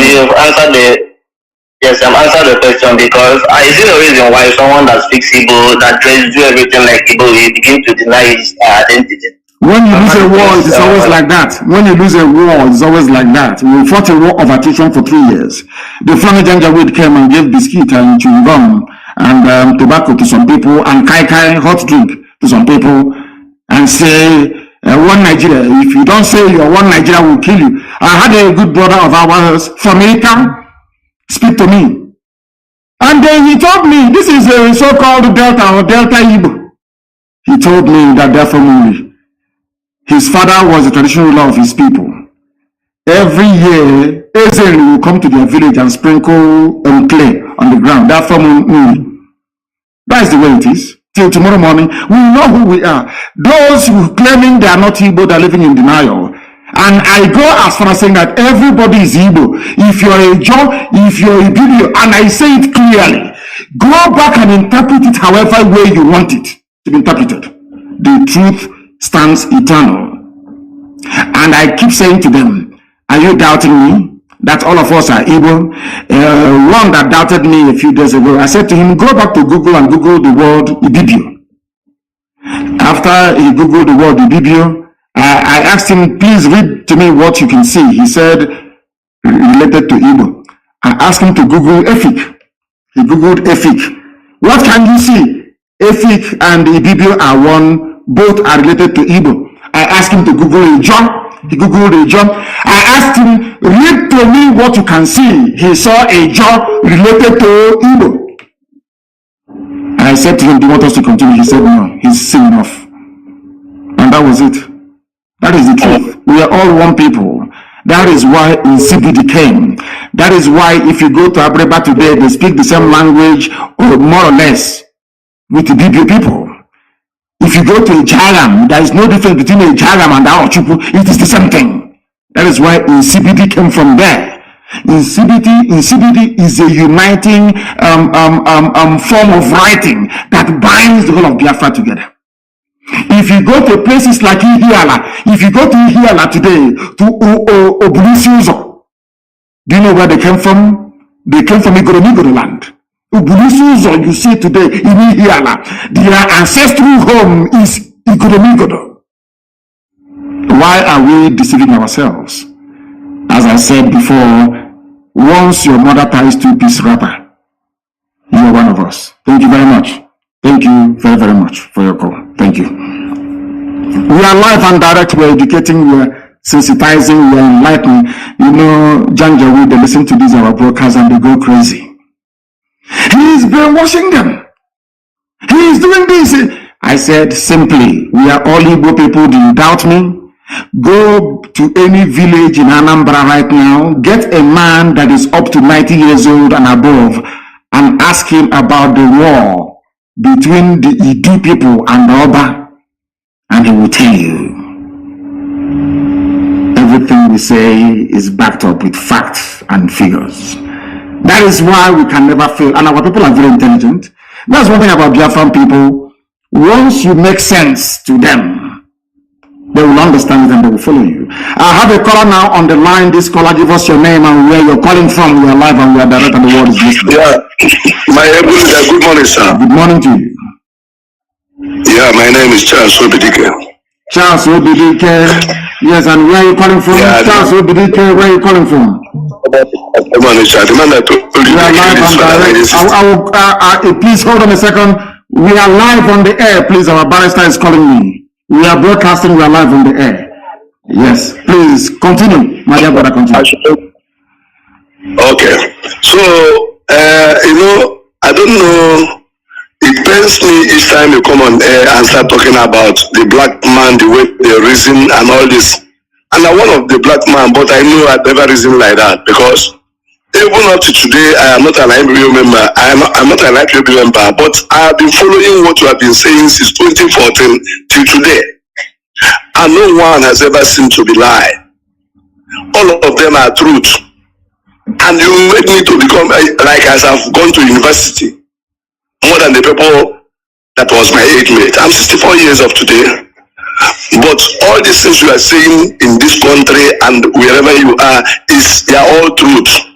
And nothing more truth. And it pains me when anybody is making any argument concerning this, concerning that. I don't know, people will see truth But the level we are in it today is because of our church in this country, Nigeria. They are the part of the problem. 80% of the problem, they are the one who caused it. Because in the Bible, when Elijah and Elisha and all of them were prophesying or doing the work of God, when you do something that is not good, even the king, they will go and tell him. Because I remember what happened in 2 Kings chapter 1, when a king fell from his house and then decided to go and ask the God of Ekron whether if he will live again. Elijah met his servant that he sent on the road to tell him that you should go back and tell the king, is it because there's no God in Israel? That is why you are going to ask the God of Ekron. And because of that, you will die. You will never get up from that bed. And when the man sent people to come and kill the Elijah, first 50 set of people with their captain, they died. Fire consumed them. The second one, the same thing. The third one came and began to dialogue, beg, in other words. And when he followed them, the angel of God asked him to come and follow them. And when they get to that place, he told the king rightly that because you went to go and look other God that is not God, you will die. Then today, look at people we have in our church. Somebody like Redeem, who is calling us to go and come and go to heaven, knows that there is no Buhari, and he went to Aso Rock, and he came back, and people were asking him, what did he see there? He said he was threatening not to talk. And up to today, he never tell anybody anything. And yet they are telling us to come and bear. I have said I will no longer go to church until when Biafra come, before we know what we are doing in this country. Because it is annoying and telling you. All the people, Christians are killing in the north, nobody is talking, no church is talking. They are building auditoriums. We're going to build 10,000 auditorium, whereas Christians are being killed in the north. They will say nothing. I don't blame them. I blame these idiots that go to these useless, idiotic churches and patronize them. I blame them. But in all fairness, there are some preachers that have come out recently to condemn what is happening. There are good ones amongst them. Let us not tar them with the same blood. Just tell me the meaning. Somebody will look a factory closed and close the factory, then convert that factory to church and begin to pray for you to get work. Does that make any sense? You close the factory where people will be going to work. Yes, convert it to church and then be praying. If it is people that suffering to this length, people will get to understand. So I appreciate you. Only thing is that my God will continue to supply all your need according to his riches in glory by Christ Jesus.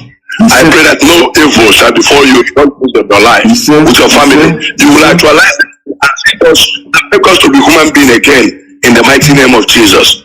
That is my prayer for you. Thank you very much. Thank you very, very much. Thank you very, very much, my dear brother. Everybody approach this issue. He's given us a very new perspective. There's somebody called Pastor Otis. I don't know if he's related to the principle of Otis that I was under. Government College of I don't know. Otis, he must be, and I have to call him back. Let me call him back because Otis was a very good principal. He was a principal of Government College of Let me see if I don't know if this is the son. I don't know if it is.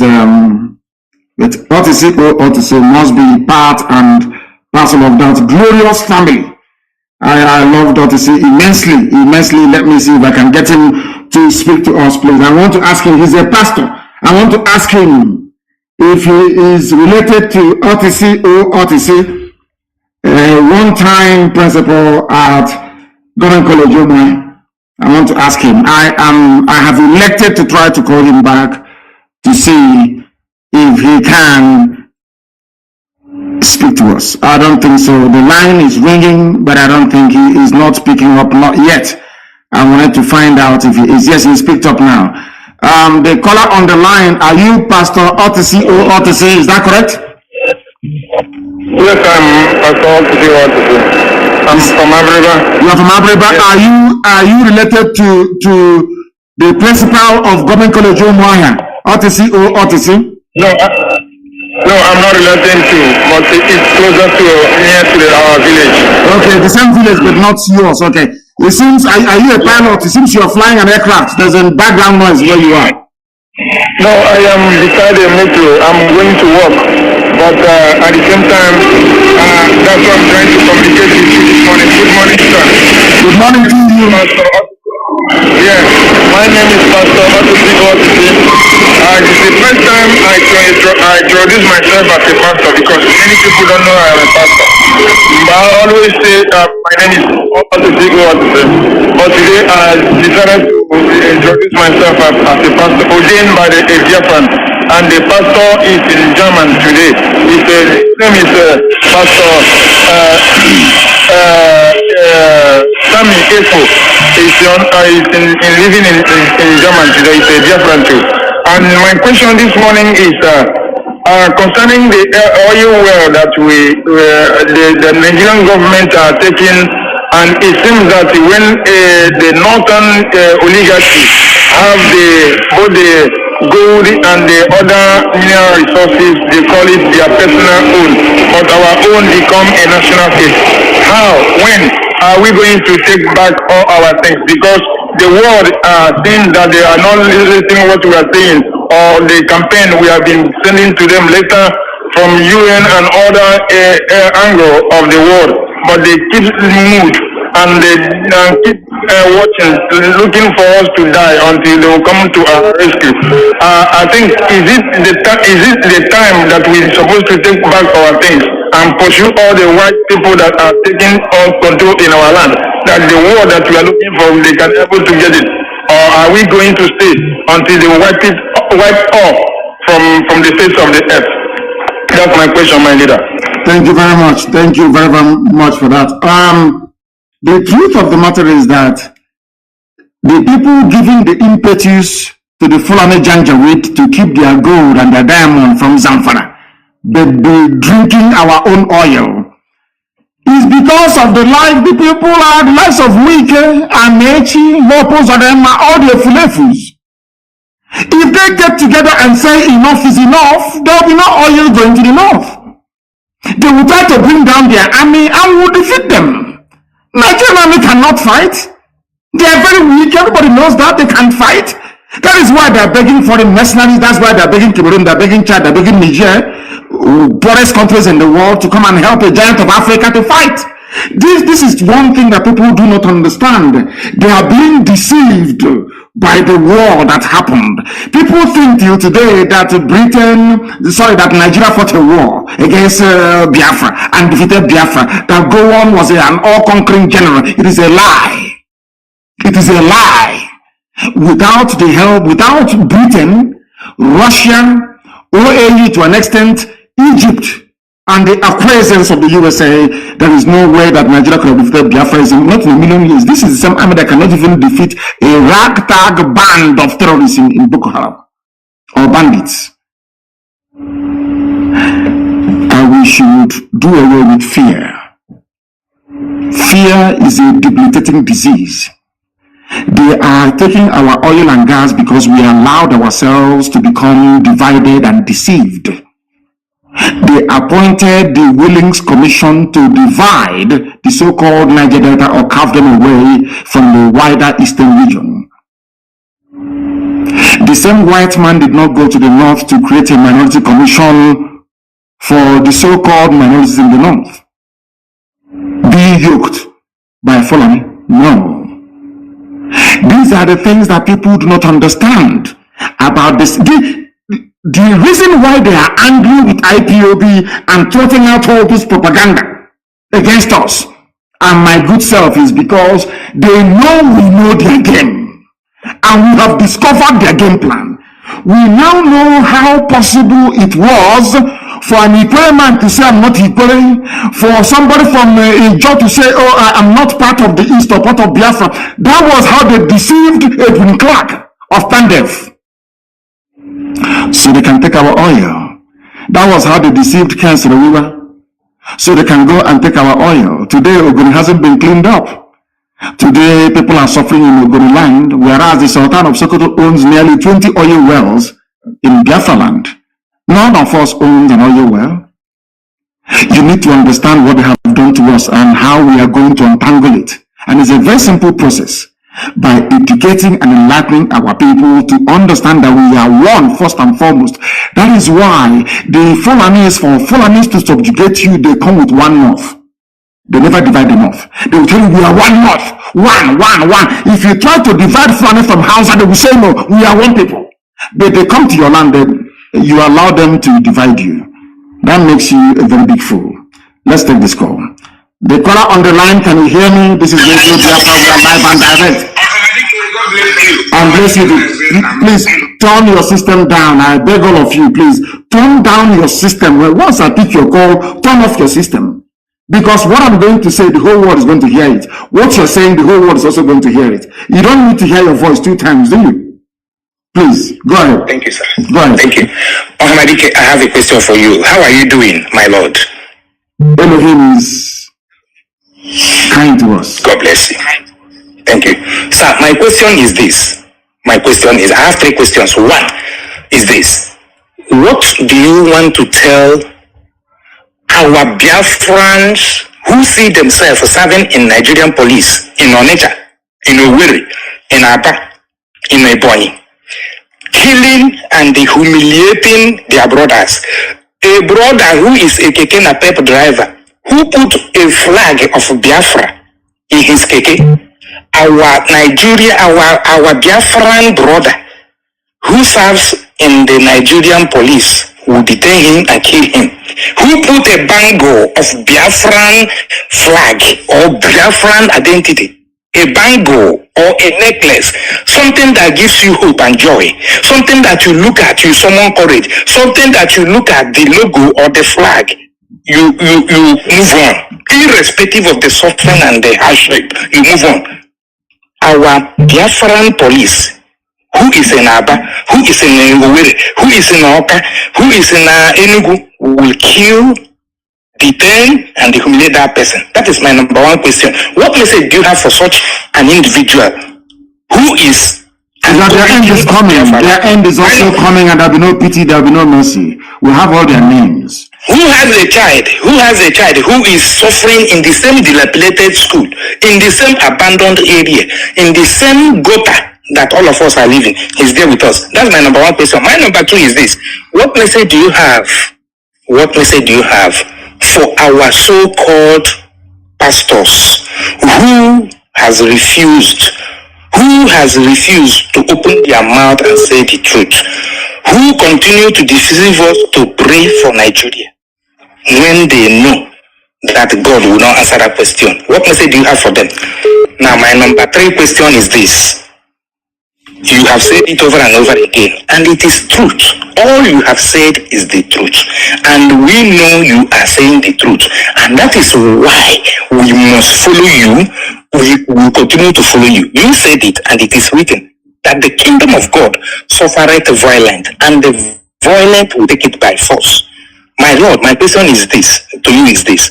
One time again in America, you told a lady when you were having a meeting with them, you said, let them give us ammunition. The lady said that she did not hear you well. What did you say? You repeated that question.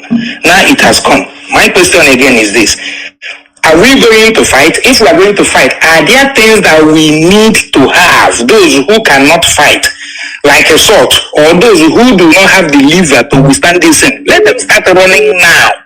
If you want to run to Cameroon so that you can start running, if you are in the north and you want to sacrifice yourself for there, you sacrifice.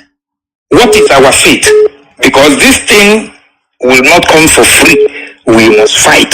So that people will say, had I known we are going, or had it been we were told that we are going to fight, I would have dig a trench where I would hide with my family, or I would have run away. So, is there any way people will be made to understand? Because even those in the north, when we keep telling them that this is not people of our tribe, these are not brothers. The people that you are staying in their place are not brothers, because they will kill you. We keep telling them come back home, they refuse. I was living in the north, I lived in the north, I lived in Nasarawa, I lived in Plateau, I lived in Kanu. I come back home. So are we going to fight? Because the lady who asked you that question, what did you say you need?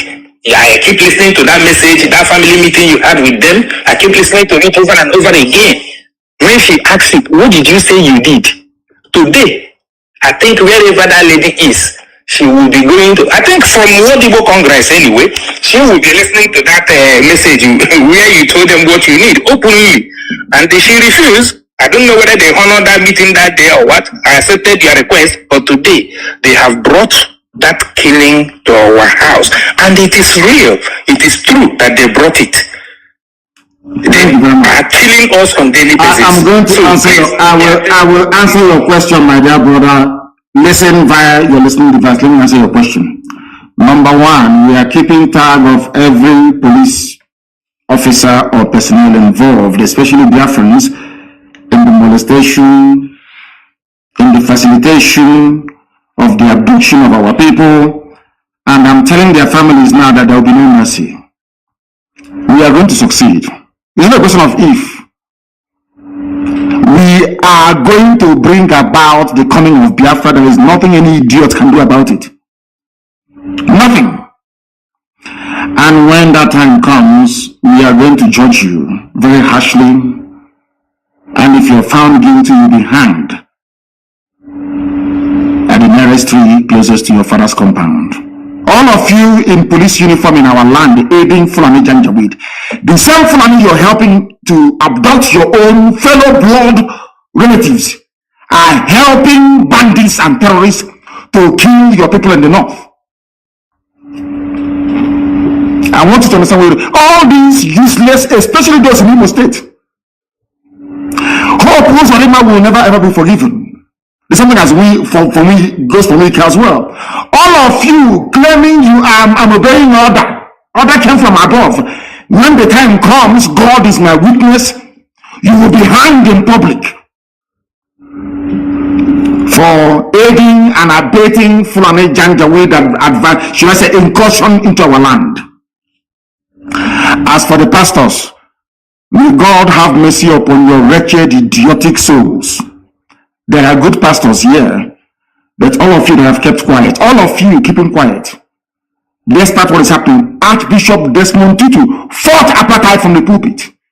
All of you, some of you idiots, it's about tithe and offering and building auditorium that will contain skeletons. I'm asking you.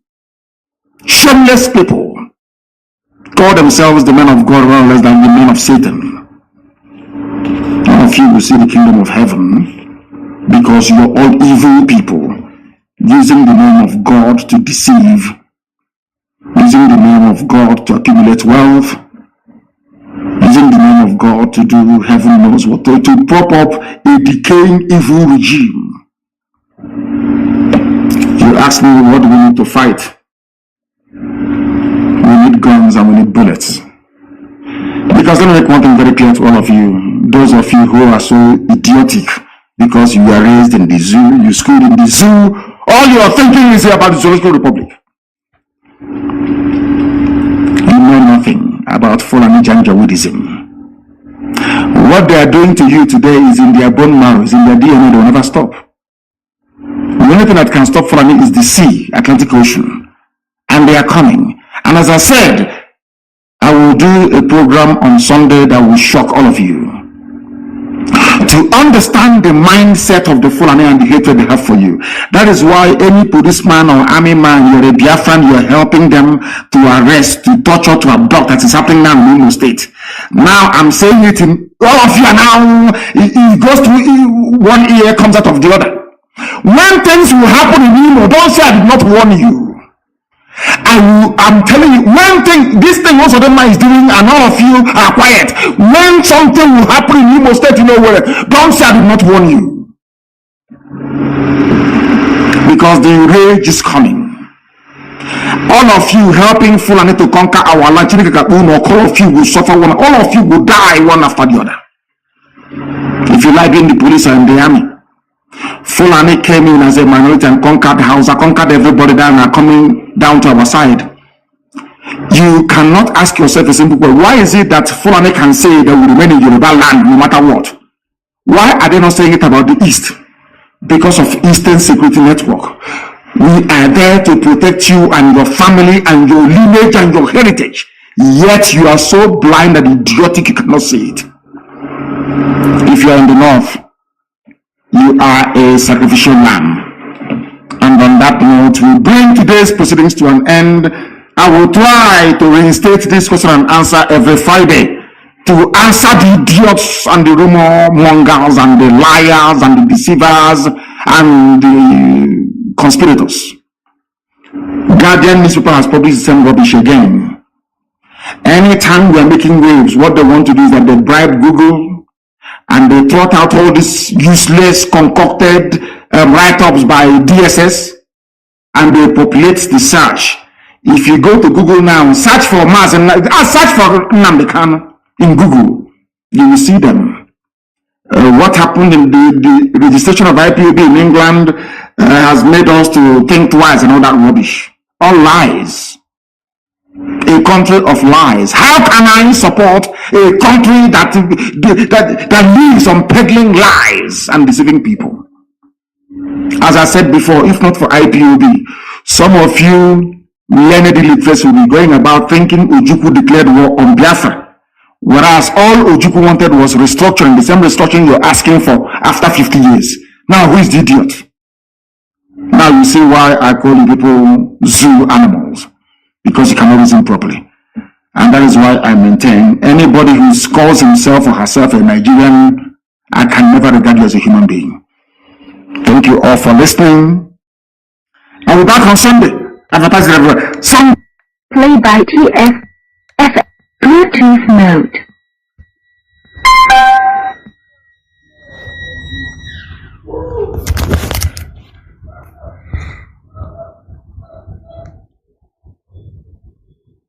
And as soon as our app is out, please, our alternative to Facebook, make sure that you go into it as quickly as possible.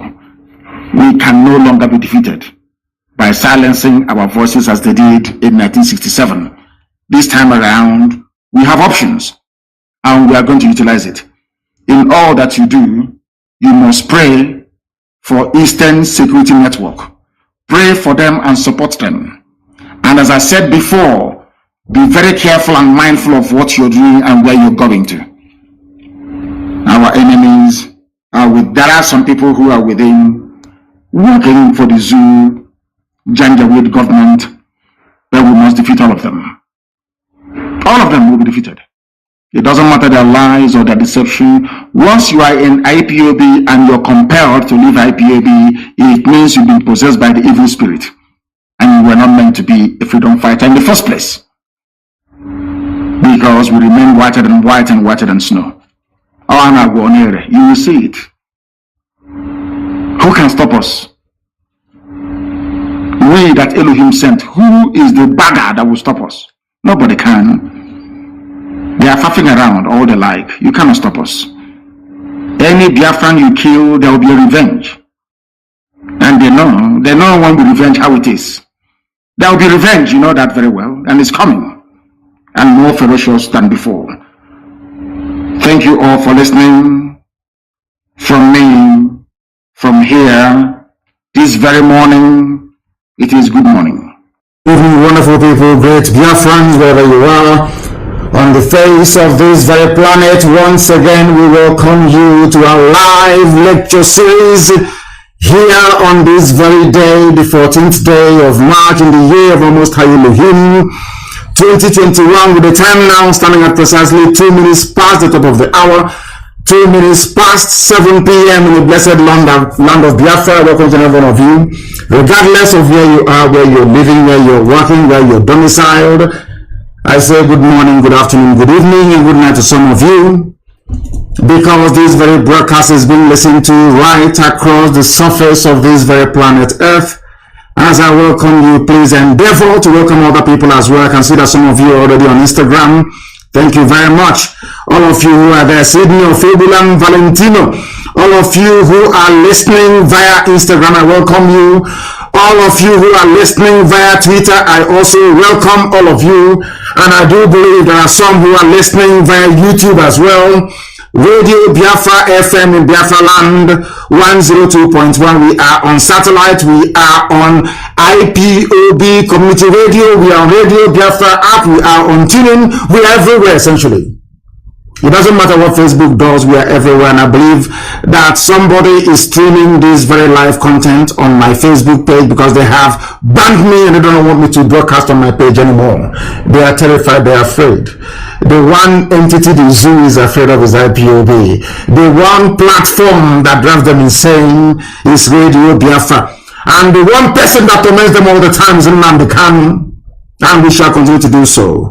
As I welcome you, please welcome other people. Good morning, good afternoon, good evening, and good night to all of you. Once again, wherever you are, this night is going to be explosive. It is going to be expository. It is going to be, should I say, an expose on the mindset of the Fulani Janjaweed in the zoo and those who are working for them from the south. After this broadcast this evening, if you do not wish to see an end to the damnable zoological Republic of Nigeria, believe you me, you are even less of an animal than I have thought before. Get your pen and your paper ready. If you do not have them, please, I'll give you some time to go and get it. It's very, very important that you note everything we are about to divulge this very evening, morning or night, depending on where you are. Because right now, even in Asorok, they are listening. Everywhere. Those who haven't gone deaf and dumb yet, they are listening. Even people are hiding under their wives' wrapper, behind their wives' wrapper, I should say, to listen to us. Some have not taken an excuse. They have gone downstairs into the car to listen to Radio Biafra. If you go to Abuja now or to Lagos, the important parts, everywhere is at a standstill. People are waiting for this very broadcast earnestly. And this evening, we are going to preach the gospel of heaven as we have been mandated to preach. Chukwu Kikabiyama is with us. And that is why no matter what our enemies does, Biafra must definitely come. First of all, before we proceed, we are going to pray. But before we do so, I must announce who I am. I am Mazi Iyke, the leader of the largest mass movement on the face of this very planet Earth, indigenous people of Biafra, IPOB. Bar none, the very best, the very finest collection of men and women, fighting for the liberation of the kingdom of heaven that is due to be birthed on this very earth. We have come to do the work of the Most High Elohim. That is why, as always, this very glorious movement, this very IPOB is here to stay. So also is Eastern Security Network. I lead IPOB. I am the director of Radio Biafra and Biafra Television, and by the very special grace of God Almighty in heaven, Elohim, Adonai El Shaddai, Chukwu Kikabiyama Purumi, a servant of the wonderful people of Biafra. As I said, I believe that by now you have your pen and your paper ready. You can listen to us via Twitter at Mazi Iyke. You can listen to us via Instagram at Mazi Iyke _ the one at the bottom, official, at Mazi Iyke official. I believe that those who administer my page will also be able to circulate that very link. In fact, post the link for my Instagram and also the one for Twitter, so that should Facebook mess up, people can go there to listen. I know that some of you are listening, of course, via IPOB, community radio. Before I proceed, we are going to pray. And as always, I am going to pray in the oldest language known to man, the language of heaven. This very language, the angels that surround the throne of grace of the Almighty in heaven are bowing down and singing praises to Him in Igbo language. And that is the language that I use to pray. IPOB USA member, Mazi, let me use this opportunity to remind our people next Saturday, not tomorrow, on the 15th of this month, we're going to be having a national meeting for IPOB USA. National meeting, IPOB USA. You know, it's going to be on Zoom. The link is going to be everywhere, starting 2 p.m. Central, 3 p.m. Eastern, and then 12 noon Mountain and Pacific. Saturday the 15th, IPOB USA national meeting comprising all 4 regions. They will. Thank you. Our people, please, I have extended this broadcast much more. There are a lot of people calling. This issue, the women will be on the air tomorrow, on Sunday. we're going to continue. Please, if I don't take your call, I don't know if South Africa is coming. I really don't know. But if you can excuse me, just 10 minutes, please, South Africa, excuse me 10 minutes. Let me get this call and then end it. Caller, your name and where you calling from. Yeah, my God. Please make it really quick. Make it very, very quick. Very, very quick, please. Okay, Mazi. Chukwu kikabia mabagume. Chukwu kikabia manonyera wale da Mazi Nnamdi Kanu. Eba wuna ono kita. Biafra is our religion. Biafra is our identity. We have no other worship except Chukwu Okike Abiyama that creates heaven and earth, that keep us in that Biafra land, the blessed land of Biafra. Mazi Lozie, Biafrans all over the world, keep on fighting when we reach there. Biafrans must go home. All Biafrans all over the world, it's time for we to go, because Biafrans have home. Biafrans have where they come from.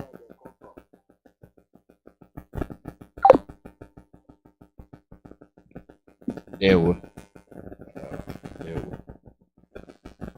Caller, your name and where you calling from.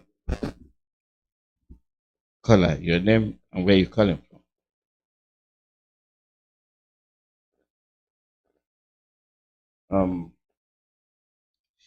No, let's end this thing, please. Let's end it. I don't know if South Africa is coming. I did not get any feedback from him, so we're gonna end it. I'll be on the air again tomorrow if time permits. I'll be on the air. We have to focus. We have to focus. Caller, your line dropped. You just came in, so please hurry up. This evening. Don't have the 2 minutes. There's the only one in a Chineke na dengozi marondo obi. Onye ikiri na ọbara aka onye ọbụ naanị ya na-achị. Ọ bụ naanị gị ka gịnị na-ekereke na obere isi. N'ihi na enweghị ihe ọ bụla bụ ihe ikereke eji ama atụ sị n'obi ya jiri ihe. N'ihi na ị karịrị ihe asị na ịbụ. Ọ bụ naanị gị bụ Chineke na nkusimile nke ndị agha. Ọ bụ naanị gị ka kpakpando anyanwụ ọnwa na-erubere isi na nke ebere dị ngozi. Inweghị mmalite, inweghị ụsọtụ. Mmadụ dị ndụ na-efe gị ofufe n'ebubere ọnụ na nke ebere dị ngozi, mana ịdị omimi wee karịa nghọta nke mmadụ dị ndụ nke gị onwe gị kere. Ọ bụ ụzọ dị anya ka anyị ga-esi wee kelee gị, ka ya bụ otuto nke anyị ga-abụrụ gị na nke ebere dị ngozi, ka ị ka anyị ga-esi wee jaa gị mma. N'ihi na anyị enweghị onye ọzọ ewezuga gị, anyị anaghị efe arụsị. Onweghị ihe ọbụla nke nwa nwaanyị mụrụ ka anyị na-efe nna nke ebere dị ngozi. Onweghị ihe ọbụla nke aka nke mmadụ mere ka anyị na-akpụ isi ala anyị. Ọ bụ naanị gị ka anyị na-efe n'ime mmụọ na eziokwu, n'ihi na ọ bụ naanị gị bụ onye kere eluigwe maka elu ụwa. Enweghị onye dị ka gị Chineke na nke igwe. Ọ bụ naanị gị bụ eze kachasị eze niile elu. Lekwuhe ndị gboo na-etu ebighị ebi, ihe gosipụta na ịnọ tupu mgbe wee malite. Ọ bụ naanị gị nna nke ebere dị ngozi ka anyị na-aja mma wee na-ebuli aha nsọ elu mgbe niile, n'ihi na o kwesịrị ekwesị na anyị fere gị ofufe nna nke ebere jaa gị mma ma too gị. Ọ bụ n'ime ọnọdụ anyị niile anyị ga-efe gị ofufe nna nke ebere dị ngozi, anyị ga-aja gị ma anyị ga-ebuli aha nsọ gị elu, n'ihi na ọ bụ naanị gị bụ Chineke na nkwụsị ụlọ nke ndị agha. Ma lekwa okike gị nna nke ebere dị ngozi, lekwa ụmụ gị bụ Biafra ka m na-eche gị n'iru n'abalị IPOB n'ụwa niile, ndị ezi omume ụmụ Chineke.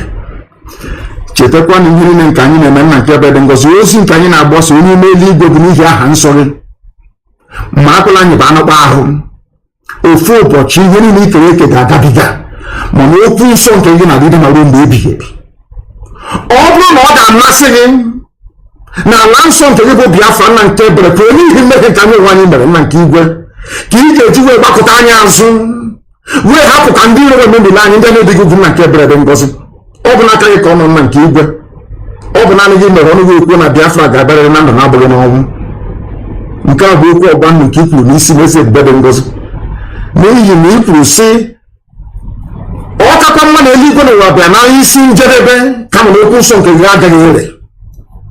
Ọ bụ n'okwu nsọ gị a na nkwa nke ikwu anyị ka agbakwasịrị okwu wee na-akpọ okwu aha nsọ gị n'abalị a, n'ụtụtụ, n'ehihie. No one no kirikiri. We na si go onye dị nsọ na ogbo mgbe ebighị ebi. Bịa ka iwe esi anyị ekpere.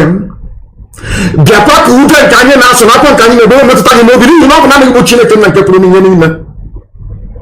Lekwa ụmụ mmadụ ndị ekwensu ndị ekwuru nwa ọchịchịrị si wee gbakọ ebe niile wee na-agba izuzu ka emegide alaeze gị n'elu ụwa bụ Biafra. Ị ga-ekwe ka ihe dị etu a wee mee. Ị ga-ekwe ka ndị iro wee chịa ha nsọ gị ọchị n'ihi na agaghị atụ m ọchị ọgwụ ụmụaka agachi ọchị. Ọ bụkwa ọgwụ Chineke nna ka agachi ọchị. Agasị ka ebe Chukwu okike abịa manụ.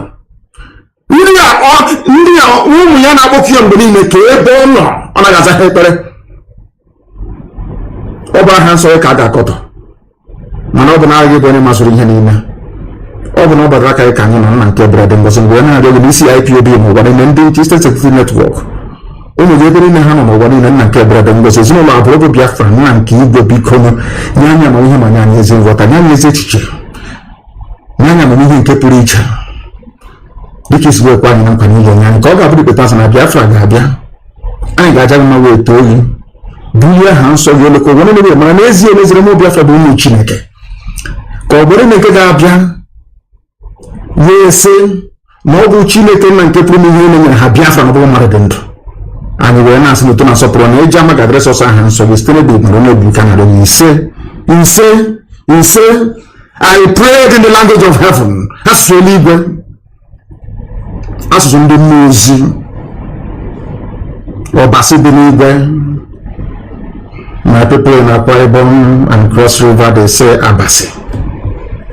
My brethren in Ijoland they say Kanu. All glory belongs to thee.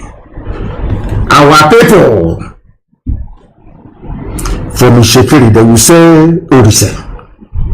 We call him Olisa Benigwe. The same thing, the same family. Indivisible under God Almighty in heaven. Now we are going to preach this very gospel as mandated by heaven. Because heaven will give us message, we will give to the living. If you don't have a pen and paper ready with you this evening, then you will not learn anything at all. This broadcast this evening goes out to all the Efulefus of this world, those who believe foolishly, I should say, and idiotically believe in one Nigeria. Those who out of self-hate and deprecation jettisoned everything that made them humans and instead subscribe to an identity given to them by foreigners, by Europeans. I want all of you to pay very close attention to this very broadcast this evening. Mazi Iyke, Obiano, Hope Uzodimba, all these people, Efulefus, I want you to pay attention to what I have to say. All those in Abuja and in Lagos, foolishly spending the best years of their lives in another man's land. This is also for you this evening. You have heard this clip before, some of you 1,000 times over. But this evening we want to bring a fresh meaning and perspective into what this very Janjaweed said very many years ago, before now. Before Biafra, Ojuku's Biafra, I should say, and now before the Biafra of IPOB. What this man had to say predates the 1966 coup. What this man had to say predates all the difficulties and problems that have bedeviled the Zoological Republic to date. I want you to understand something this evening. I want to prove to the whole world, because I know that the British, those that run the zoo, the British High Commissioner, Katuna Lang, is a woman, a white woman. US Ambassador, all the diplomats that are listening, because anytime we broadcast, the whole world comes to a standstill. They all listen. They are listening this evening. And I will encourage them to also bring their pen and their paper ready, please. I want to prove beyond every conceivable doubt that Fulani is the problem of Nigeria. Fulani started the problem of Nigeria from day one. Over the years, they toned down their rhetoric, They moderated their behavior. Now they have come into battle with AK-47 and their nama, their cows. You have listened to this clip a billion times over. This was the clip I played in the year 2015 that led the late Buhari, because Buhari is dead, the late dead Buhari, to comment about Radio Biafra, to say that they will ban Radio Biafra because of this very clip I'm about to play now. And I want you to come to this broadcast this evening with an unbiased mind. Come very clean and clear, that God Almighty may judge you justly. I am going to play this very clip for you. And upon this very clip and what this man said, are we going to base our discussions and analysis this very evening, morning, noon, or night, depending on where you are. Listen very carefully, I beg of you, please. It's very, very important. And as I'm doing so, please, somebody should endeavor to put it on my page. In fact, on all the platforms, that the world may know that we are not the aggressors, that the world may know that Fulani people are troublemakers. Fulani people never wanted Nigeria to work from day one. Fulani people, they are the bane that Nigeria is backward today, is down to only one group of people, the Fulani tribe. When I say it now, I know that Kadra Mohammed will say this was what obtained in Rwanda in places and things happen. I said it's pure rubbish. What we are presenting this evening are facts and figures. Please listen very carefully, especially Efulefus from Igbo land. Listen very well. All the idiots talking against Biafra, listen very carefully. All the idiots campaigning for one Nigeria, one zoo, listen very carefully, please, to understand how foolish you are. I have now come away from blaming Britain and Europe for coming to Africa, bastardizing, balkanizing, dividing, and rendering us asunder, all of us, and giving us artificial boundaries, which we accepted because we are very daft.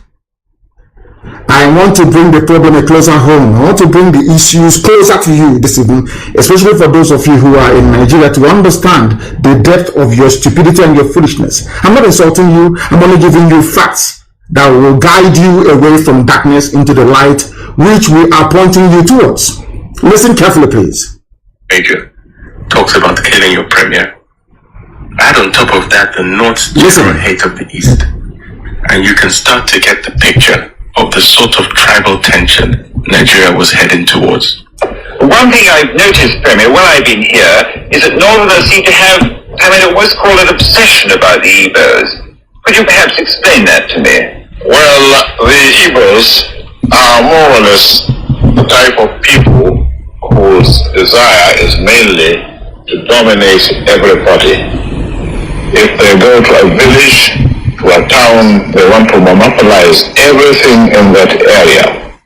If you put them in a labor camp as a laborer, within a year they will try to emerge as headman of that camp, and so on. Well, in the past, our people were not alive to their responsibilities, because you can see from our northernization policy that in 1952, when I came here, there weren't 10 northerners in our civil service here.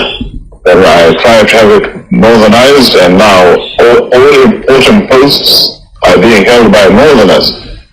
Is this policy of filling all key posts in the north solely with northerners and not with other Nigerians a temporary or permanent one? In actual fact, what it is a northerner first. If you can't get a northerner, then we take an expatriate like yourself on contract. If we can't, then we can employ another Nigerian but on contract too.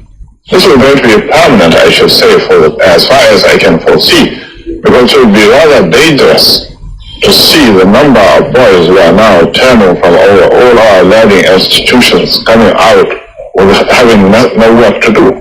I'm sure whichever government of the day might be, it will feel rather embarrassed, and it might even lead to bloodshed. Doesn't this damage the idea, sir, of all people in all regions in Nigeria being fellow citizens of one country? Well, it might, but you to our region, but how many northerners are employed in the east or in the west? The answer is no. And if there are may be 10 laborers employed only. I hope you have listened to, that is the voice of the man that Buhari was emulating when he came into office. Buhari was following the footsteps of this very man you've listened to now. He was the Sadwana of Sokoto, the leader of the Northern Nigeria People's Congress. He was the leader of the North. Anytime you have a Janjaweed say their founding fathers, they were referring to this very man. You just heard his voice now. He was interviewed, should I say, rather bizarrely, independently, so to speak, by a BBC journalist. I believe that was in the late 50s to early 60s. These are the people responsible, so we are told, for bringing the so-called, should I say, flag independence to Nigeria. Anytime you hear, be the Senate President or anybody from the northern part of the zoo talk about their founding fathers, they were talking about this man. And this man was asked a question by a white man. The interviewer is a white man working for the BBC. They asked this black man, this very baboon in the zoo, his name is Sir Ahmad Bello. He was knighted by the Queen of England, Queen Elizabeth. Understand this very clearly. That is why I said it is better for you to bring your pen and paper this evening. Even if you don't come to lectures again without a pen and paper, it's better for this evening. You must have one. Very, very critical, please. This man, alongside Awolowo and Azikiwe, and to an extent Tafawa Balewa, they were responsible, so to speak, for should I say, forging the new Nigeria that Britain had created. This was in 1960. After independence. And he was asked a simple question, a very simple question. Why do you hate Igbo people so much? These are Fulani people. I want Zibazo, I want Hope Uzodema, I want all of them to, I want Iyke, I want them to pay attention this evening. I want Ohanes and Nnamdi, George Obiozo, pay very particular attention, because what this man said in late 50s and early 1960s is still prevalent today in our lives. And I'm going to prove it to you this evening, one after the other.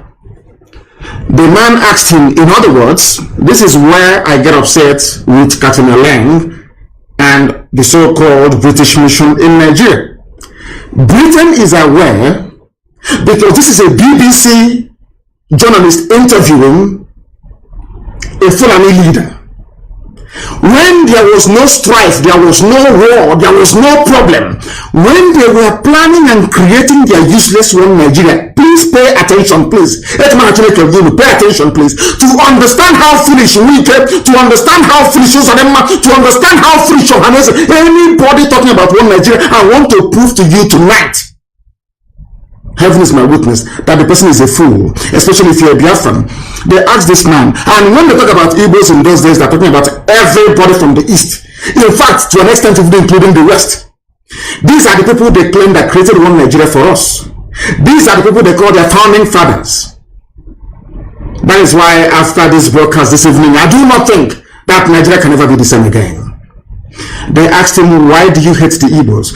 At the time that this question was being asked, there was no Fulani headsman problem, no banditry, no insurgency. There was no problem. There was euphoria all over the world that the largest black nation had emerged.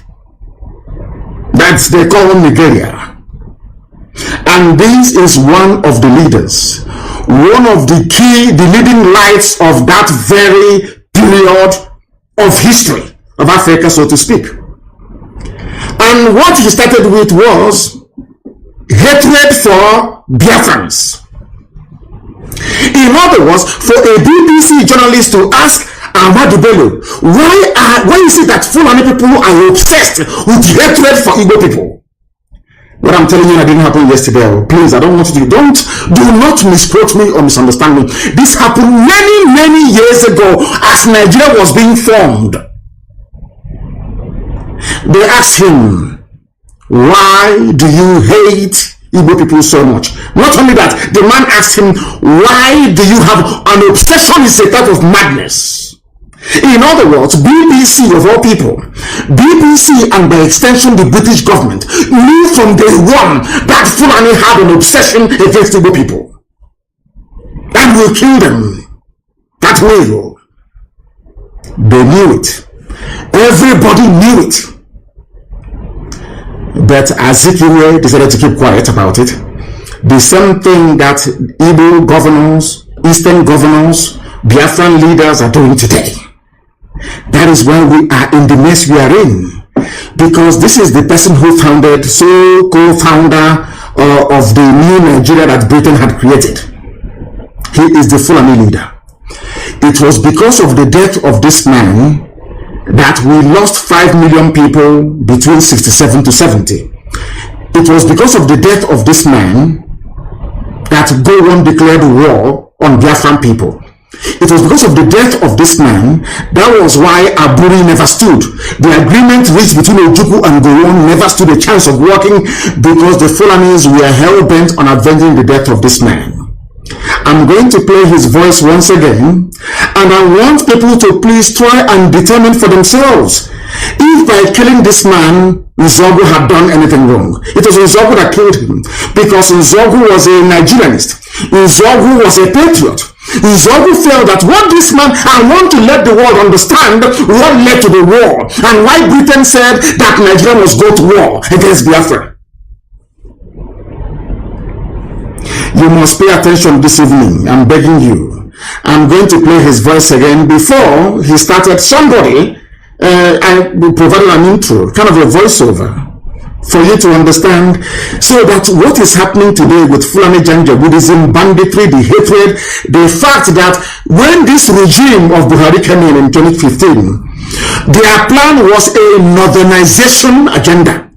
What this northernization means that a Fulani man will occupy every position of importance in Nigeria. This thing was said over 60 years ago, but in 2015, when Buhari was, they implemented it, they're still implementing it to this very day.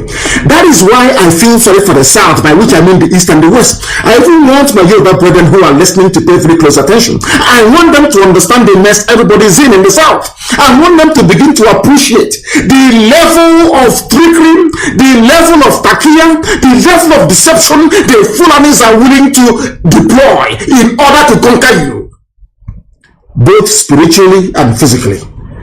Because as at the time this man said this very thing, when I say, they say I hate Fulani, I don't hate anybody.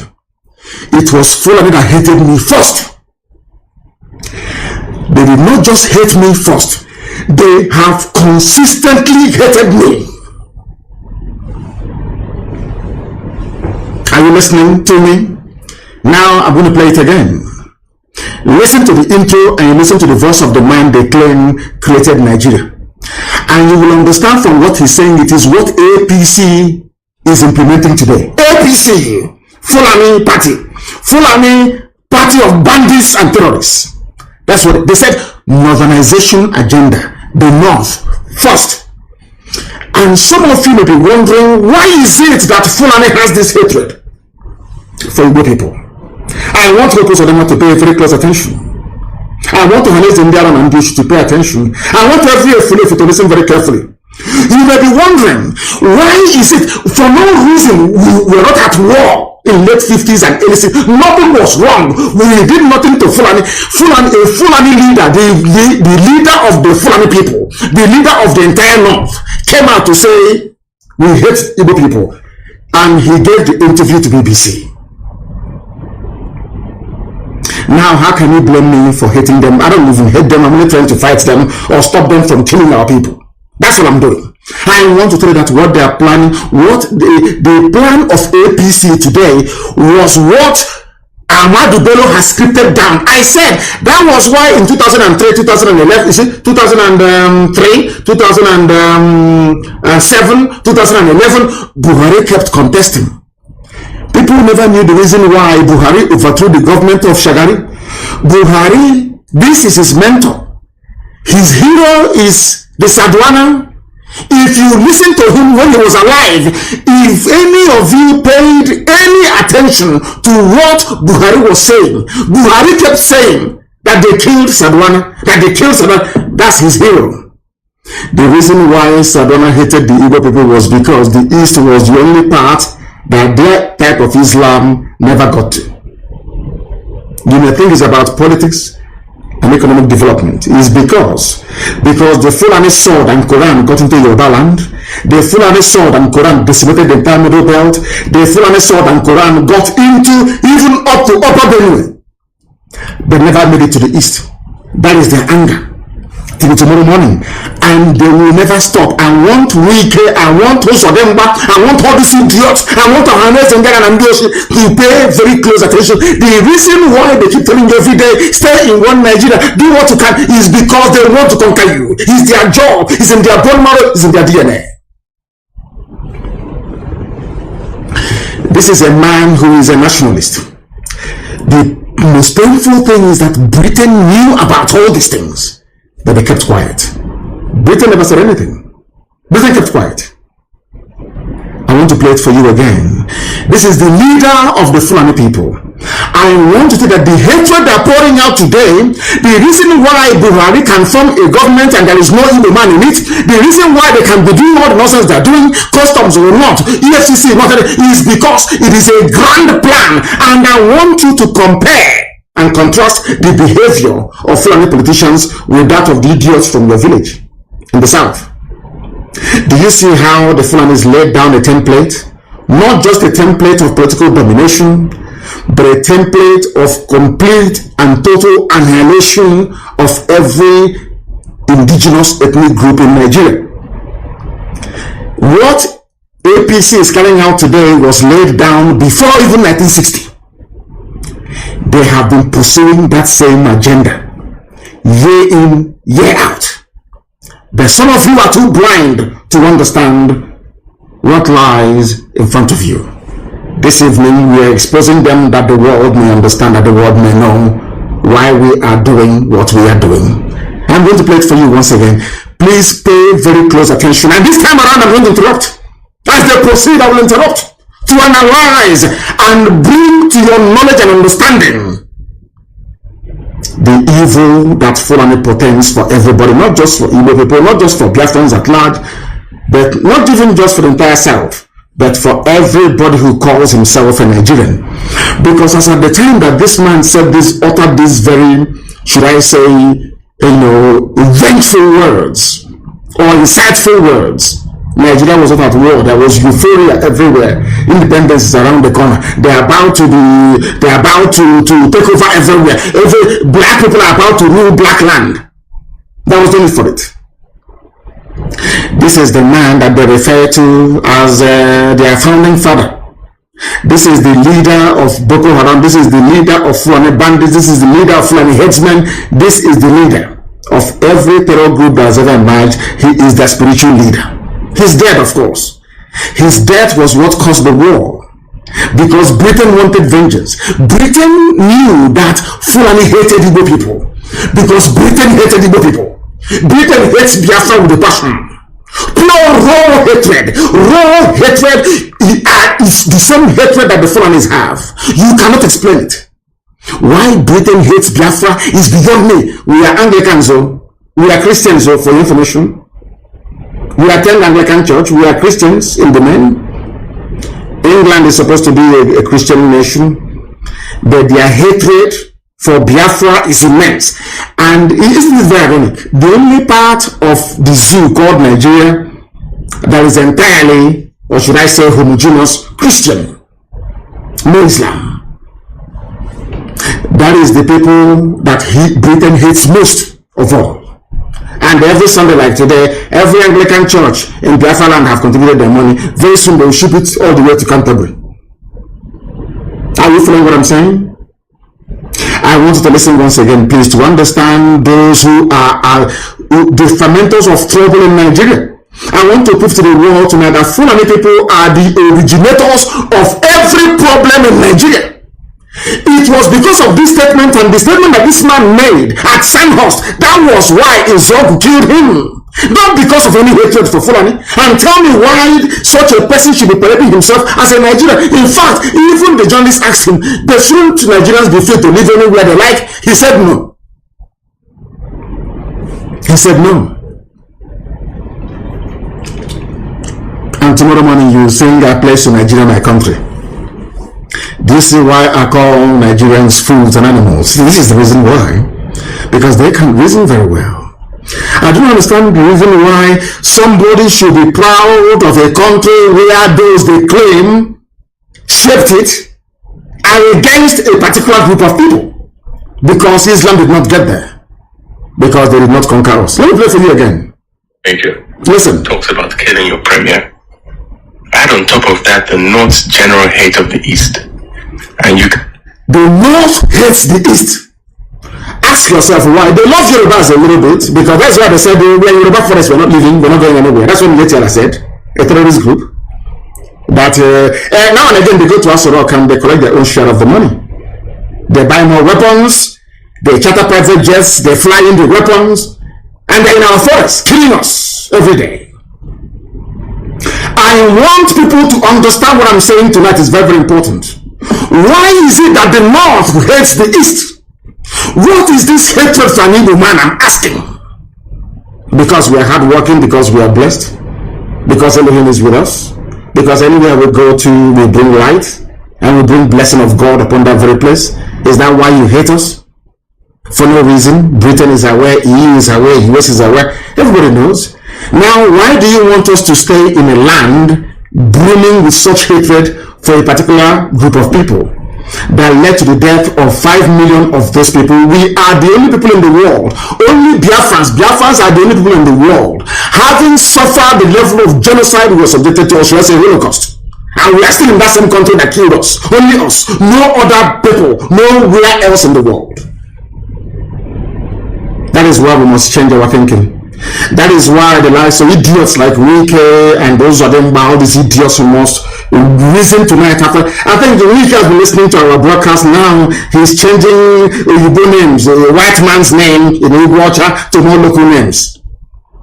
That's what we're all listening. I think he went to Waterlands and changed it to something else. It's no longer Waterlands. He was asking them, why are you asking white man's name?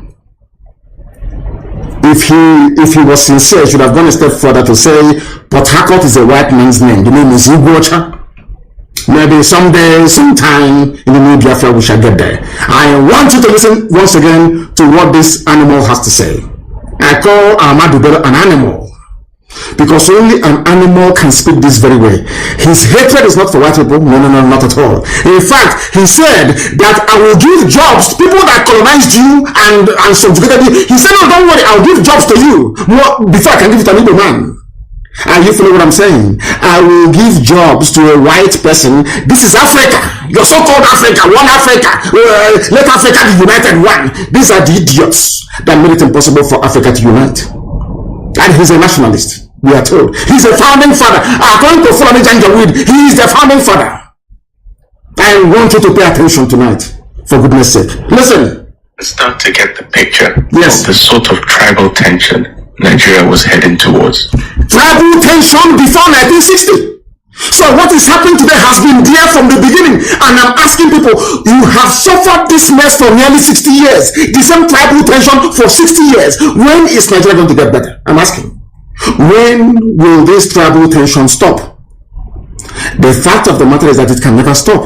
Never, ever, ever, because the hatred is deep rooted. It's in their system. They cannot help it. Because we have not conquered the East. That's what they're saying. We have not dipped our Quran in the Atlantic Ocean that flows on the coastal lines of the East. We must take them. And that's what they're doing. Do you understand them now?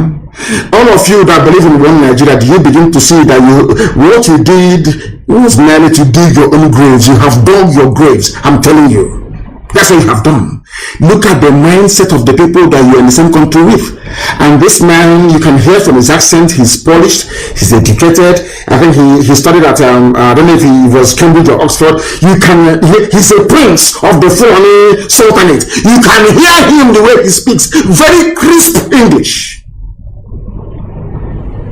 It was this man that made me to realize that mastery or command of English language does not confer upon you any, should I say, any intellect of any sort whatsoever. It doesn't. The fact that you can speak English doesn't mean you're intelligent. This was the man that made me to realize that very fact. Listen to him, please.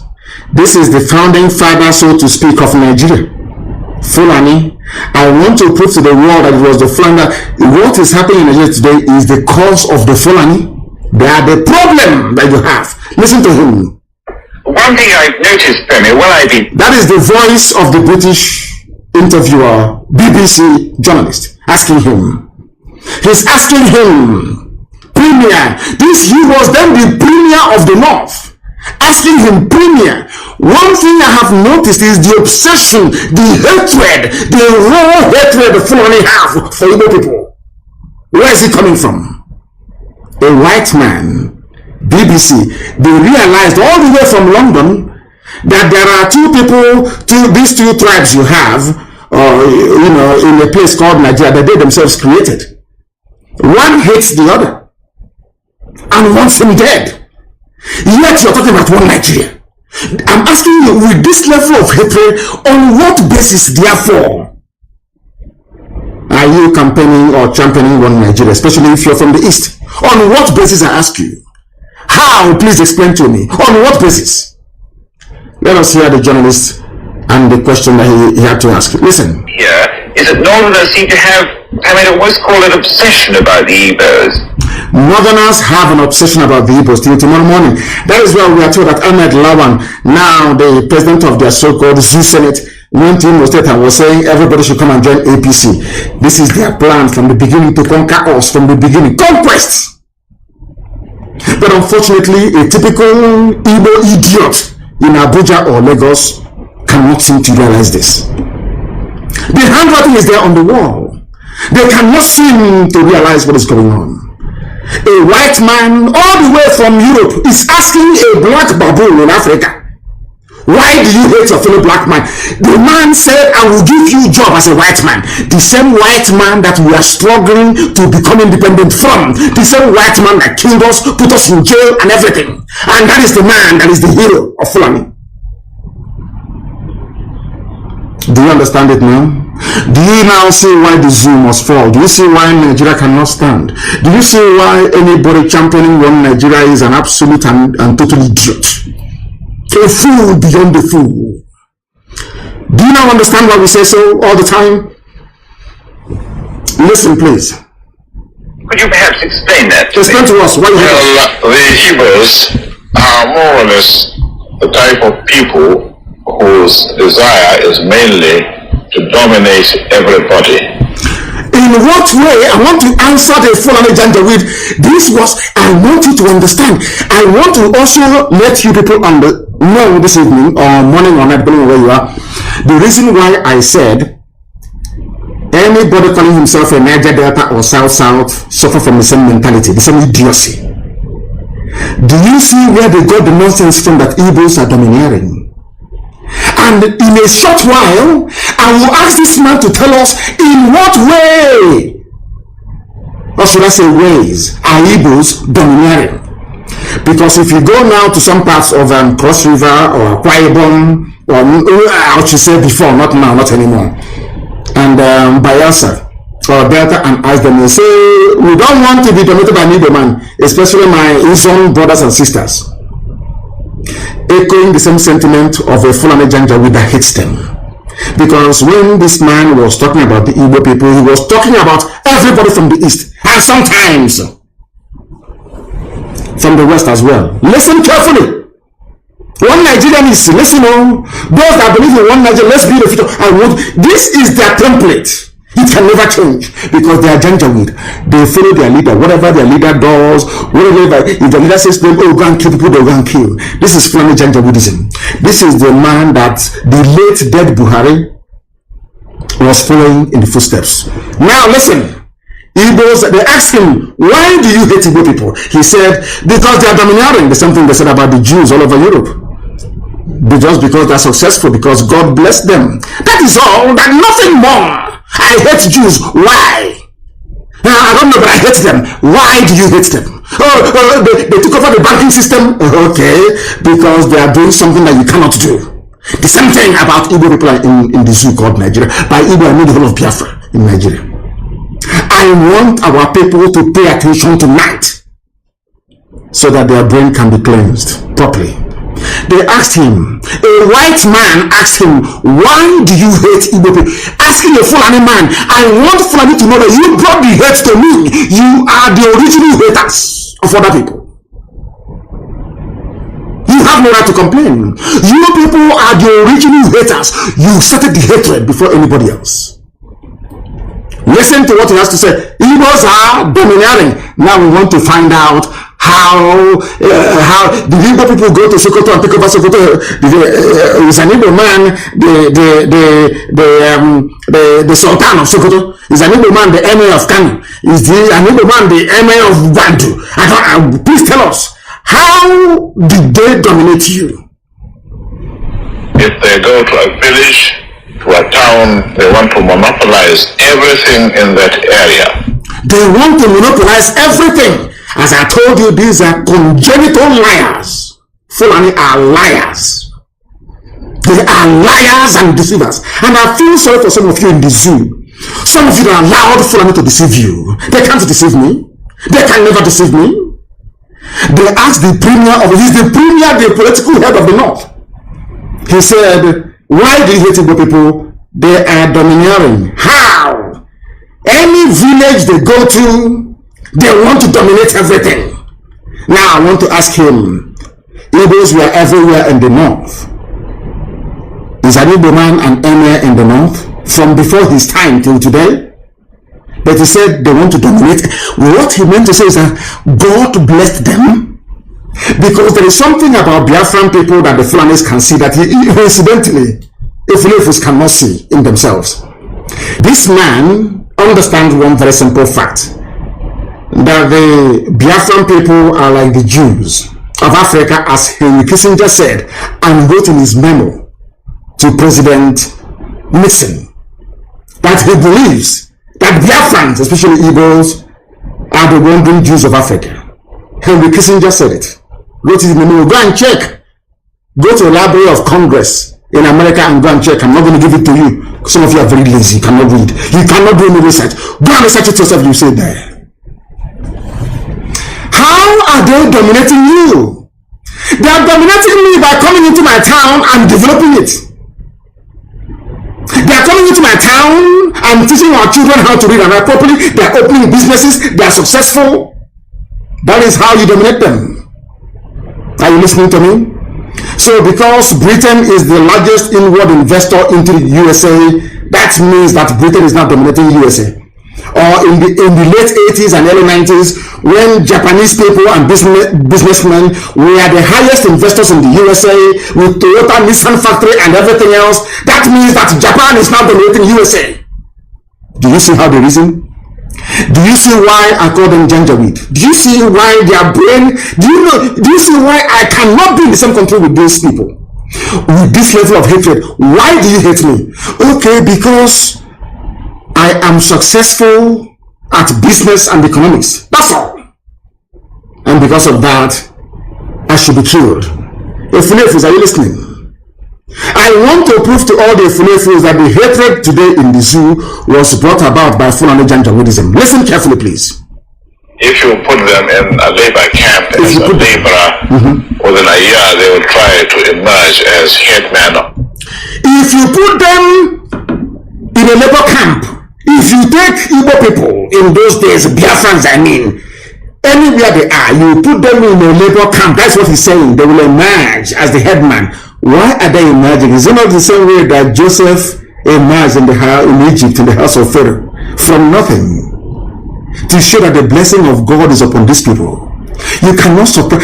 There's a saying where you come, I cannot get with trauma. You see the moon, your hand cannot cover it. It's blessing. It is called blessing. It is not domination. It's blessing from God. And that blessing is for the whole of Africa. Not just only for Nigeria, it's for the whole of Africa. The blessing that Biafra brings to the table is for the whole of the black world, wherever you have any black person residing. You cannot stop it. Nobody can stop it. That blessing from God. That is why a white man can see a Biafran laborer and say there is something in this man. Because of that, I'm going to make him the head man or the foreman of this company. Because the blessing of God is upon that man. The same way it is upon Israel. You cannot, it's a blessing from him. You can't take it away. But instead of people to see this blessing, what they see is they're going to dominate me. Do you understand it now? Zoological Republic. Do you follow me this evening? I told you it's a very special broadcast. I want the world to understand. Because I know the US ambassador is listening, the UK High Commission, all of them are listening. I want to know it was Fulani that brought me hatred into Nigeria. Fulani, no other person, Fulani. This is their master speaking. This is their progenitor speaking. Over 60 years ago. And all those things he said over 60 years ago are still prevalent today in the damnable Zoological Republic of Nigeria. Why do you hate them? They dominate. How are they dominating? If you put them in a labor camp, because at the time that this man was referring to all the labor camps, all the factories that are run by white people, by the British, and regardless of what you may say about them, those people, they know how to be even-handed. If you're hardworking, they'll promote you. These British people saw the blessing upon these people from the East. Children of light saw them. That was why Igbo people dominated the civil service, dominated not because they wanted to, but because God's mercy and blessing was upon them. That is why they are hated. Not because they've done anything wrong. You hate them because God is with them. And no man can destroy it. It's a blessing from Elohim. They call it domineering and domination. Now you understand me, don't you? Do you understand now? The Igbo people are ancient people, very old, the oldest people on the face of this very earth, bar none. Igbo, ancient, that's the meaning of it. Old people, old. The center of the world. That is why they occupy the center of the world. Zero longitude, zero latitude, the very center, the very beginning of life itself. God did not make any mistake by placing us there. I want all of you, both the Fulefus and those who are normal, who are listening to me this evening, to understand this very gift. The more we misuse this gift that God gave to us, the angrier God will be with us, and the more destruction we are likely to face. And there is only one solution to this problem: freedom. Because when freedom comes to Biafra, freedom will come to every black person on the face of this very earth. That is that thing that people see, and they say they're domineering. They are this, they are that. It's a blessing from God Almighty in heaven. Let us listen to Fulani Janjaweed. Why do you hate an Igbo man? If you place him in a labor, did you place an Igbo man in a labor camp? The time that we are referring to, it was the British who were in charge. It was the same white people that were picking Igbo people and making them foreman and headman, because the grace of Elohim is upon them. When you see them, the light of God is shining. That is why they give their children names like Ike, Chubu, Chibueze, Nnamdi. All of these names venerating Chinya, gift from God. Now you understand it, don't you? When we answer all these names, we wear it on our forehead, but we don't know what it means. We answer Tamuni, we answer Obase, we answer Abase. It's on our forehead. We answer Olisa. We are so much loved by Elohim that even in the name of God we answer. Why shouldn't God's grace be upon us? Do you see why Biafra cannot be destroyed by any mortal? You see, it's indestructible. No matter how angry God is with us, He remembers His promise. He remembers the purpose for which Biafra was created. And that promise must come to pass, because the word of God said, instead of my spoken word not to happen, heaven and earth will come to pass.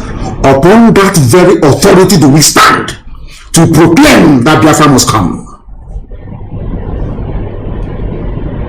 There is nothing that God cannot do. But to the ordinary person living in the flesh, to a mere mortal with a temporal mindset, you cannot understand it. It's only those of us in the spirit that can see it. You have to be able to discern what is happening, to be able to understand what Biafra means. Some people are running about shouting, Biafra, Biafra, they don't know. They have no idea what Biafra means. You people is an example